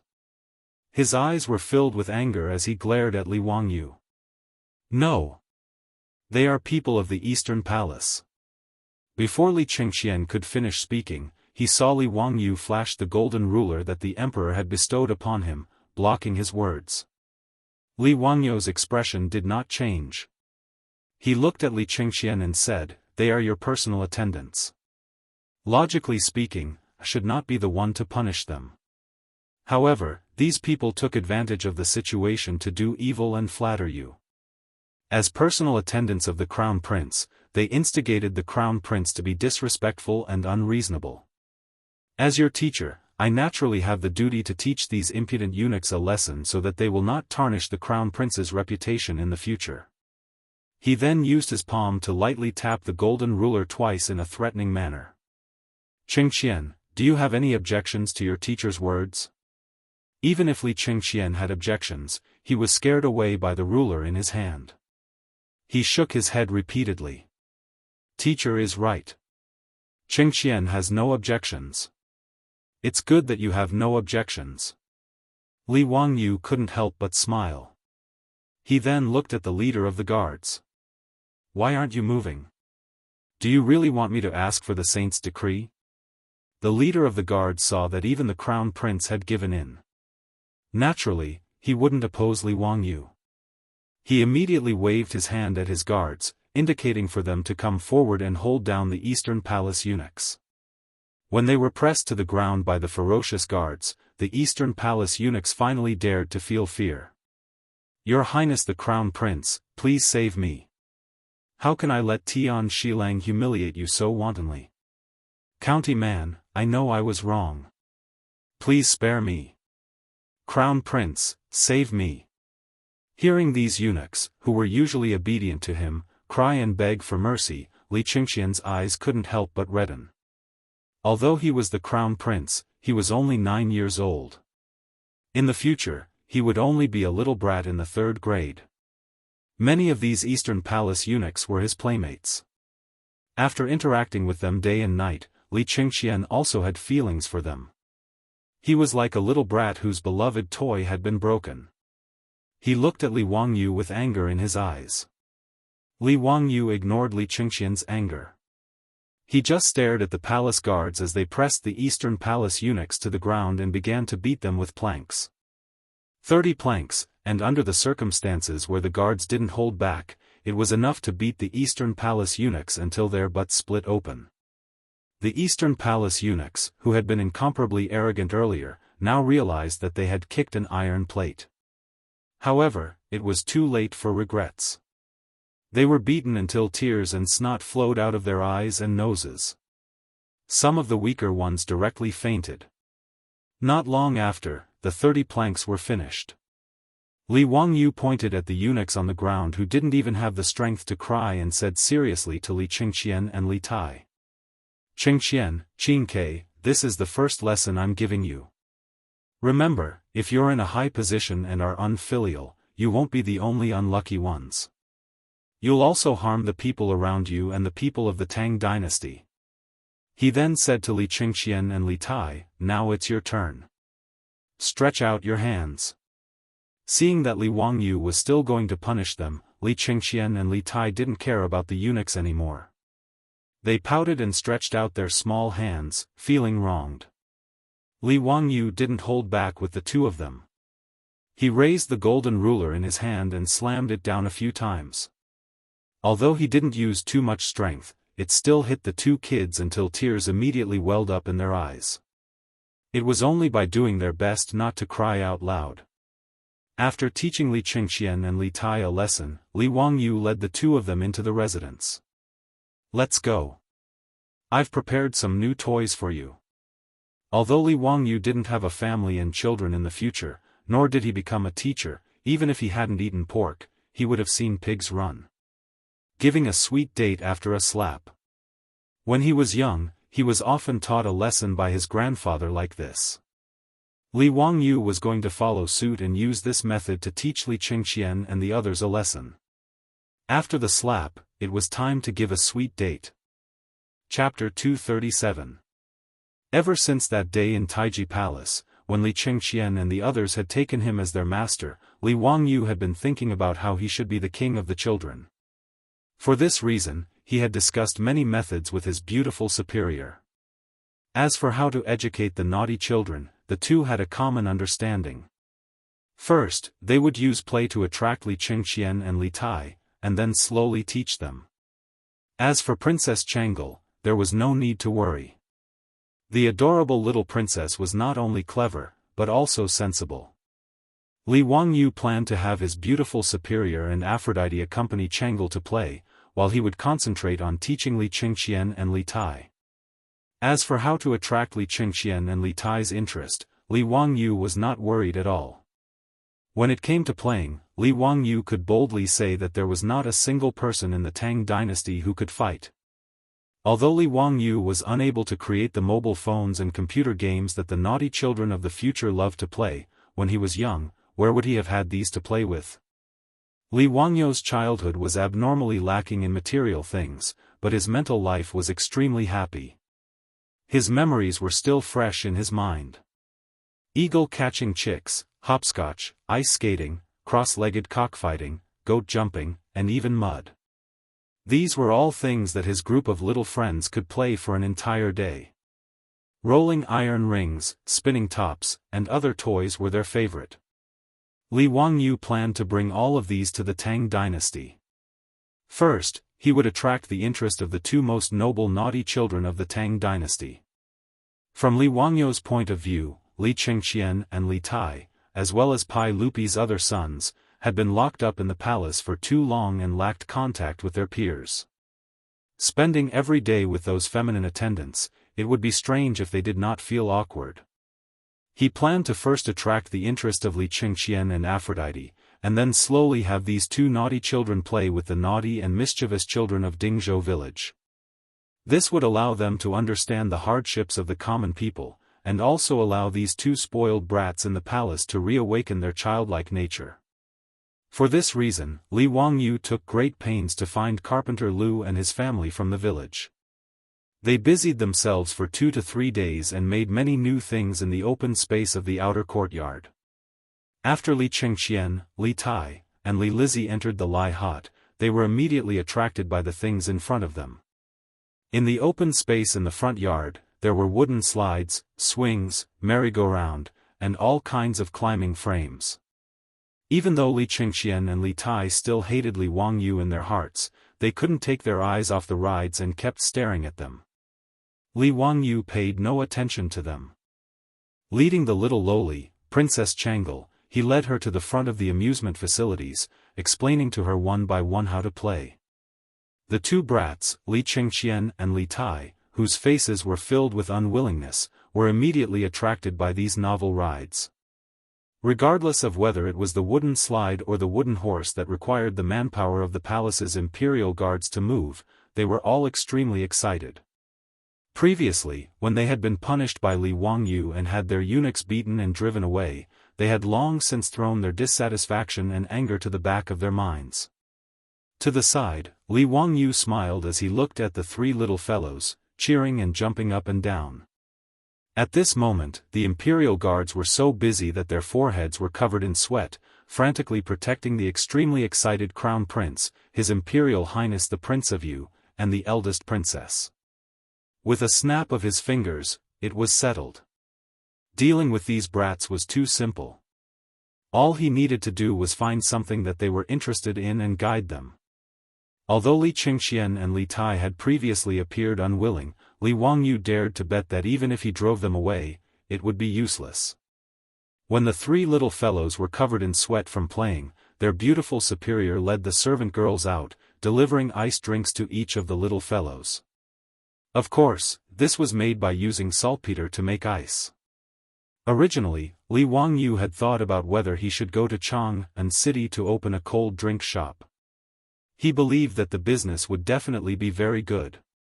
In just over a month, he had changed from a second generation of the rich to the founding father of the Tang dynasty. His family also had a four-wheeled carriage business, which was a profitable business. Naturally, he would not open a small cold drink shop in Chang'an City. However, the iced drinks made Li Xianxia and Li Tai cry out in joy. Even their attitude towards their beautiful superior was excessive. They even called her master's wife. Li Wangyu was speechless. However, the beautiful superior rolled her beautiful eyes at Li Wangyu and actually acquiesced to this address. Su Chongqing liked the little lowly Chang'e even more. After delivering the iced drinks to the three little fellows, he took the cute little lowly to the backyard to play. For the entire morning, Li Wangyu played with Li Xianxia and Li Tai, making the two little brats extremely excited. How could they have imagined that someone would have so many fun things to play with? Compared to those palace eunuchs, this was much more interesting. After having a delicious lunch at the Li family at noon, the three little fellows were extremely satisfied to learn from Li Wangyu. This was not because the imperial cuisine in the palace tasted bad, but because Li Wangyu was too shameless. He actually used unhealthy fried food to attract Li Xianxia and Li Xianxia. Even in the future, the brats who were used to eating all kinds of delicacies had no resistance to KFC and McDonald's, not to mention the three little brats from 1300 years ago. Fried chicken steaks, fried chicken burgers, and iced drinks, that's right, burgers. In order to please Afro, Li Wangyu had already figured out how to make bread. Speaking of which, making bread was not complicated and Afro knew a little about it. Su Chongqing was also a baking enthusiast in the future. The only thing lacking in the Tang dynasty was an electric oven, but this was not important. They could just find the masons in the village to build an oven. After a few experiments, the bread was successfully baked. When Afro took the first bite of the steaming bread, tears flowed uncontrollably down her cheeks, making her beautiful superior feel sorry for her. But when Afro took the initiative to give Li Wangyu a kiss, her beautiful superior was so angry that she wanted to draw her knife and chase after this adulterous couple. Li Wangyu only felt that it was a pity that potatoes and tomatoes had not yet been spread to the Tang dynasty. Otherwise, they could be used to make French fries and ketchup. Even so, the eyes of Li Xianxia, Li Tai, and Li Lizzie lit up when they ate a delicious meal that they had never eaten before. In particular, the little fatty Li Tai actually finished off 3 burgers in one go, which almost scared Li Wangyu out of his wits. He was afraid that this fellow would choke to death and he would not be able to explain it to Pai Lupi. Relying on fun and good food, Li Wangyu finally made Li Xianxia and Li Tai not reject him anymore. After lunch, Li Wangyu coaxed the 3 energetic children, who still wanted to play on the rides, to take an afternoon nap. They were still primary school students. They could only study properly if they played well, ate well, and rested well. After the 3 children got up energetically, Li Wangyu led them to his study, which he had already converted into a small classroom. Since Pai Lupi had taught his own children to him, Li Wangyu could not just bring them along to play. Li Wangyu planned to teach Li Xianxia and the others some different knowledge. Chapter 238. Li Wangyu had a headache over what he had to teach Li Xianxia and the others for a long time. Thinking back to the primary school of the modern era, it seemed that they learned Chinese, mathematics, English, art, music, and physical education. There was no need to consider Chinese.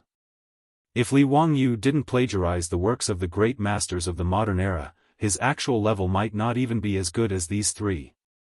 Although Li Xianxia and Li Tai were 8 and 9 years old respectively, in terms of essays, poems, policy, laws, decrees, scriptures, and moi, they were far superior to Li Wangyu as they had been taught by famous teachers since childhood. There was also no need to consider English. It was useless to learn it. He seemed to be able to teach the three little ones how to sketch, but this was only a minor skill.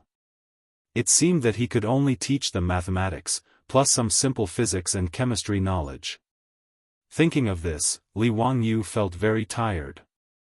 However, what he taught Li Qingxian and the others was not important. Li Wangyu felt that the most important thing was to establish a correct outlook on life for the three little ones. They had to learn the 8 honors and 8 disgraces. They had to study every day and strive to be a useful person to society.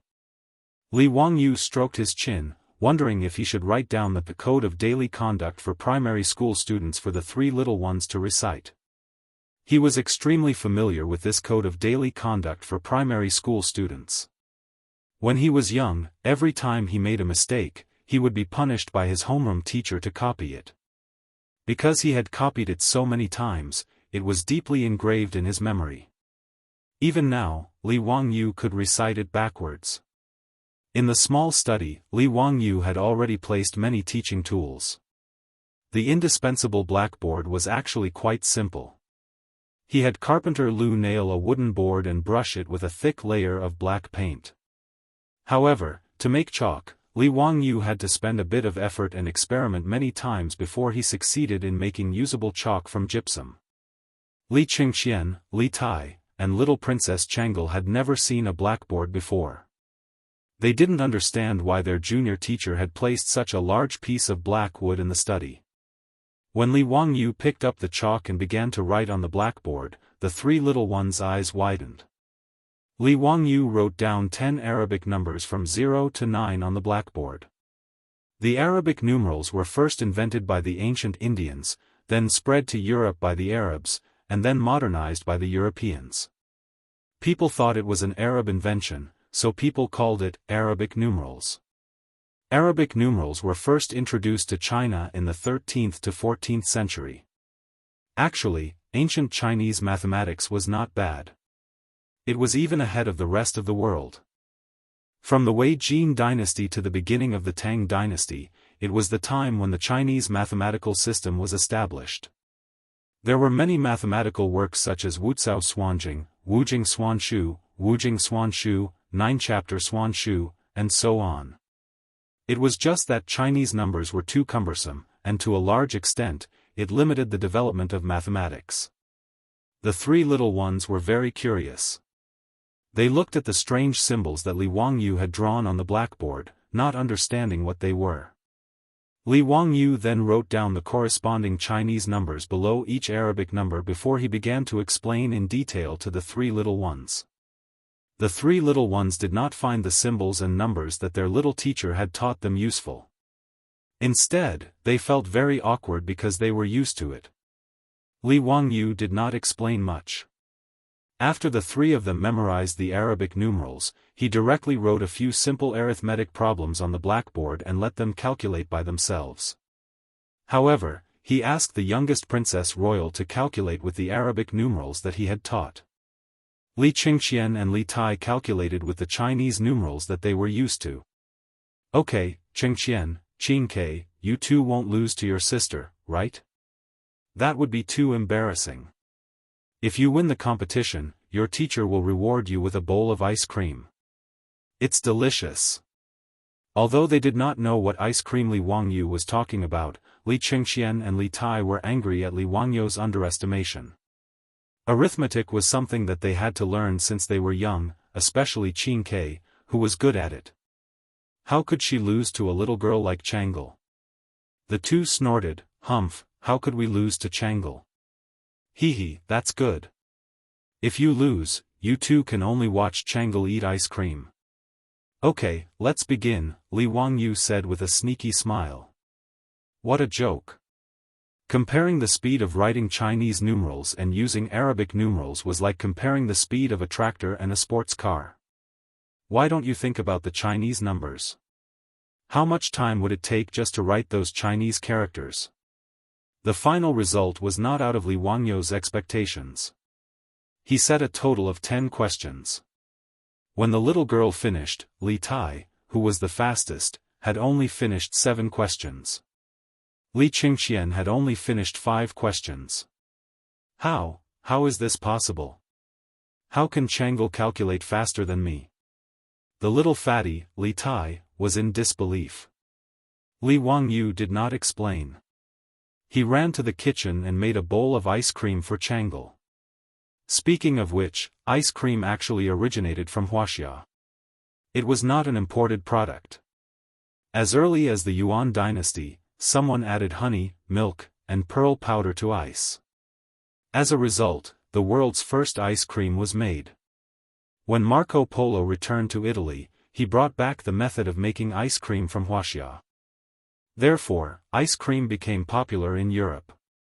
Although the ice cream made by Li Wangyu did not have the delicate texture of the ice cream of the future, it was still a rare delicacy in the Tang dynasty. The little girl had won against her 2 brothers and received such a delicious reward. She smiled so widely that her eyes narrowed into crescents. While eating the ice cream, she made exaggerated smacking sounds. Li Qingqian and Li Tai swallowed their saliva and were extremely jealous. Fortunately, the little girl was not a person who liked to eat alone. After eating a few mouthfuls, she reluctantly shared the delicious ice cream in her hand with Li Qingqian and Li Tai. Li Qingqian and Li Tai originally wanted to maintain the dignity of the losers and not eat this unexpected food. But in the end, they could not resist the temptation of the ice cream and tried to taste it. This time, they could not stop. In order to fight over the little ice cream, Li Qingqian and Li Tai, the 2 little brats, almost fought. Li Wangyu was speechless for a while. The crown prince of the Tang dynasty was really pitiful. If others saw the way he was holding the bowl and licking the last residue, they would probably think he was a beggar. There was fun and there was delicious food.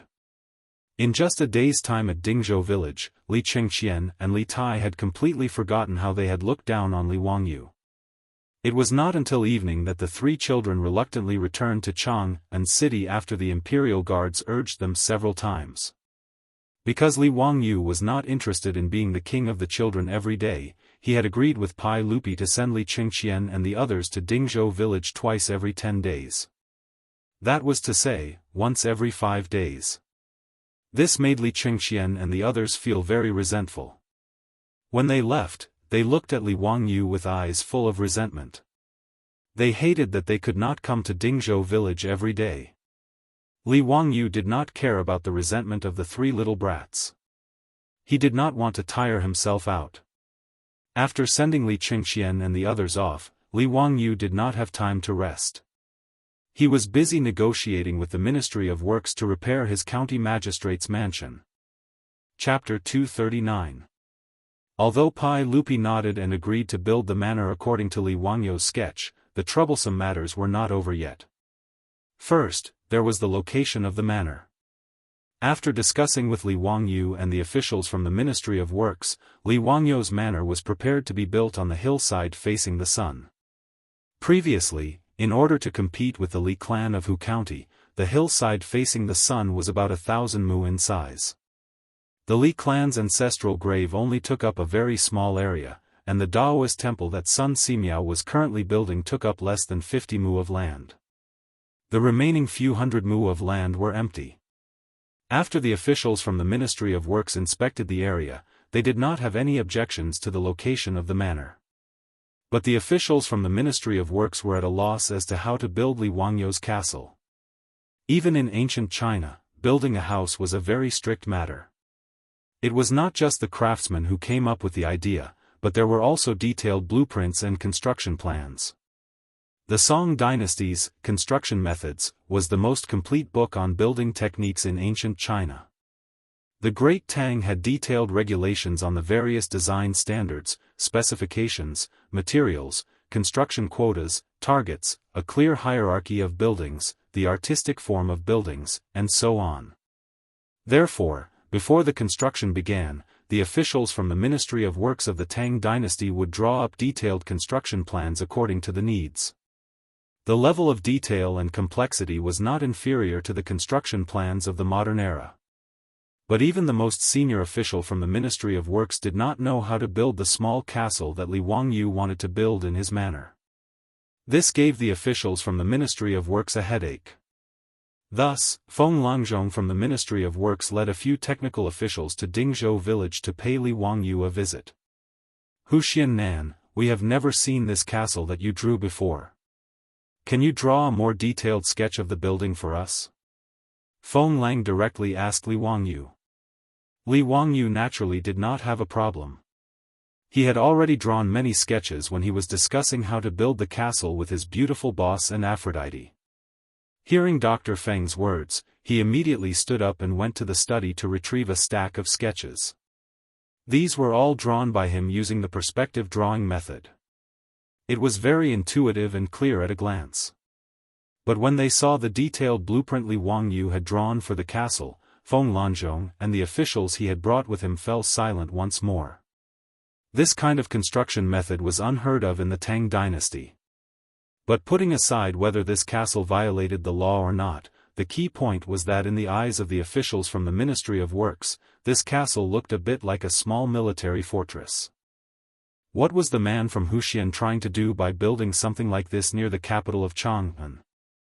The officials from the Ministry of Works were not wrong. Castles were military fortresses built by European nobles to protect their land, food, livestock, and population. They used them to guard their own territories. First and foremost, it would be used for military defense. Of course, Li Wangyu didn't think too much about it. He just felt that building a castle was mighty and domineering. After Dr. Feng and the other officials from the Ministry of Works ran to Dingzhou village many times, they still didn't dare to make a decision on their own. In the end, they still pushed the responsibility to Pai Lupi. They asked Li Wangyu to go find Pai Lupi himself and let His Majesty make the decision. Li Wangyu was also tormented by the repeated communication with the Ministry of Works. Wasn't it just building a castle? Why was it so troublesome? He still had to find Pai Lupi to make the decision. Looking at the stack of sketches in his hands, Li Wangyu was worried that Pai Lupi wouldn't understand what he was going to do. This was his beautiful boss, and Aphrodite's painstaking work. Just as he was feeling a little depressed, Li Wangyu suddenly thought of something and his eyes lit up. Several days later, in the Yinyang Hall of Taiji Palace. Pai Lupi looked at the item that Li Wangyu had the palace guards carefully move in with a puzzled expression. The item was about the size of a table and was square in shape. There was even a piece of red silk covering the item below so tightly that it was impossible to see what it was. However, since it could be moved into Taiji Palace, it had obviously been carefully checked by the palace guards and couldn't be anything dangerous. Pai Lupi wasn't worried that Li Wangyu would cause any trouble. "Zio, what is this?" Li Wangyu chuckled. "Uncle, this is your nephew's newly built residence." Pai Lupi was stunned for a moment before he laughed heartily. "Zio, what nonsense are you talking about? How can your mansion be so small? Don't tell me you want to become a mouse." "Huh." Without waiting for Pai Lupi to finish laughing, Li Wangyu pulled open the red silk to reveal the item below. However, Pai Lupi was dumbfounded and his laughter was also stifled in his throat. Under the red silk was an exquisite sand table. It was the model of the manor that Li Wangyu wanted to build. The sand table model was the idea that Li Wangyu had suddenly thought of that day. Since the officials from the Ministry of Works and Pai Lupi didn't know what his manor and castle were like, he might as well make it for them to see. Wasn't a sand table model a method commonly used by developers in the future? The house that Li Wangyu bought with a mortgage was also facing the sand table in the real estate sales department. Wasn't he fooled by the saleswoman's glib tongue into paying for the house out of his own pocket? He could also make a sand table of the manor and show it to Pai Lupi. With the sand table model, everything would be clear at a glance and he wouldn't have to waste his breath. That's right, that's what he would do. Although the sand tables used by real estate developers in the future were all made of plastic, Wuxia actually had similar architectural models since ancient times, and they were even more detailed. Li Wangyu remembered watching a variety show on Central TV called National Treasure. In one of the episodes, the Palace Museum's collection of precious cultural relics, the Thunderbolt type, was an architectural model of Wuxia's ancient buildings. The so-called Thunderbolt type referred to a model made of straw, wax, wood, and other materials that was scaled down to the size of the real thing. Because there was an ironing process in the manufacturing process, it was called a Thunderbolt type. Li Wangyu naturally didn't know how to make a Thunderbolt type, but he didn't need to make it so detailed. He just needed to give Pai Lupi a direct impression. Moreover, once his house layout sand table was finished, he could also let his beautiful boss and Aphrodite see what their future home would be like in advance. When the Ministry of Works was building in the future, they could also use the sand table to build it, killing 3 birds with 1 stone. At the thought of this, Li Wangyu became excited and immediately asked Niu Wu to help him invite Carpenter Lu over. Without the help of a skilled craftsman like Carpenter Lu, Li Wangyu wouldn't be able to complete the sand table by himself. When Carpenter Lu arrived, Li Wangyu told him about his idea, which piqued Carpenter Lu's interest. Although he had never made such an exquisite object before, he was willing to give it a try. Thus, Carpenter Lu found his 3 sons and worked together with Li Wangyu, and everyone got busy. After several days, they finally made the sand table of the manor. Li Wangyu then carefully transported the sand table to Chang'an City in a carriage and moved it into Taiji Palace, inviting Pai Lupi to take a look. Seeing Pai Lupi's shocked expression, Li Wangyu was indescribably pleased. Hee, Pai Lupi, you country bumpkin, you must have never seen such a good thing, right? Before Li Wangyu could finish showing off in his heart, he suddenly felt a sharp pain on his head. Pai Lupi had knocked him on the head with a chestnut. Bastard! Chapter 240. Just as Li Wangyu was feeling proud of himself, he was hit by Pai Lupi. Pai Lupi was still cursing and scolding him, leaving him dumbfounded. What was going on? He was just showing Pai Lupi the sand table of the manor. Why did he hit him? Was Pai Lupi jealous? Before Li Wangyu could figure out what was going on, Pai Lupi turned around and shouted to the eunuchs in the Yin and Yang Palace, immediately summon Duke Wei, Duke Lu, Duke Yi. Duke Yi for an audience. Pai Lupi summoned a dozen or so founding dukes in one breath. The eunuchs received the order and turned to summon Li Jing, Cheng Yaojin, and the others to the Yin and Yang Palace. Li Wangyu was still confused. What was Pai Lupi doing? Why did he summon a group of military bigwigs for no reason? Could it be that he was not satisfied with the sand table of the manor and wanted to summon a group of bigwigs to beat him up? After Pai Lupi finished instructing the eunuchs, he ignored Li Wangyu and continued to look at the real estate project sand table in front of him. This made Li Wangyu very embarrassed. Li Wangyu coughed softly. Uncle, is there a problem with the sand table I made? Humph, what a waste. You scoundrel, why didn't you offer up such a good thing earlier? You deserve a beating. Pai Lupi glared at Li Wangyu angrily. Good thing? What did he mean? Li Wangyu was still very confused. Did Pai Lupi take a fancy to his manor and want to build one? But what did he mean by calling a group of military bigwigs? Seeing Li Wangyu's bewildered expression, Pai Lupi did not want to pay attention to him. He looked at the sand table in front of him and kept gesturing with his hands as he muttered something. The mansions of the Grand Dukes were not far from the Taiji Palace. It did not take long for them to gather in the Yin and Yang Palace after being informed by the palace servants. Your Majesty, why did you call us here? But who is so blind as to provoke the Tang dynasty? Wahaha, my spear has been thirsty for a long time. Cheng Yaojin roared. Ever since the book Romance of the Sui and Tang Dynasties became popular, everyone thought that Cheng Yaojin used an axe as his weapon. Cheng Yaojin's 3 axes were very famous. But in reality, Cheng Yaojin's weapon was a long spear. It was similar to the red tasseled spear and axe. These military bigwigs were suddenly summoned into the palace by Pai Lupi. They all thought that there was going to be another war, and all of them were very excited. When Li Wangyu heard Cheng Yaojin's hoarse voice, he couldn't help but shrink back. This old hooligan was really afraid of him. However, although the Yin and Yang palace was large, where could Li Wangyu hide? Naturally, Cheng Yaojin, who had just entered the palace, saw him. "Hey, nephew of the Li family, why are you here? Don't tell me that you also know how to go into battle and kill the enemy?" Li Wangyu was speechless. He hurriedly greeted the Guogong and replied, "Uncle Cheng, please don't joke around."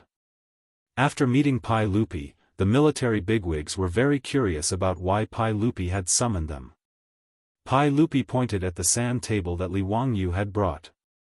"Everyone, look at what this guy made." Well, this guy calls it a sand table. It was the sand table of the manor in Hu County. Country bumpkin. Li Wangyu silently complained in his heart. Li Jing and the others' gazes followed Pai Lupi's finger and fell on the sand table. Li Wangyu and Carpenter Lu had made the sand table for this construction project. In order to be more intuitive, he and Carpenter Lu had not only made a model of the castle, but they had also made a terrain model based on the topography of the hillside facing the sun. Li Wangyu had used yellow mud to build the undulating hillside. In order to make it more realistic, he had even covered it with green peacock stone powder. It looked lush and verdant, just like a hillside full of trees. When Li Wangyu's manor was chosen, he had only used part of the hillside facing the sun to build the castle. The European-style garden and pond were built on the flat ground at the bottom of the hillside. When making the sand table model, Li Wangyu and Carpenter Lu had used gelatin and blue dye to create the shape of the lake. In addition to Carpenter Lu's exquisite skills, he had made the castle model out of wood. The entire sand table looked very realistic at a glance. It had completely displayed Li Wangyu's imagination of the manor and the surrounding terrain. Such a realistic sand table had never appeared in the Tang dynasty since the creation of the world. When the group of military leaders looked at it, their eyes immediately lit up. "Your Majesty, this thing called a sand table was made by Li Zio?" "Good stuff, good stuff."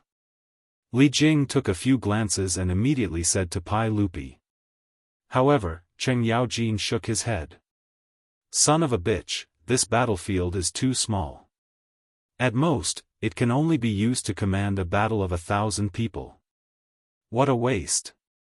Li Wangyu couldn't help but be stunned when he heard that. F***CK, what is this old bastard talking about? My manor's sand table, he actually said that the battlefield is too small. Qin Xiong, Yuchi Jingda, and the others also commented on Li Wangyu's sand table. Finally, the confused Li Wangyu understood what was going on. This group of military leaders, including Pai Lupi, had used his construction sand table as a military sand table to command battles. He turned his head to look at his proud work, the sand table of his manor. It seemed like it could really be used as a military sand table. He hadn't thought about this before. The key point was that he wasn't a military fanatic. He didn't realize the military significance of the sand table at all. In fact, sand tables had a wide range of military uses. They could vividly show the terrain of the battle area, the composition of the enemy's position, the deployment of troops, the configuration of weapons, and so on. Later generations of the army often used sand tables to study the terrain, the enemy's situation, battle plans, organize coordinated actions, carry out tactical drills, study battle examples, and summarize battle experience. In the Tang dynasty 1,300 years ago, even the maps used for battle command were quite rough and simple. Most of these maps were of a schematic nature and were far from accurate. This was actually quite disadvantageous for battle command, but the level of technological development at that time was like this. It was too difficult to draw an accurate map. At this time, the sand table presented in front of Pai Lupi and the military leaders seemed to have opened up a new world for everyone. For a horse emperor like Pai Lupi, he saw the military use of the sand table at first glance, so he immediately asked the chamberlain to inform Li Jing and the others. The appearance of the sand table piqued the interest of the military leaders. Everyone, including Pai Lupi, surrounded the sand table and looked at it with interest. On a whim, the Minister of War, Li Jing, and the other founding dukes actually planned to make a military chess deduction on the sand table. Seeing Pai Lupi and the group of military leaders rubbing their hands together, Li Wangyu felt very stifled. He wanted to cry but had no tears. My manor. Not for you to play like this. Chapter 241. I'll use a brigade of Mo blade soldiers to block the manor's gate, and 2 brigades of armored soldiers to harass you with arrows. I don't believe you can break in. Bah, old man. Why do I have to go through the gate?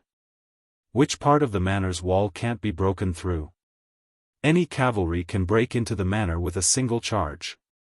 You can only retreat to defend the castle. Even if I retreat to defend the castle, I can defend it for 10 days to half a month. So what if you have several times more troops than me? Don't forget, you are all cavalry. How can you attack the castle? In the Yin and Yang Hall of Taiji Palace, there was an uproar. Those founding dukes were divided into 2 factions. They were playing chess on the sand table of Li Wangyu's manor. Pai Lupi was the judge. The history of military chess in Wuxia could be traced back to 4,500 years ago. The Xia dynasty had begun to use stones and wooden sticks to demonstrate formations and research war on the ground. The most indispensable thing for the valiant generals in China's history was the deduction ability before and after the battle.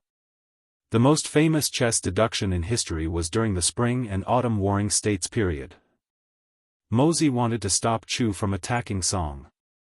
Gongshu Ban made cloud ladders for Chu, wanting to use them to attack Song. Mozi and Gongshu Ban, in front of King Chu, used their pockets as the city walls and the wooden pieces as the city defense weapons, and began to deduce the strategy of the game of chess. Gongshu Ban used many ingenious siege tactics, but they were all resolved by Mozi. Until Gongshu Ban used up all his siege methods, Mozi's defensive equipment was more than enough. King Chu finally gave up attacking Song because of this deduction. In the Tang dynasty, the rules of chess deduction in the military were more complete. There were detailed rules and deduction methods. These military big shots could only do chess deduction based on a map that was not very detailed, which made them very unhappy. But today, seeing Li Wangyu's sand table, this kind of chess deduction method that seemed to have a God's view, made these big shots exclaim. The military big shots who were having fun even called the servants to bring wine, drinking while continuing the battle. Even Pai Lupi was the same. He kept drinking the wine in his cup and laughed heartily. Li Wangyu was completely speechless. If it weren't for the fact that he really couldn't beat these bastards, he would have fought it out with these old fogies who destroyed the sandbox of his manor's buildings. This was too much. This was not King military sandbox. A bunch of old men, old killers. Each and every one of them was trying their best to figure out how to destroy the small castle that he hadn't started building yet. This feeling was really too strange. However, he was just a small county official. In front of Pai Lupi and this group of old ruffians who were all dukes, he really had no right to speak. He could only grit his teeth and endure. It was not easy to endure until the group of military bigwigs had their fill. They even drank several jars of wine before the deduction of the military flag was finally over. Satisfied, Cheng Yaojin used his palm leaf fan-sized palm and began to ravage Li Wangyu's small shoulders. Nephew, not bad, this sand table is a good thing. You little bastard, you finally came up with something interesting. It's simply a waste of time to make water wheels and carriages. Cheng Yaojin's words made Pai Lupi want to beat him up. Water wheels and four-wheeled carriages were so important to the Tang dynasty that he was willing to give Li Wangyu a title. However, this old man actually said that it was a waste of time. Pai Lupi was too lazy to pay attention to Cheng Yaojin. He reached out his hand and called Li Wangyu to his side. Zio, tomorrow you will teach the Ministry of Works how to make this sand table. Look at how rough you made it. It's really unusable. Pai Lupi even complained that Li Wangyu's sand table was not exquisite enough. Li Wangyu only felt his teeth itch. He really wanted to bite someone. Enduring Pai Lupi's ridicule, Li Wangyu rubbed his hands and looked at Pai Lupi with an embarrassed smile. Your Majesty, what do you think of my mansion? Is it okay to build it like this? The main reason he made this sand table was to get Pai Lupi to agree. Now that their war was over, he had to quickly ask. Pai Lupi once again looked at the sand table. After a while, he said, Zio, your castle is extravagant. I'm afraid I can't agree with you building it like this. Hearing his words, Li Wangyu became anxious. How could it be extravagant? Your Majesty, I'm afraid you've made a mistake. I've calculated it with the Ministry of Works Feng Lang. It doesn't cost a lot of money. It doesn't exceed the cost of building the mansion. Li Wangyu wasn't speaking nonsense. Although his mansion was not small, it didn't have the complicated structure of traditional buildings. Therefore, it didn't cost a lot to build it. The labor cost of building a traditional Chinese wooden building was quite high. Just the mortise and tenon structures that didn't use nails and only used tenons would require a lot of skilled craftsmen to build. In the future, the cost of repairing ancient buildings was much higher than the cost of cement. The main reason was the labor cost. Li Wangyu felt that his mansion didn't need that many skilled craftsmen to carve those complicated patterns. Why did Pai Lupi say that it was extravagant? Pai Lupi pointed at the small castle on the sand table and said with a bit of dissatisfaction, Zio, how many stones do you need to build your castle? How many corvée laborers do you need to transport the stones for your castle? We can't agree to your nonsense. There are still many things to be done in the Tang dynasty. The plague of locusts hasn't been extinguished yet. How can you casually recruit so many corvée laborers just to build a mansion for you? Hearing Pai Lupi's words, Li Wangyu couldn't help but laugh. It turned out that Pai Lupi had misunderstood. He quickly explained, Your Majesty, you misunderstood. My small castle doesn't need to be built with stones. It can be built with bricks. I don't need to recruit corvée laborers to transport the stones. Many of the traditional European castles were built with large stones. However, Li Wangyu wasn't preparing for war. He just wanted to build a castle-like house to show off. Therefore, Li Wangyu's plan was to prepare bricks and then use cement to build a castle-like house. Build with bricks? Pai Lupi was slightly stunned, but he still shook his head.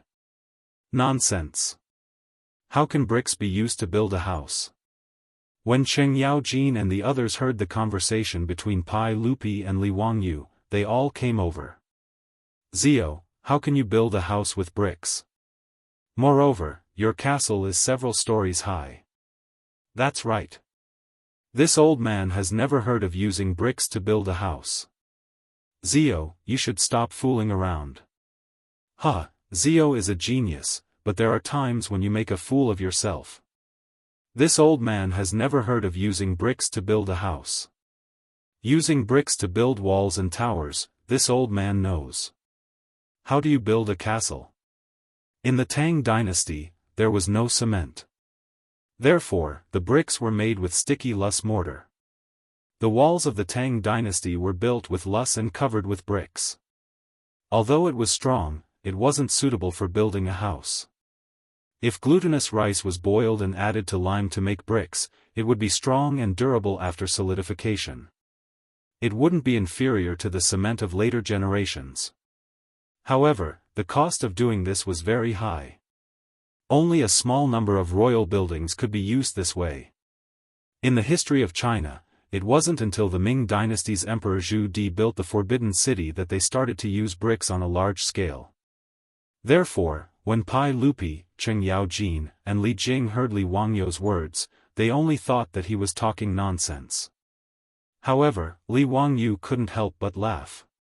Your Majesty, everyone, do you want to make a bet with me? Chapter 242. Pai Lupi, Cheng Yaojin, Li Jing, and the rest were all stunned. A bet? What bet? Li Wangyu laughed mischievously. Let's bet that I have a way to glue the bricks together and make it very firm. If I can do it, your majesty will allow me to build a mansion. How about that? Uncle Cheng and the rest of you will pay for the wood in my mansion. How about that? Wood referred to the decorations and furniture of the later generations. Because most of the buildings were made of wood, the mansion was mainly decorated with wood.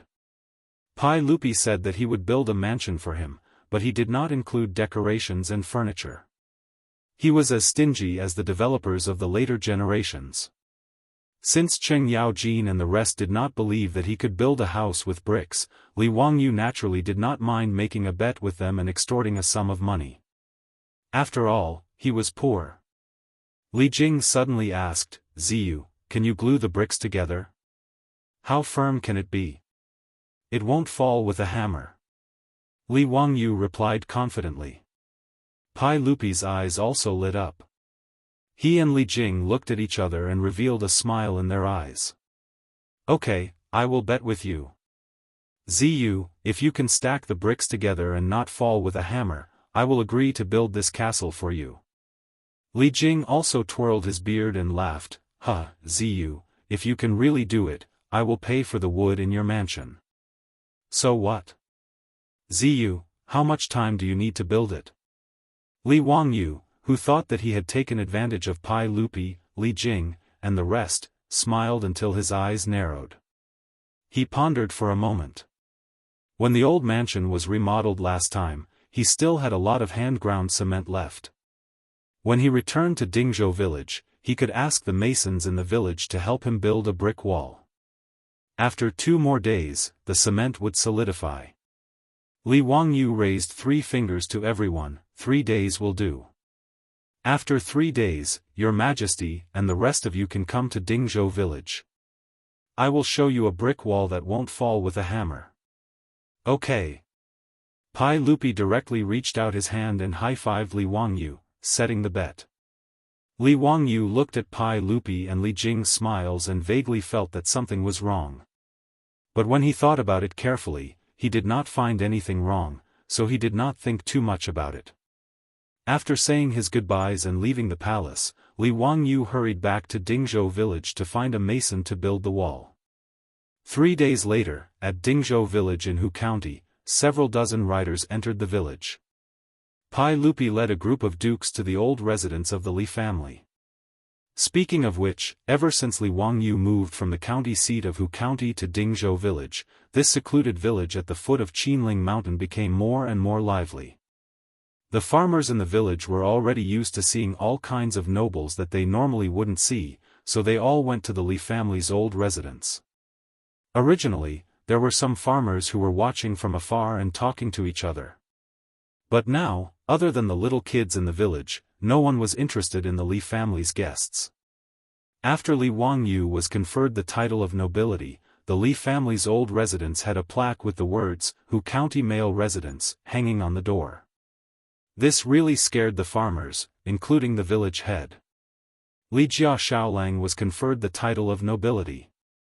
Even if it was the lowest rank of county baron, in the eyes of the villagers of Dingzhou village, he was still an extraordinary noble and was respectfully addressed as Lord Zhu. In the eyes of the farmers, Yang Mingfu of the Hu County Yamen was already a righteous official.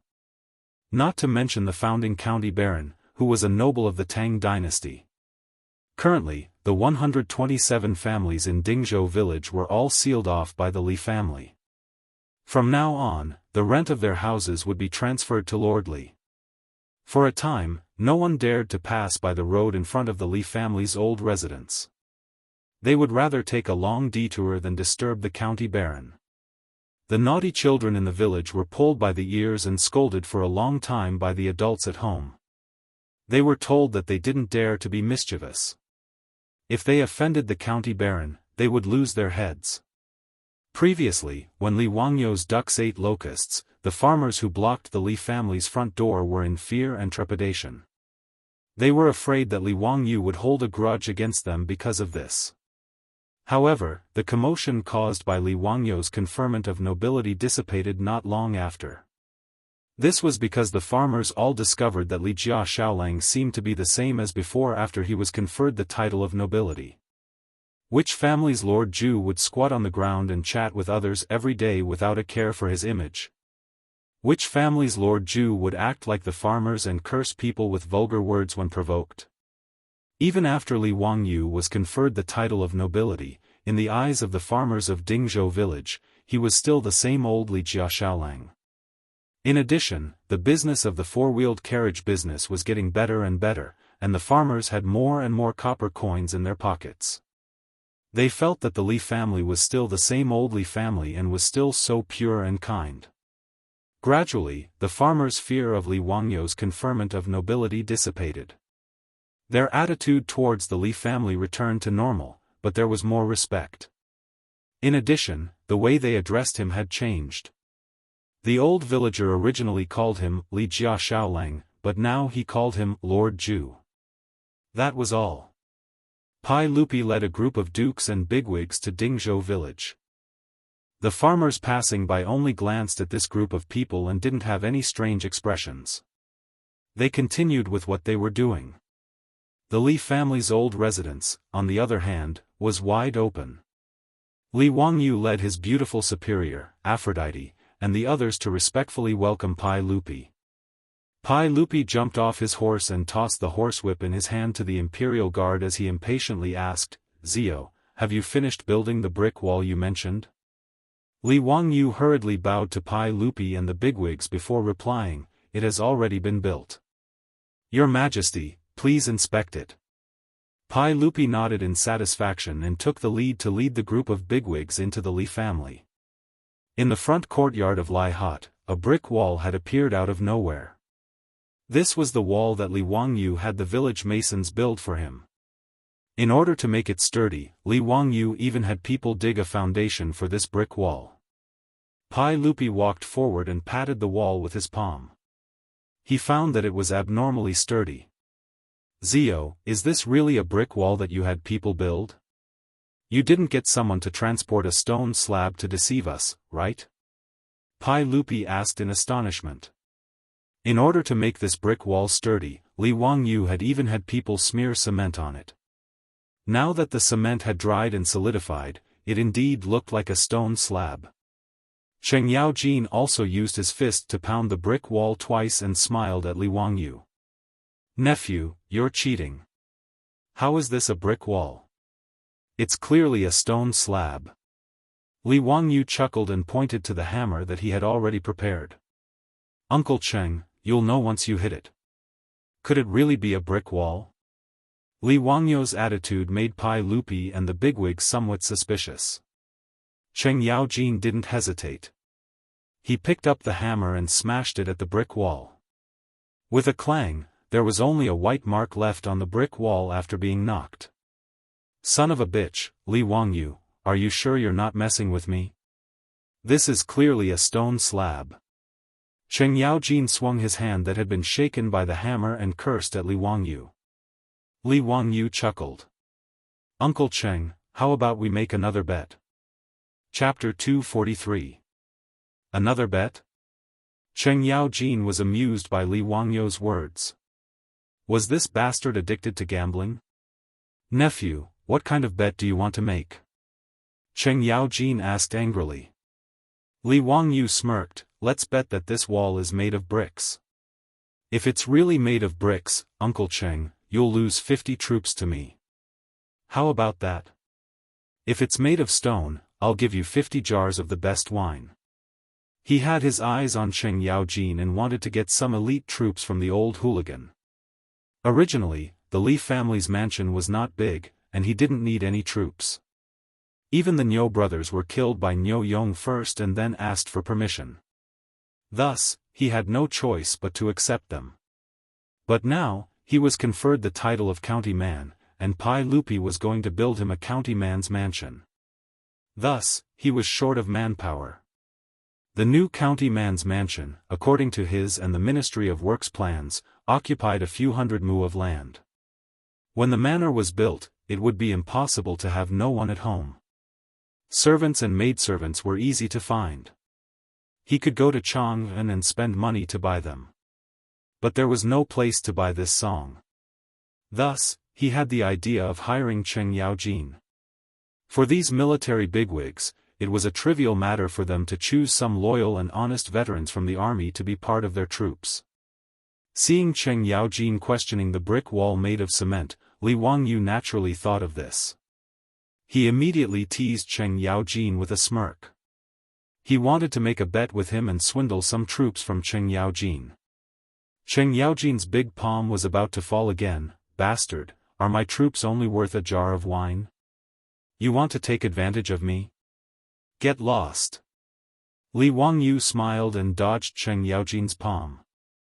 He smiled and said, "Uncle Cheng, what are you saying? Didn't I see that you don't believe that this is a brick wall? I'll give you a chance. Hee, if you think that the wine is too little, we can discuss it again." How could Cheng Yaojin, this old hooligan, let Li Wangyu take advantage of him? Looking at his confident appearance, Cheng Yaojin knew that the stone slab wall in front of him must have been built with bricks. He glared with his bell-sized eyes. "You little bastard, you want to trick me? Move aside, I won't bet with you." After saying that, he raised the hammer in his hand and smashed it at the wall again. The strength of the artificial volcanic ash cement created by Li Wangyu was naturally not comparable to the high-strength cement of the later generations. After being smashed by Cheng Yaojin with all his strength, the cement on the surface of the wall cracked and fell off, exposing the bricks inside. Cheng Yaojin put down the hammer and couldn't help but exclaim in surprise, "Hey, this place is actually made of bricks. Nephew, what method did you use to make these bricks so sturdy?" Even with Cheng Yaojin's strength and his full strength, he was only able to break the cement on the surface of the brick wall. This made everyone surprised. Pai Lupi, Li Jing, and the other military leaders immediately gathered around and carefully examined the brick wall in front of them. "Zio, what exactly is this wall and the material that holds the bricks together? Why is it no different from a stone? This is really mysterious, it's actually made of bricks." With Jijia's strength, he only broke the surface with a single hammer strike. What a sturdy brick wall. Tsk, could it be that he melted the stone and poured it onto the bricks? Li Wangyu was speechless.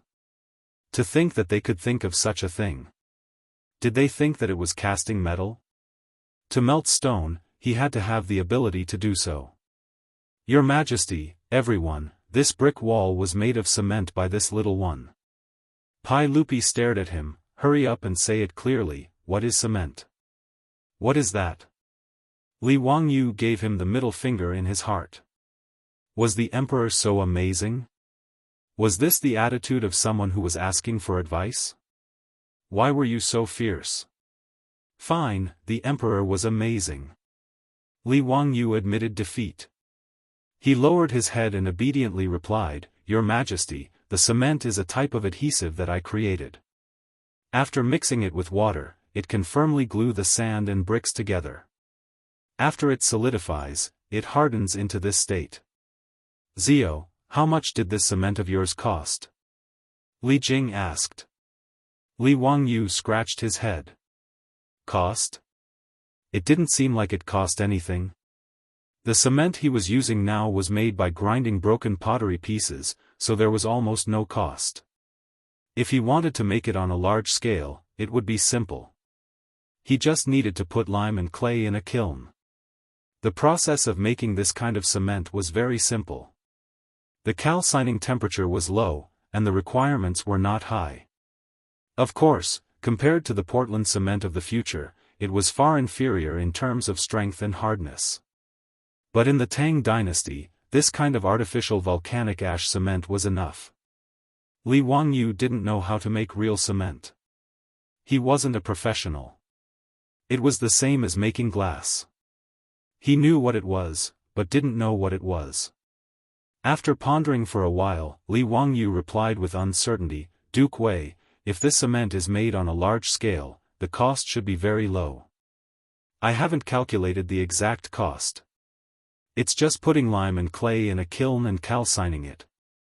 It's very simple. Pai Lupi couldn't believe it, it's that simple. Zio, this is a matter of great importance. You can't talk nonsense.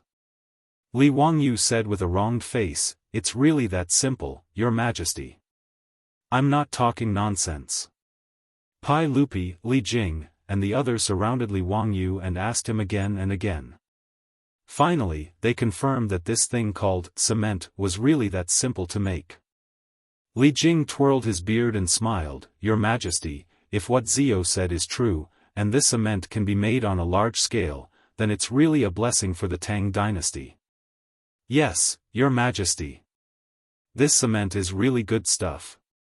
Congratulations, Your Majesty. Congratulations, Your Majesty. The Tang dynasty has obtained such a divine item. Damn it. If we use this cement to build a city outside the Great Wall, let's see if the Turks can still be so rampant. Li Wangyu was a little confused. The cement I used to build my own house, how did it become Pai Lupi's? Congratulate you, my ass. You want to steal my things again? Bah, none of you are good people. Every day, you think about how to steal my treasures. In the future, I have to ask my beautiful boss to take care of the things at home. The emperor and ministers of the Tang dynasty are all bandits. In fact, Li Wangyu was not stupid. He naturally knew the importance of cement to a country. In the Great Tang, even this artificial volcanic ash replacement cement was a priceless divine artifact. Whether it was used to build cities, roads, or dams, it was indispensable. Since he took out the cement, he had already expected that it would attract Pai Lupi's attention. Pai Lupi was a Pai Shio. He wanted to take all the good things into his mouth. However, Li Wangyu did not intend to hide it. He also wanted to make the cement public to benefit the Tang dynasty. Although Li Wangyu was mentally prepared, when he saw Li Er and the group of high dukes acting as if the cement was already in their pockets, it still made him feel very unhappy.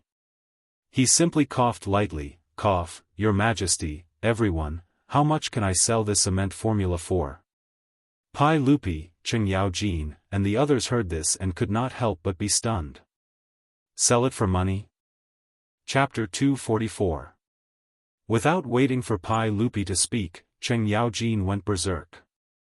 Bastard brat, how can you sell this kind of military weapon for money? I'll beat you to death. After Cheng Yaojin finished speaking, he reached out to grab Li Wangyu and wanted to beat him up. When Li Wangyu saw the old hooligan flip out, he hurriedly ran away. Too shameless. This kind of threat of force, it's really infuriating. I can't afford to offend you. Do you believe that I won't find your 3 sons for revenge? However, when Li Wangyu thought about the size of Cheng Chumo's 3 beast brothers, he felt that he should forget about it. It seems that he can't deal with the old hooligan's 3 sons, it's really a tragedy. In the face of the old hooligan's deterrence, Li Wangyu could only raise his hands and surrender. Uncle Cheng, please wait. Little nephew has thought about it and feels that things like cement should be offered to His Majesty. Li Wangyu's, tactful, made Pai Lupi very satisfied. He raised his head and laughed, pretending that he didn't hear Li Wangyu's request for money, and began to discuss the use of cement in the military with the military bosses. Pai Lupi actually complained that Li Wangyu's name was unpleasant to hear. Such a divine object was given a rotten name like cement. With a wave of his hand, he directly changed the name of cement. The earliest lime that appeared in the history of China was made from the shell of a big clam. It was called mirage ash.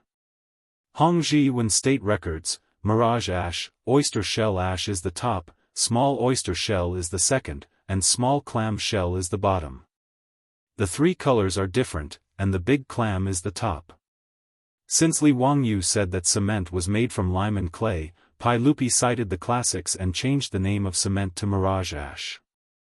In this regard, Li Wangyu could only silently roll his eyes in his heart.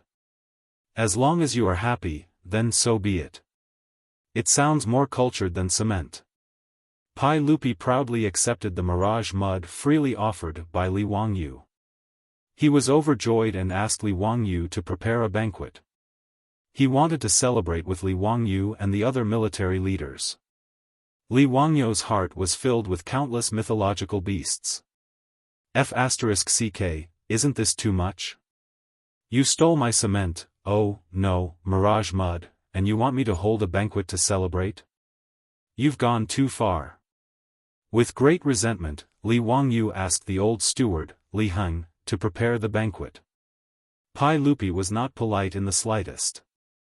He went to the Li family's central room and sat down.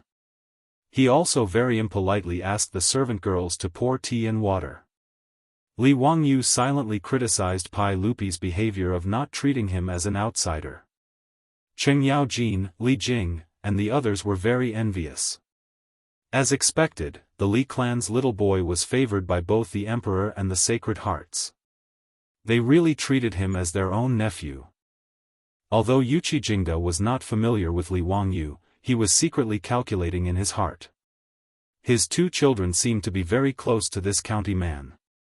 It seemed that in the future, he should let them be closer to Li Wangyu. Among this group of leaders, there were many who had the same idea as Yuqi Jingda. How could Li Wangyu know what these leaders were thinking? He was still thinking about how to retaliate against Cheng Yaojin, Pai Lupi, and the others. Hearing Cheng Yaojin shouting for him to bring wine again, Li Wangyu's eyes turned and he had a plan in mind. Hey, old scoundrel, don't even think about walking out of my Li family's door today. I'll make sure you come in vertically and go out horizontally. Li Wangyu smiled and told Pai Lupi, Cheng Yaojin, and the others to wait for a moment. He went to fetch good wine for everyone. Ever since he drank the disgusting water wine of the Tang dynasty, Li Wangyu planned to open a wine factory in the Tang dynasty. He had already begun to try brewing a small amount of sorghum wine. Although Li Wangyu's third uncle's family opened a wine factory in the future and specialized in brewing sorghum wine, he knew the process and method of brewing sorghum wine. However, he had never actually brewed it himself. Therefore, as early as when he moved to Dingzhou village, Li Wangyu tried to brew some sorghum wine as an experiment. He didn't expect that he would succeed on his first try. After more than 40 days of fermentation, the sorghum wine he brewed had already been distilled by Li Wangyu. It was now ready to drink. The biggest difference between the liquor of the future and the water wine of the Tang dynasty was the distillation process. Distillation was the process of heating up the wine and turning it into wine vapor. After cooling it down, it turned back into wine. After distillation, the liquor would be colorless, but the alcohol content of the wine would be much higher than the original liquor. Tang dynasty's 3 baskets of wine were mostly fermented and then directly filtered before drinking. According to Shunqua's Dream Creek writings, the alcohol content of the finished wine was between 3% and 15%. It was similar to the beer or rice wine of the future. After distillation, the alcohol content of the distilled sorghum wine was between 50% and 60%. It belonged to the category of hard liquor. Li Wangyu didn't believe that Pai Lupi and the others, who were used to drinking low-alcohol liquor, would be able to drink his high-alcohol sorghum wine.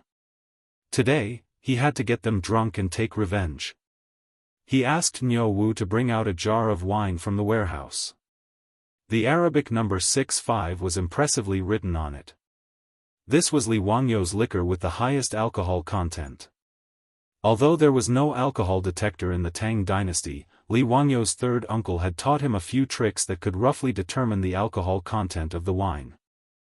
After shaking the wine, there would be hops the size of a grain of rice to a grain of sorghum. According to the time it took to pile the hops, the alcohol content could be roughly determined.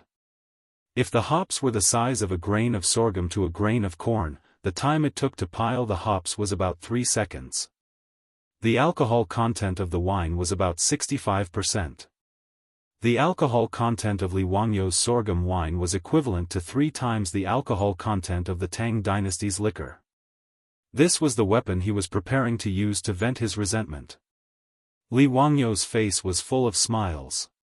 He asked Niu Wu to bring the 65% alcohol sorghum wine to the central room. When Cheng Yaojin saw that there was only one jar of wine, he couldn't help but feel disgusted. "Nephew, you're a county man now. How can you still be so stingy? How can this jar of wine be enough for us to drink? Quickly go and bring a few more jars." Li Wangyu said with disdain, "Uncle Cheng, it's not that I'm stingy. It would be good if we could finish this jar of wine." "What a joke." He asked Niu Wu to bring out a big jar of wine. This jar of wine was equivalent to 20 caddies of 65% alcohol content. "It wouldn't kill you all." When Cheng Yaojin heard Li Wangyu's words, he immediately jumped up and said, "Brat, don't talk nonsense. I can drink a bucket of wine by myself. Your jar of wine isn't even enough for me to rinse my mouth." Not only was Cheng Yaojin jumping up and down, even Pai Lupi, Li Jing, Yuqi Jingda, and the others were dissatisfied. They felt that Li Wangyu was looking down on them. To these founding dukes who were addicted to wine, saying that they couldn't drink wine was like pointing at their noses and saying that men couldn't do it. This was a great humiliation. Pai Lupi also glared at him and said, "Zio, what nonsense are you talking about? Quickly go and bring the wine over. Don't mess around." Li Wangyu laughed mischievously and said, "Hee, Your Majesty, everyone, do you want to make another bet?" What do you want to do now? What do you want to bet on?" "Let's bet on whether you can finish this jar of wine." Li Wangyu pointed at the jar of wine and smiled proudly. It was as if a fox's tail was wagging behind him. Chapter 245. When Li Wangyu proposed another bet, Pai Lupi almost laughed out of anger. This little rascal was going crazy today. Cheng Yaojin opened his mouth and wanted to agree, but he swallowed the words back down. He suddenly realized that for such a shrewd person like Li Wangyu to propose a bet, there must be something fishy going on. Today, he almost fell for Li Wangyu's trick. Now that this little rascal proposed another bet, he might be up to no good. Cheng Yaojin's tone changed. "What bet? Go play on the side. Hurry up and pour the wine. If you make any more noise, I'll deal with you." Li Wangyu wanted to trick Cheng Yaojin with a bellyful of evil tricks, but who would have thought that the old scoundrel would learn to be smart? It was a pity. He was still thinking about how to trick Cheng Yaojin into giving him troops. The servant girls in the central room who were serving everyone quickly came forward to open the seal on the wine jar. As soon as the wine jar was opened, a strong fragrance overflowed. The fragrance of the wine filled the entire central room. This strong fragrance that had never been seen before immediately attracted everyone's attention. Pai Lupi's eyes lit up. "Ziyu, what kind of wine is this?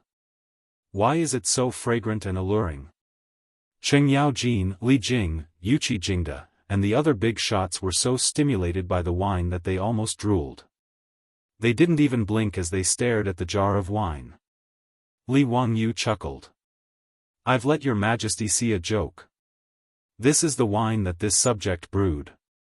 I ask your Majesty and the other officials to taste it." "Little rascal, don't say so much.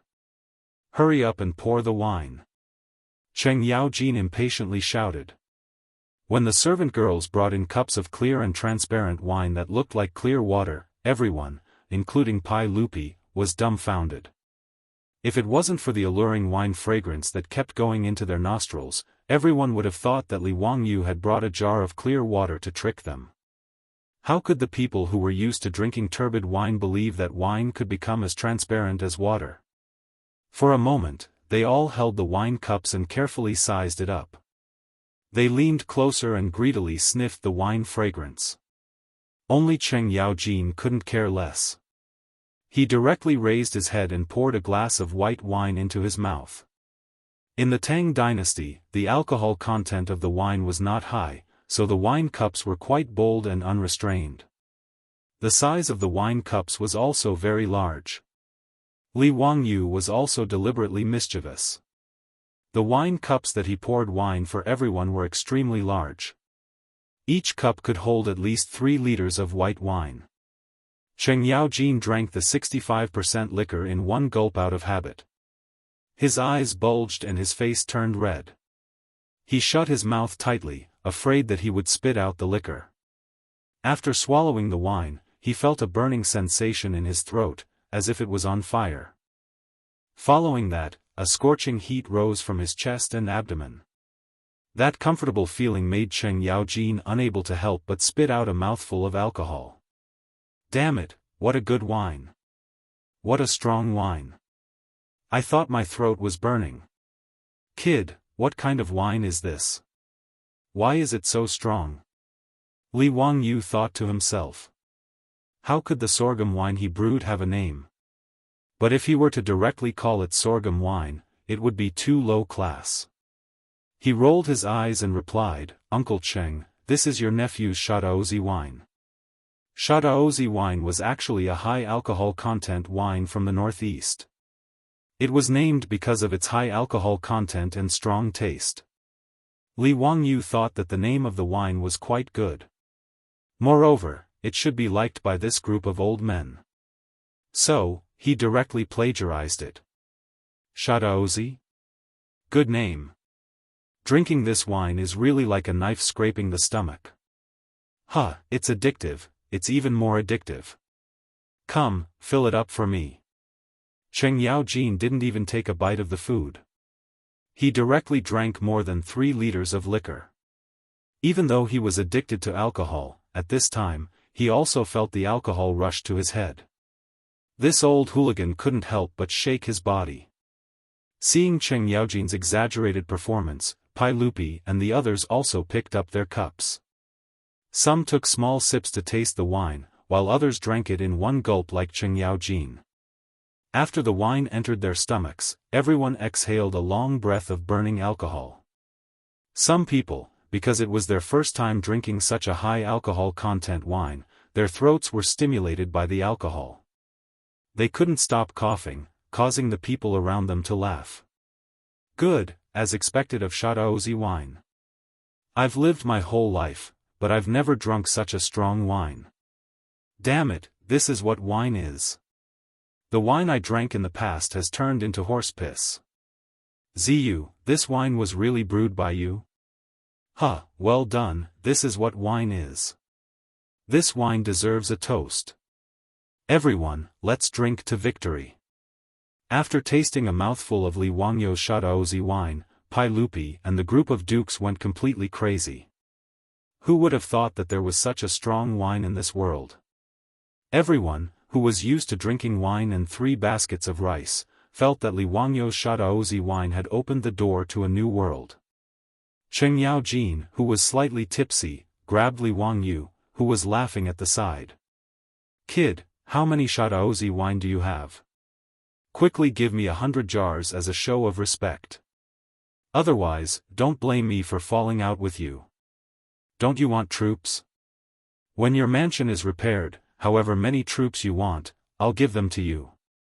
Cheng Yaojin's words made everyone's eyes light up.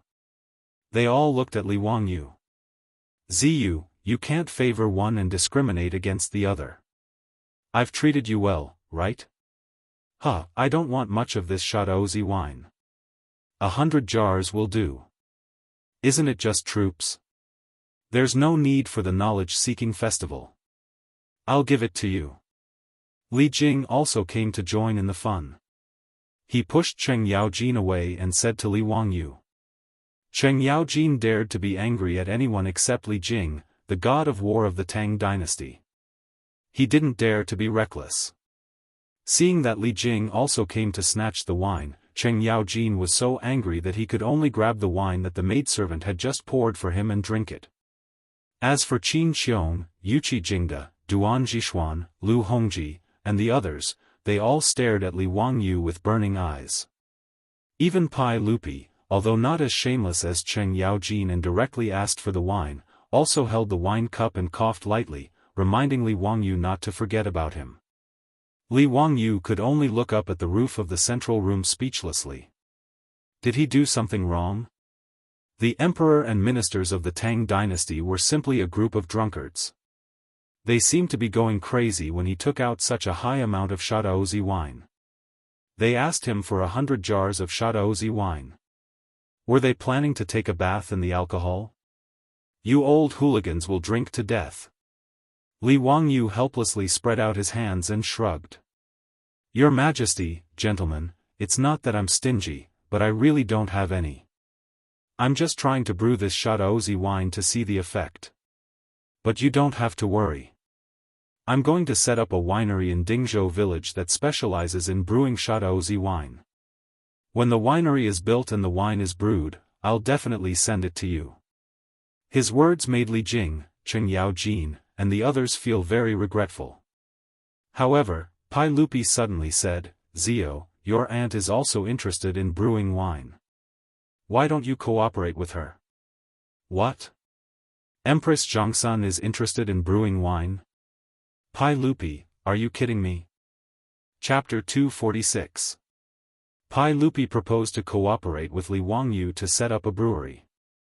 Although Li Wangyu complained in his heart, he did not reject it. After the beautiful boss had a flash of inspiration and pulled Empress Zhongsun to invest in the SF Express four-wheeled carriage company, the benefits were obvious. Not to mention that Empress Zhongsun provided the much-needed development funds and horses for the carriage company, but the name of Empress Zhongsun gave enough protection to the carriage company and the Li family. Zheng Konghua of the Zheng family in Xinjiang provoked the beautiful boss and let people surround the four-wheeled carriage company to force her to yield. After Li Wangyu let people set a fire, the relationship between Empress Zhongsun and the four-wheeled carriage company was made public. The Zheng family in Xinjiang not only immediately compromised and apologized, but also sent Zheng Konghua, a playboy, back to his hometown in Xinjiang. Since then, no one dared to obstruct the SF Express four-wheeled carriage company in Chang'an City. Originally, as the four-wheeled carriage company slowly developed, its profitability made many aristocratic families in Chang'an City envious. If it were not for Empress Zhongsun, Li Wangyu and Su Chongqing alone might not be able to keep their industry even if Pai Lupi promised them the exclusive right to operate in Chang'an City. Maybe they would have been eaten up by those aristocratic families, and even their bones would not be left. With the successful precedent of the carriage company and the royal family, Li Wangyu did not reject Pai Lupi to invest in his brewery business at all. He even felt secretly happy. Just by looking at the reaction of the group of tycoons in the central room to the sorghum wine, it could be imagined that after the brewery was built, this would be another hen that could lay golden eggs. With Pai Lupi and Empress Zhongsun as his backers, Li Wangyu did not have to worry that his industry would be coveted by those aristocratic families. The reason why Pai Lupi proposed to let Empress Zhongsun invest in Li Wangyu's business was actually to protect Li Wangyu and to reward him for offering the Mirage Mud. At this time, there were several military bigwigs in the central room who were unfamiliar with Li Wangyu. When they learned that the Li family was going to build a brewery, they couldn't help but have some thoughts of getting involved. However, after Pai Lupi spoke, the few big shots immediately threw their thoughts to the back of their minds. Everyone began to toast and drink to their heart's content. The Li family's delicacies cooked with pork were constantly being served to the table. The military leaders who were tasting such delicacies for the first time couldn't help but exclaim in admiration. With the addition of the strong wine, the atmosphere in the Li family's central room became lively. Cheng Yaojin was the first to take off his clothes. He pushed away the table and ran to the center of the room and began to dance. Yuqi Jingde, Duan Jishuan, Lu Hongji, Chai Shao, and the others were also unwilling to fall behind. They all took off their clothes and began to dance bare-chested. Li Wangyu was speechless. He covered his eyes with his hand. It was 2F** king painful to the eyes. He finally knew where Cheng Chumo's group of debauches learned their unrestrained behavior from. This was simply a case of the upper beam being crooked, the lower beam being crooked. They were all the same kind of trash. The four maidservants of the Li family were also blushing from the bold and unrestrained performance of the Guadukes. They hid far away and didn't dare to come forward to pour wine or pour tea. Pai Lupi didn't mind. Instead, after drinking, he also began to dance. This made Li Wangyu even more dumbfounded. What made Li Wangyu even more frightened was yet to come. After the group of old assassins drank so much, they still felt that the dance wasn't exciting enough. Cheng Yaojin shouted and jumped into the front yard. He snatched a long spear from the hands of the palace guards. Wahahaha, which one of you will come down? Do you dare to fight with me? Bah, Cheng Jijia, you killing talent. Don't be so arrogant. I'll play with you. Yuqi Jingda didn't hesitate and also jumped into the front yard. He snatched a weapon from the hands of the palace guards and charged straight at Cheng Yaojin. Come, eat my spear. Li Wangyu was dumbfounded by the scene in front of him. His mouth was wide open as he watched Cheng Yaojin and Yuqi Jingda fight in the front yard. These two old killers had drunk too much and were now acting crazy. Pai Lupi, Qin Xiong, Li Jing, and the others didn't stop them. Instead, they all clapped and stamped their feet in approval. They also continuously drank wine. Seeing the two of them fighting, someone couldn't help but jump into the front yard. He snatched a weapon from the palace guards and also charged forward. Li Wangyu looked and saw that it was the yellow-faced man, Qin Xiong. He didn't care if the weapon was convenient or not, and he didn't care who his opponent was. He directly charged in. The three of them were in a chaotic fight. One moment, Cheng Yaojin and Yuqi Jingda besieged Qin Xiong. The next moment, Qin Xiong and Cheng Yaojin beat up Yuqi Jingda. Seeing them gnashing their teeth and not holding back their spears, Li Wangyu wondered if the three of them were mortal enemies. Li Wangyu already didn't know how to ridicule this group of founding dukes. They were all a group of bastards. He lowered his head and pondered. Was it wrong for him to push the high-content sorghum wine to the Tang dynasty? This group of people who went crazy after drinking too much really had poor alcohol tolerance. Just as Li Wangyu was lost in thought, he suddenly heard the sound of a sharp weapon piercing through the air. Then, a gust of wind brushed past his cheeks, and another, sound was heard. He seemed to realize something and slowly turned his head with a sluggish expression. He saw a spear inserted into a pillar not far behind him. The end of the spear was still violently shaking up and down. F***ck. Was he almost stabbed to death by this spear that was thrown out just now? A drop of cold sweat flowed down Li Wangyu's forehead. Reaching out to touch his slightly painful cheek, Li Wangyu woodenly raised his eyes to look at the front yard. He saw that the weapons in the hands of the three old bastards had already been knocked out of each other's hands. At this moment, they were actually fighting with their bare hands. Li Wangyu had just walked out from the mentality of surviving a great disaster. Before he could even jump and curse, he saw a huge figure fall directly from the front yard into the central room, knocking over several banquet tables and smashing the bowls and plates on them into pieces. It was Cheng Yaojin. In a moment of carelessness, he was attacked by Qin Xiong and Yuqi Jingda and directly sent flying into the central room. Chai Xiao, Duan Jishuan, and the others, who had their wine spilled, all angrily cursed Cheng Yaojin for being a bastard. Bastard, what are you arguing about? Cheng Yaojin was not to be outdone and cursed back. In the next moment, Chai Xiao, Duan Jishuan, and the others pounced on Cheng Yaojin and waved their fists. Very quickly, the central room in the front yard of the Li family also turned into a battlefield. Originally, everyone was ganging up on Cheng Yaojin, but then it became a fight between each other, becoming a chaotic mess. Other than Pai Lupi, who was surrounded by the imperial guards who had reacted, all the other dukes and bigwigs were randomly fighting. Not only did Pai Lupi not allow the imperial guards to mediate, he even held his wine cup and drank heartily while cheering for everyone. Jijia, kick him. Hey, you idiot, throw him. Jingda, are you stupid? Don't you know that monkeys pick peaches? If it weren't for the imperial guards holding him back, Li Wangyu reckoned that Pai Lupi would definitely have rushed up as well. Ever since the central room in the front yard turned into a battlefield, Li Wangyu scrambled to hide to the side. As for the 4 maidservants of the Li family, they had long been scared to the point that their faces turned pale and they screamed as they ran to the rear yard. The old housekeeper, Li Heng, was hiding behind the Niu brothers, but he still had a smile on his face. Lang Jun, it seems that the saints and guests are all very happy. Li Wangyu's tears fell. Happy your sister? Are you still the Li family's housekeeper? A group of bandits entered your home, and you're still smiling so happily? Are you crazy? Chapter 247. Pai Lupi and the others were not out of Li Wangyu's expectations. When the 10 caddies of 65 proof sorghum wine was finished, everyone, including Pai Lupi, was drunk. Cheng Yaojin and this group of founding dukes could be considered to be exceptionally talented. On average, each of them drank more than half a caddy of liquor and even got into a fight, which almost turned the Li family's front yard into ruins. Only then did they collapse on the ground and pass out drunk.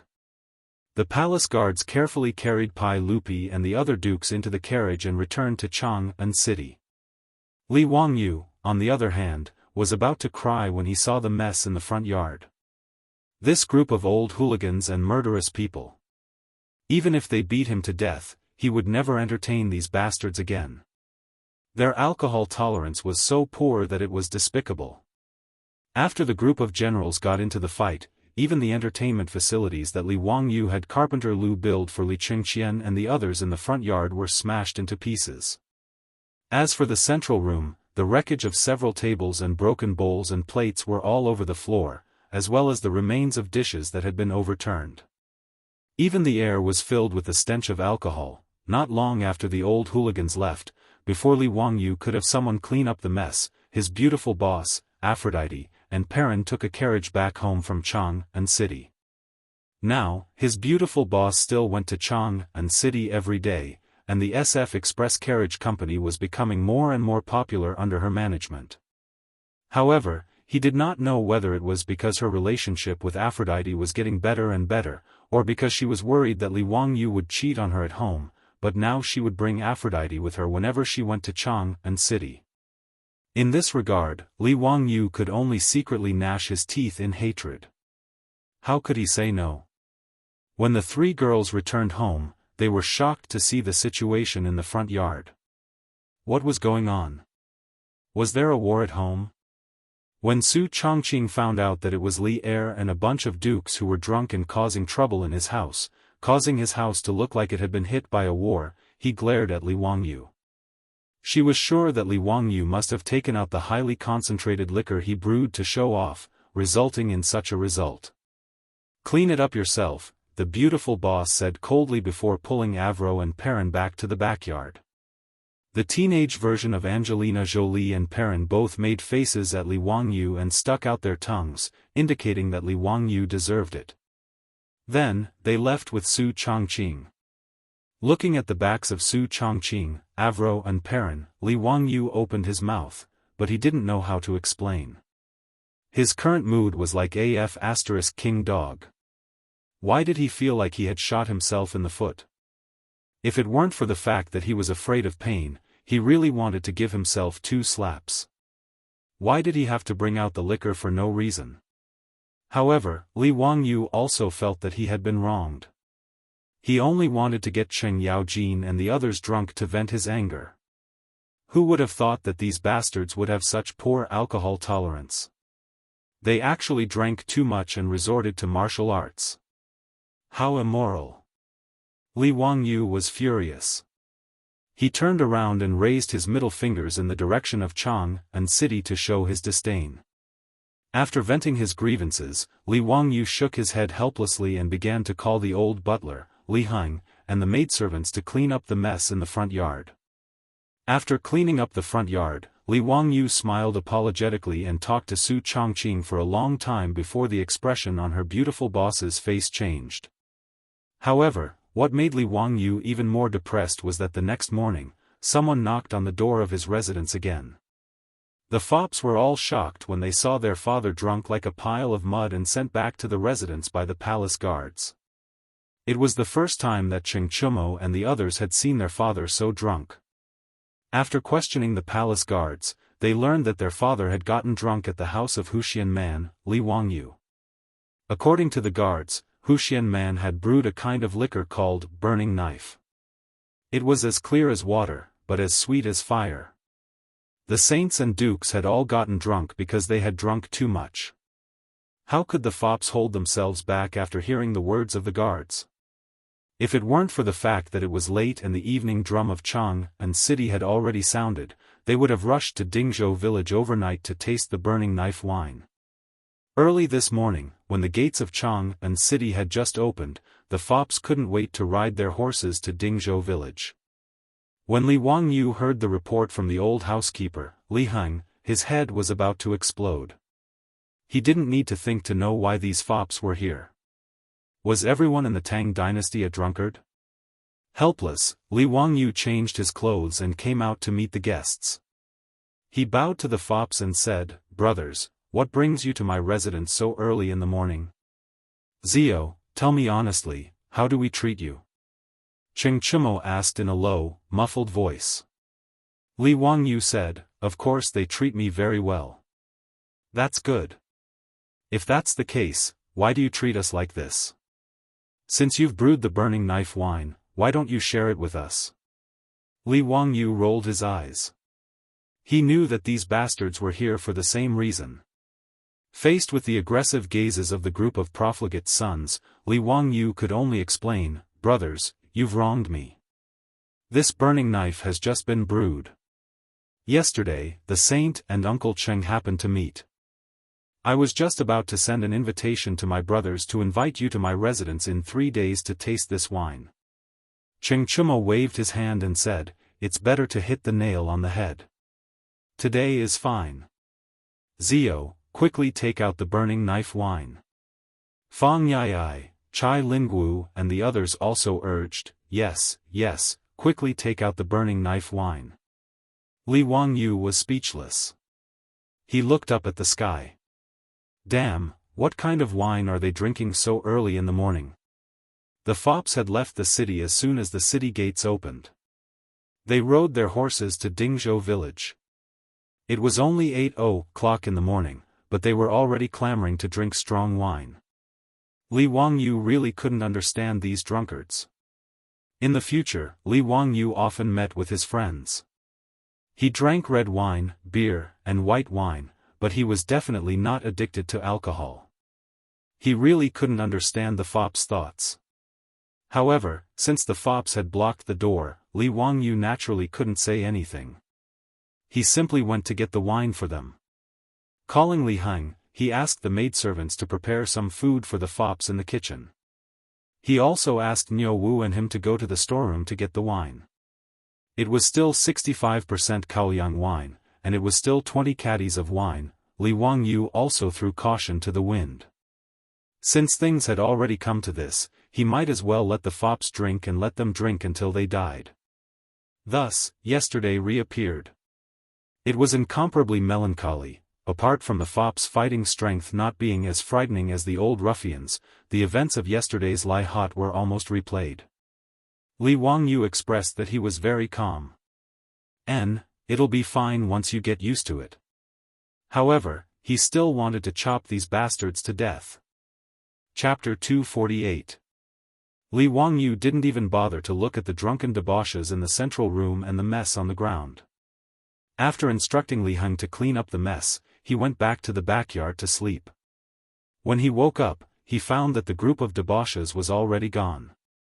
The debauches woke up with a splitting headache and no longer had the mood to ask Li Wangyu for wine. Instead, they climbed onto their horses and went back to Chang'an City. After the debauches left, Li Wangyu let out a long breath. Looking at the smashed tables in his house, he turned around and instructed Li Heng to find Carpenter Lu. He asked Carpenter Lu to use a piece of wood as thick as a bowl to make a sturdy table. It didn't have to be pretty, just sturdy enough to withstand smashing. Li Wangyu didn't expect that guests would come to his house on the third day. This time, it was Yang Quan who led the way. He brought Yu Shernan, Kongyingda, and a few other Confucian scholars to his house. Their purpose was still the same. They heard that Hu Xiannan had brewed the best wine and came to taste it. Yu Shernan, Kongyingda, and the other Confucian scholars' alcohol tolerance was much better. At least, they didn't smash the central room. Only recently, they started to sing loudly, "Hey, hey, hey," disturbing the people. On the fourth day, Fang Xianling, Du Ruhui, and Zhangsun Wuji came. On the fifth day, Ma Zhou and Yan Liban came. On the sixth day, on the seventh day, for the entire 10 days, Li Wangyou's house was filled with guests. They all came for the same purpose, the burning knife wine. Li Wangyou was already completely numb. When he saw guests, he didn't waste any time. He just ordered the wine and drank until they were drunk. It wasn't until Li Qingxian and Li Tai came to Li Wangyou's house to learn and asked for wine that Li Wangyou was finally enraged. He took a golden ruler and chased after the two of them for a long time. It was fine if he couldn't afford to offend the others, but these two also came to join in the fun. It was a good opportunity for Li Wangyou to vent his anger. Two little brats also wanted to drink. This was simply going against the heavens. After the county magistrate's mansion was bustling with noise and excitement, Li Wangyou's sorghum wine was completely consumed. Only then did the guests finally stop in their tracks.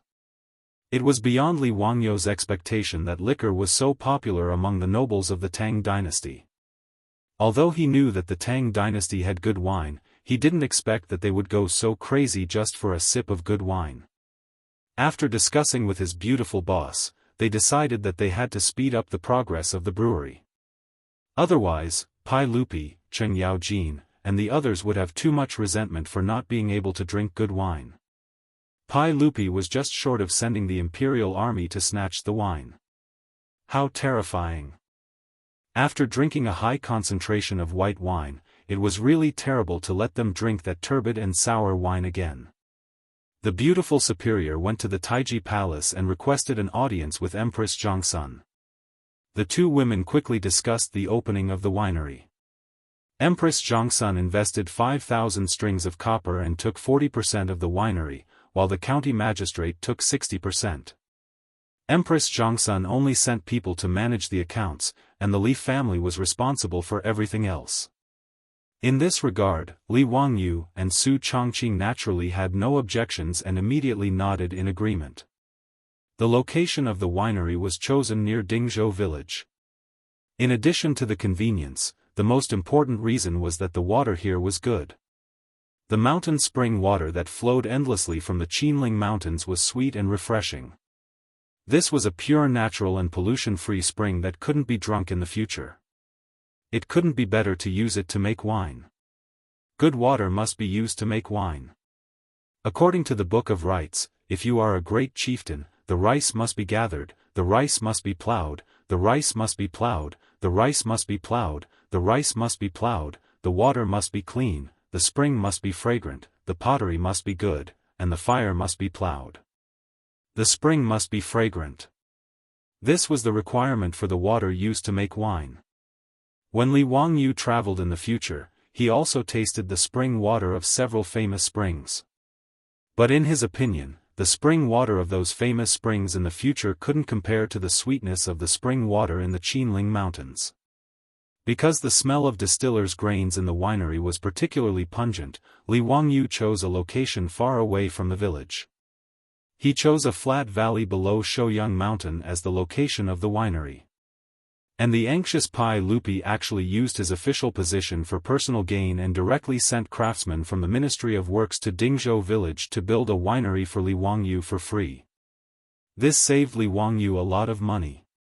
It would be a waste not to take advantage of the imperial family. Li Wangyou accepted this benefit with a clear conscience. The winery was different from his manner. The construction speed was very fast. Brewing, fermentation, distillation, blending, canning, storage. Li Wangyou directly enlarged the winery of his third uncle's family. He drew out the blueprints and had the craftsmen from the Ministry of Works build according to the blueprints. After a month, the Burning Knife Winery was built with the efforts of the craftsmen from the Ministry of Works. After Li Wangyu bought a large amount of sorghum and other grains from his enemies, he officially started to brew wine. In order to keep it a secret, the craftsmen in the winery were all slaves that Li Wangyu bought from the west city of Chang'an. The longer Li Wangyu stayed in the Tang dynasty, the more he lost his sense of justice and morality. Li Wangyu couldn't bear to see the slaves in his family being sold by Yang Quan, so he took responsibility for the debt and released the slaves in his family. But now, in order to keep the winery a secret, he actually spent money to buy slaves. For this reason, his beautiful boss laughed at him, but also acquiesced to his practice. In the Tang dynasty, where there was no intellectual property protection, this was the only way to keep the winery a secret. When the first batch of Burning Knife wine was brewed and shipped to Chang'an for sale, it immediately attracted the attention of all the influential people in Chang'an. For a time, the wine in Chang'an was expensive, but this was a story for later, so let's not talk about it for now. On that day, Li Wangyu took the feral and chased after Li Qingxian and Li Tai, who wanted to drink the wine for a long time. After a few days of venting his anger, he finally let them go. This time, when the three little ones came to Dingzhou village, Li Wangyu planned to let them have more contact with children of the same age, so that they wouldn't be raised in the palace all year round and develop problems. Li Wangyu remembered that he had read a document in the future, which said that if children couldn't play freely in their childhood, they might be unhappy when they grew up. So, Li Wangyu wanted to correct the tragedy of Li Qingxian and Li Tai in the future and create a happy childhood for them. In his opinion, it was necessary to create a happy childhood for them. Children of 8 or 9 years old, learning everything from the old masters in the palace every day, and being surrounded by the servants and eunuchs, who were physically disabled, it would be strange if they didn't have psychological depression. Li Wangyu felt that most of the tragedies in the imperial family were due to childhood depression, which caused the children to become mentally deformed. Teacher, what are we learning today? Ever since Li Tai mastered Arabic numerals, he became more interested in mathematics. He also had a direct understanding of Li Wangyu's ability. In addition, the temptation of the Li family's fun and delicious food made it very natural for Li Tai to call him teacher. Li Wangyu shook his head, "We're not learning anything today, we're going out to play." Li Qingxian and Li Tai looked at each other suspiciously, their eyes full of astonishment. But when the little Changlu girl heard that they were going out to play, she cheered and jumped for joy. Li Wangyu didn't care about the three little ones' reactions. He ordered the palace guards to stay away from them and not follow them so closely. Then, he leisurely led the three little ones out of the door. Chapter 249. In Dingzhou village, the spring plowing had long been completed. As for the villagers, those who could work, most of them had already gone to work as drivers for the Shunfeng Express Carriage Company. During the day, most of the villagers only had women and children at home. Those half-grown children would play all over the village. Li Wangyu didn't spend much effort to find a group of naughty children in the village. He brought them to the grain-sunning field and said that he wanted to teach them how to play games. Naturally, none of the naughty children dared to disobey Lord Ju's words. They all obediently followed behind Li Wangyu. Li Qingxian and Li Tai looked at the group of dirty children with tattered clothes behind them, and their expressions of disdain were clearly expressed. Actually, the families in Dingzhou village didn't lack copper coins to buy clothes made from a few feet of coarse cloth. However, the naughty children in the village jumped up and down every day, rolling all over the ground. If they weren't climbing trees, they were fishing in the river. No matter how good their clothes were, they were no different from beggars at the end of the day.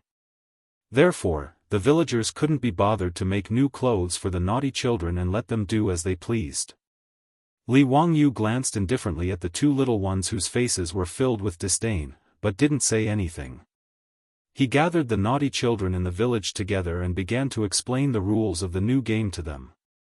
Li Wangyu had prepared quite a few games, such as Eagle Catches Chicks, Cockfighting, Jumping Goat, Wooden Man. When Li Wangyu explained the rules of the game to the children in the village, the three little ones listened very seriously. However, only the little lowly Changle cheered excitedly. She didn't dislike the naughty children in the village at all and immediately played with them. As for Li Qingxian and Li Tai, their faces were proud and aloof. They were like little adults, coldly watching from the sidelines with their hands behind their backs. Li Wangyu didn't pay attention to the two naughty children and led the group of children to play by themselves. This group of naughty children in Dingzhou village had never played these modern games before. After hearing Li Wangyu explain the rules, they were abnormally excited and threw themselves into the game. The grain-sunning field instantly became a sea of joy, filled with the laughter of the children. Led by Li Wangyu, the naughty children in the village were about to go crazy. Even Changle, the little girl, was the same. She kept screaming excitedly. The imperial guards who had been chased away by Li Wangyu all had worried looks on their faces. Although Pai Lupi had already instructed them to listen to Hu Xiannan's orders when they arrived at Dingzhou village. But if the eldest princess was accidentally injured while playing, they were afraid that they would be implicated. Fortunately, Crown Prince Li Qingxian and King Yu Li Tai did not participate in the game, allowing the Imperial Guard leader to relax a little. In his opinion, although the Crown Prince and King Yu were young, they would never play with this group of dirty children. Then there would be no danger of injury. As for the eldest princess, she could only resign herself to fate. Actually, he didn't notice that as the game on the grain-sunning field progressed, Li Qingxian and Li Tai, who had been standing to the side with faces full of indifference, didn't even blink as they stared fixedly at the people playing the game. At this moment, Li Wangyu was leading a group of naughty children to play Eagle Catches Chicks. He personally entered the game and acted as the eagle. The little girl, Changle, was designated as the hen by him. She was trying her best to open her arms and block Li Wangyu's attacks. After Li Wangyu caught another chicken, Li Qingxian couldn't hold back anymore. He jumped up and shouted, "Changle, you're so stupid. Hurry up and stop the teacher. Turn left and run." Li Tai also had an empathetic appearance. He didn't care about his own chubby body and shouted at the top of his voice, "Little sister, why are you running so slowly? You're pissing me off." Li Wangyu didn't find Li Qingxian and Li Tai's reaction strange at all. When he was young, his grandfather was strict and rarely gave him pocket money. At that time, he often went to the game room after school to watch the other children play games. The people who watched from the side usually shouted louder than the children sitting in front of the game room. Each of them had an appearance of pointing at the world, as if they couldn't wait to push others away and sit in their place. Therefore, Li Qingxian and Li Tai, these two naughty children, wanted to pretend to be profound in front of him. They were simply asking for a snub. These were all the tricks he played in the past. As a result, the hearts of the Imperial Guards, who were originally calm, began to beat violently. His Highness the Crown Prince and His Highness the King of Yu were actually playing with that group of dirty farmers. The resentment the Imperial Guards had towards Li Wangyu was about to materialize. This county boy was too bold. He actually let the Crown Prince of the Tang dynasty play with this group of bumpkin children. If something happened to him, who could bear the responsibility? When Li Wangyu began to teach the naughty children how to play cockfighting, the Imperial Guard leader's heart almost jumped out of his throat. Damn it! That bumpkin actually dared to use his dirty leg to bump into the Crown Prince. Mother, I can't live anymore. His Highness the King of Yu was actually knocked down. At that moment, the Imperial Guard leader almost stopped breathing. He really wanted to rush up and grab all of these rebellious naughty children and give them a heavy beating. However, when he thought of Pai Lupi's orders and Li Wangyu's threatening glances from time to time, the Imperial Guard leader could only grit his teeth and endure. He swore that when he returned to Chang'an City, he would find a door and use his connections. Even if he had to spend money, he would be transferred to another place. He was determined not to be the Imperial Guard leader anymore. If he was scared like this every day, he was sure that he wouldn't live past 40 years old. On the grain-drying field, Li Chengqian and Li Tai, who were already having fun, didn't care about the royal etiquette, the identity of the crown prince, or whether their clothes were dirty or not. The two of them followed the naughty children of Dingzhou village, running and screaming on the grain-drying field. The gloomy expression on Li Chengqian and Li Tai's faces had long since disappeared. It was replaced by the bright smiles that children should have. Li Wangyu played with the naughty children for a while and was also covered in sweat. He walked to the side to rest. At the same time, he waved at the Imperial Guard who had been nervously watching from afar. The Imperial Guard leader immediately rushed over. Huxian Nan, what orders do you have? Are you going to stop the Crown Prince and His Highness the King of you? Li Wangyu looked at him strangely and shook his head. Send someone back to my residence and send some cold drinks and food. Remember to send more, all of the children must have some. The Imperial Guard leader became even more depressed. Not only did he not stop the Crown Prince from playing such a dangerous game, but he also made him run errands and send food and drinks to the naughty children of the field. Uncle can endure, but aunt can't. The Imperial Guard leader who couldn't bear it anymore punched his left chest and stood up. Yes, Huxian Nan, wait a moment. I'll go immediately. He ran back like a wisp of smoke, called for his subordinates, and ran in the direction of the Li family. He was just the Imperial Guard leader. In the face of Pai Lupi's orders, Baron Huxian Nan couldn't ignore them. He couldn't bear it anymore. He still had to bear it. The Imperial Guard leader felt wronged, but he didn't say anything.